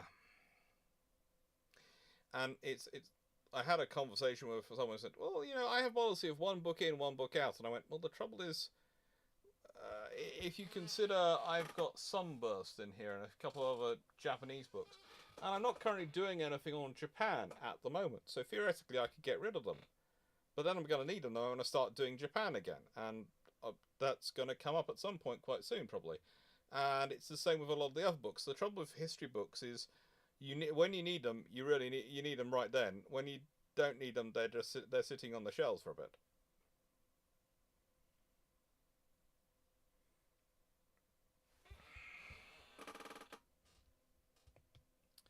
So, on the drone question, is that like it's like that auto gyro kites that U-boats have? Yeah, that was an idea. Yeah, that was an idea. Yeah. USS Montana, do you review naval memes? Yes, Petch forces him to. Regularly. Yep. Petch creates the memes with which are forcibly reviewed, usually on Thursdays. After the lives on Discord. For my sins. Yep. Yep. Yep. Petch. Petch, Petch, Petch, Petch, Petch. We do have time for more questions. We have another 20 minutes. Colin Cameron asks, if an old warehouse could be opened and some forgotten bit of naval construction equipment found, what would you want it to be?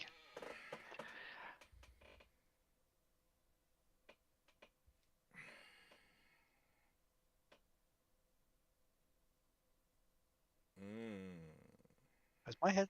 Oh, okay, there it is. I think I'd want if I'm altering up old equipment and I'm wanting to find it, I would like to find the stuff which used to be able to use to manufacture heavy duty armor, because I think that'd be the most useful thing.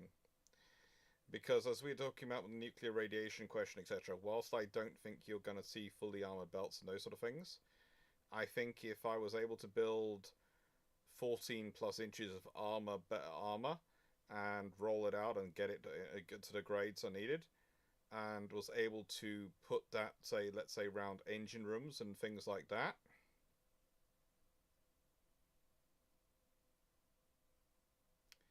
it would be very different. It would help them a lot with their protection. You don't need necessarily, with the modern missile age, you don't necessarily want armor on the whole ship. But if you can have armored compartments inside the ship that can allow you to deal with, prevent damage getting through to them, that can help a lot, especially with protection of things like gas turbines and power generation systems. So yeah, I'd say armor rolling out. I'd like to see an entire tooling set to remake the 888 autoloaders from the USN. Oh, that would be lovely. That would be cool. And then beat away the, hey, we could make this better. No. No. But if we just implemented this system, no. Stay basically, away. But basically, you build you take in a shotgun or one of those South African street cleaners, the shotguns, which are basically Tommy guns turned into shotguns, and go. It's labeled as the good idea fairy destroyer, or the gifter. It works. Don't mess with it. Leave it alone. Once we get it back in production, then and only then will I allow you to start improving it. But you do nothing which touches the actual production line until it's okay. Correct. We will give you an additional production unit that you can mess with. Yeah.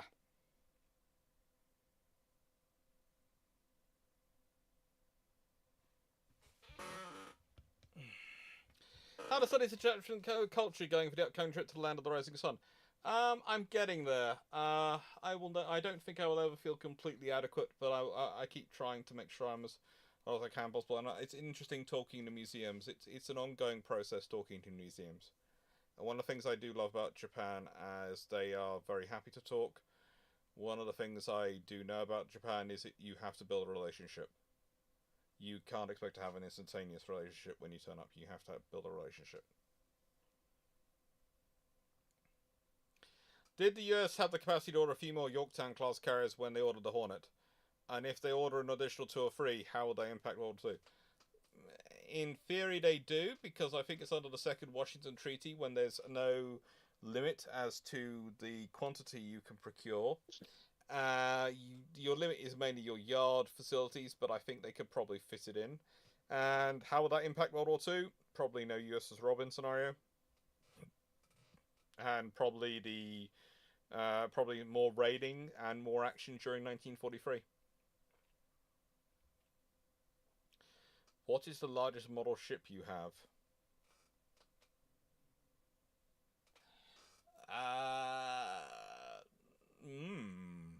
Probably one of my Kobe HMS Belfast, which is still in process of being built, still getting parts. But in terms of size and scale, I'd say. But it could also be my plastic model of HMS Hood, which is pretty darn massive as well. Did they ever send you the missing pieces? It's an ongoing process. Fair enough. Do you have any Z scale? No. Well, maybe. I have a lot of N-gauge trains and 800 gauge trains. I don't think I have any Z scale models. I'm not sure. Was some sort of lighter than water foam, like insulation foam, ever tested for damage control in sealing up the breached compartments and sinking ships? There have been lots of systems tested, is about as much as I'm willing to say on that topic.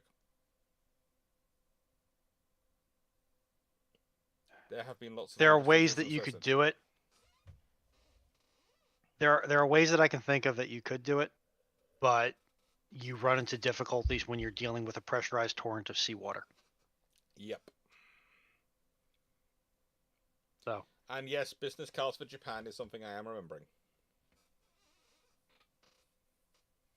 So roughly 10 minutes more.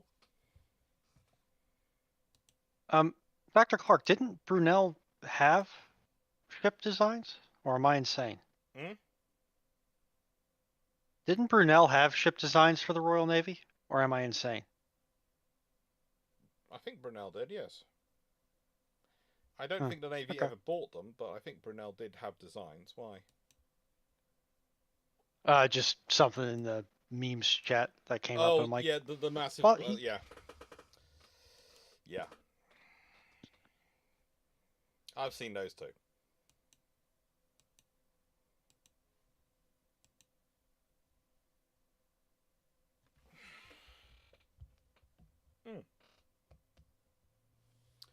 Is there a PO box set up for the channel yet, or should we still send the packages to Drac to deliver?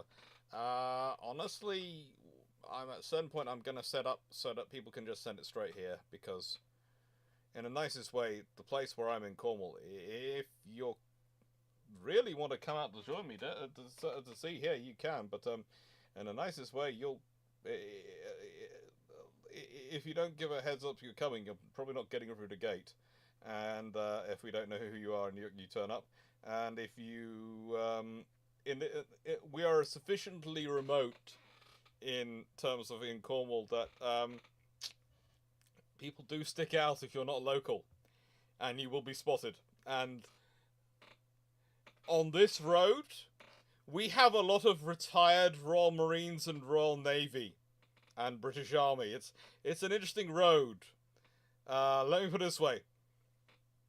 There is a 60-year-old gentleman down there, a couple of doors down from me, who, former Royal Marines, looks like he eats dumbbells for breakfast, let alone presses them. And, yeah, if you want to accidentally end up in his house by mistake, you're good for you. If you come out alive, I'd be surprised. So basically, yeah, I think I'm going to go down the same policy as Drac at some point and just go, here's my address. But there again, I might also set up a PO box. I'm working it out.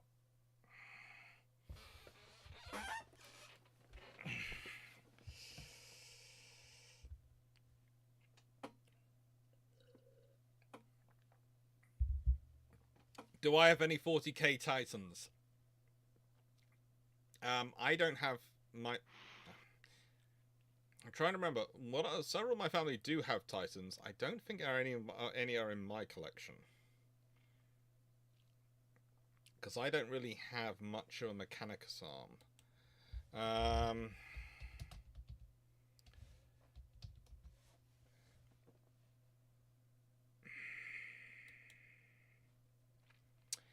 But... I think that's more my sister's forces, really, Titans. Does she have one? Of course your sister has Titans. Titans are knights, though, because those are two different things. Oh no, she has Titans. She's got more of a mechanicum force structure than I have. Mine's pretty much pure Space Marines. There aren't many Guardians, etc. I'm pretty much heavy on the you're taking me. You're taking on the Iron Wolves, and you're gonna get crushed. Space Wolves, who are into heavy armor, not a good combination for anyone to fight. My mum's Blood Angels, and she's Dante forever. Sanguinius is lovely, but Dante forever. My sister's, though, got a slightly more mixed force, and I think she might have a Titan. Because I seem to remember her 3D printing it. And having problems because she was... Let me put it this way, I'm not ever quite sure how she got to use the really big 3D printer. But I'll leave that to one side.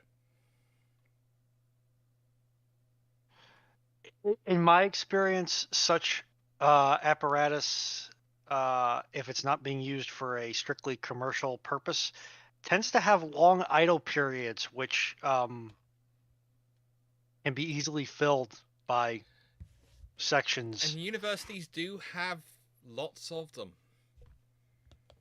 Yeah, Because at certain times Yeah. they need a lot of production capabilities.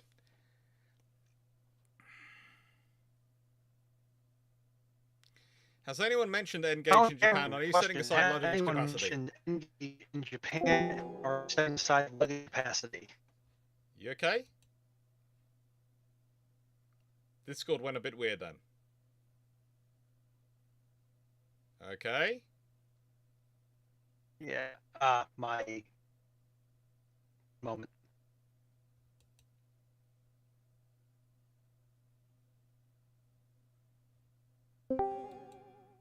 How's that? Yeah, we'll see if that fixes Yeah. it. Yeah, it does. It has. Colin Cameron, has anyone mentioned Engage in Japan? Yes. And are you setting aside luggage capacity?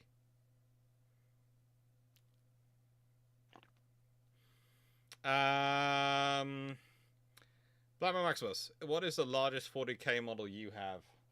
Oh, that's got to be one of my... I think it's got to be one of my tanks. Probably one of the tanks.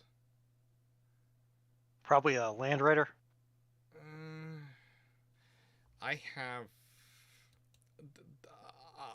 I may have used a similar advantage as my sister for some of my tanks. We'll leave that to one side. I have very good tanks. Let's just... oh. I am still bitter that Games Workshop moved the what are they, the Kratos pattern tanks to Yeah. Legends. Mm-hmm. Very sad. Much disappointment. I like the Sakaris. There they are, the Sakaran battle tanks. It's like, really? Yeah. Really? So, yes, I'm on Santa 67. If I removed the turrets to the Queen Lazarus and Revenges and built new hulls and put the turrets in them, would it be better than the old Dreadnoughts? Yes. Because they'd be vanguards. Because that's what you did.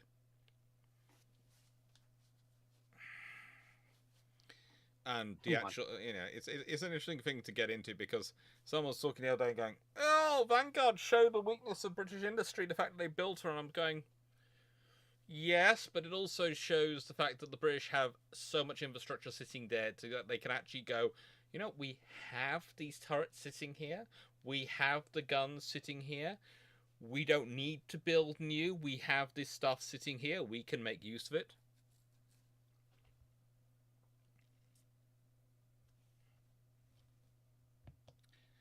Will we play New Space Marine 2?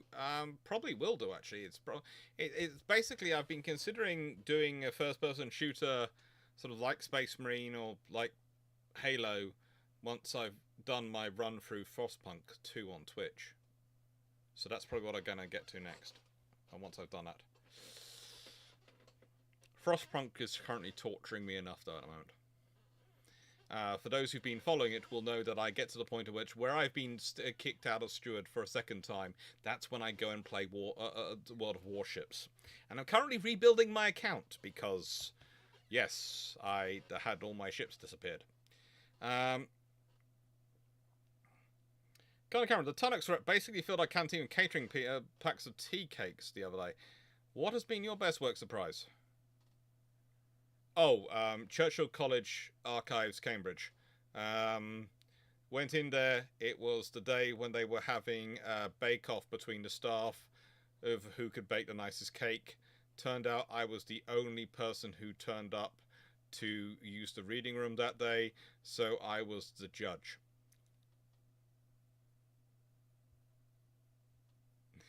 Eight different types of cake. I was treated like royalty all day. It was wonderful.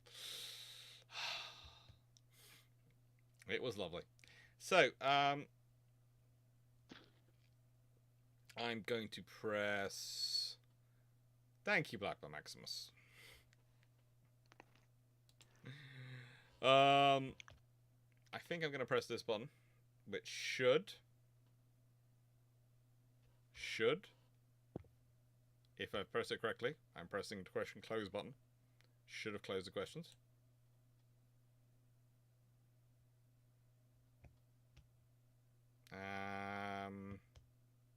No, it hasn't. So question close isn't working on my end.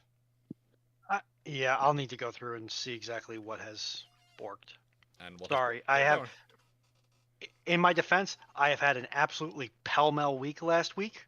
Runon, you are doing this all out of the goodness of your heart. If anyone complains, they have to complain to me, and I will tell them in the nicest way the amount of effort you're putting into this. It's frankly amazing.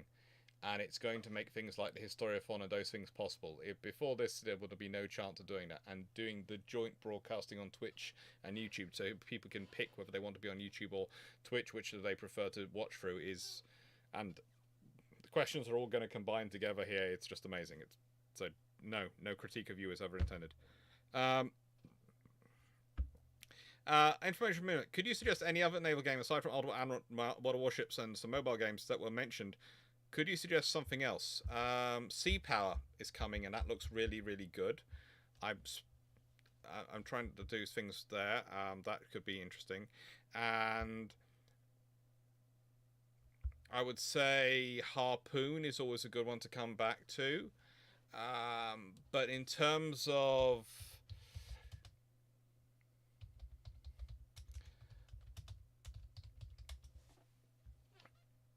decent ones. Lots of people try to go over all the waves and Command Modern Operations. Command Modern Operations is pretty darn good. I do spend a lot of time with that at the moment because I'm trying to see if I can adapt that into a version almost kind of like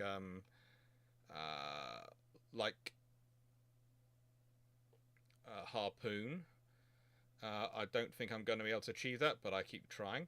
There's also Empire Total War has a pretty good naval fighting sections in it, and there's the aircraft carrier game which me and Garius the Brit like to play together occasionally and like to play against each other occasionally, which is always pretty darn cool.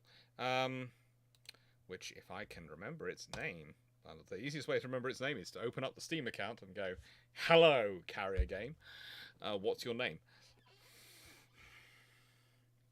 By going into the Steam library. I personally like cold. I've gotten a lot of playtime out of Cold Waters. It's but called otherwise, I tend to fall more into Sims. Aircraft Carrier Survival. Sims. That's pretty fun. Right. Thank you very much, everyone. So, send some brew to Runon. Oh, Runon is getting Christmas presents. There is brew going to be on the way and various other things, probably. I am concerned. You should be. My mum has suggestions for these things. I am more concerned. Thank you, everyone, for watching. Thank you, Fu, for joining us. Thank you, Runon, for not just only joining us, but also chatting away and helping with things. And thank you everyone for adminning who's been adminning. I hope you've all enjoyed this night. I do always love doing these things. There's a reason I give up my Sunday night every week to do this. It's because I think it's a fun way to answer questions from the community, but also I think it's a fun way to interact with you all, and I love chatting away. I always think Bruships are sort of the closest I get to a sort of...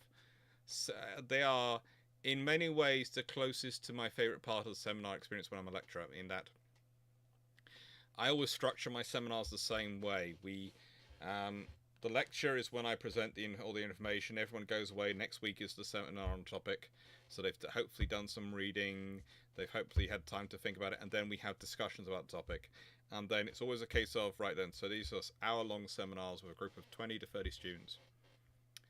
You get to about 45 minutes in, go, right then, free questions period, anything you want to ask, anything you want to talk, any topics, let's go. And that's what I like about Bruships, because anything can come up.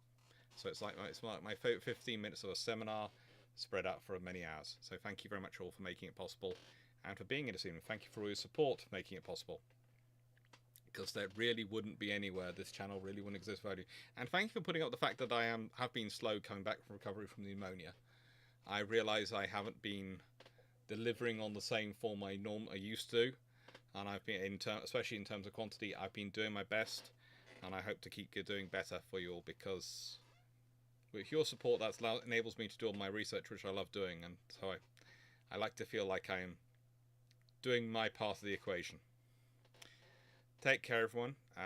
Thank you, Charles Moore, Calvin Gasberg, Raptor Bud Guy 8829, DG40, Information Mimic, Timmy Locker, Ince Morrison, Colin Cameron, Blackburn Maximus, John Shea, Steve Clarke, US Montana, Timmy Locker, Runon, of course, everyone who's been in the chat chatting away, everyone who's been here, Dragon, Foxo, David Pierce, Frank Brownwell, Raptor Rat, Colin Cameron, oh good lord, there's so many people here, Melanie, Dan Freeman, Mega Scrow, Jacob, RG, Frank Barnwell, Stafford, of course, for all the amazing things you do.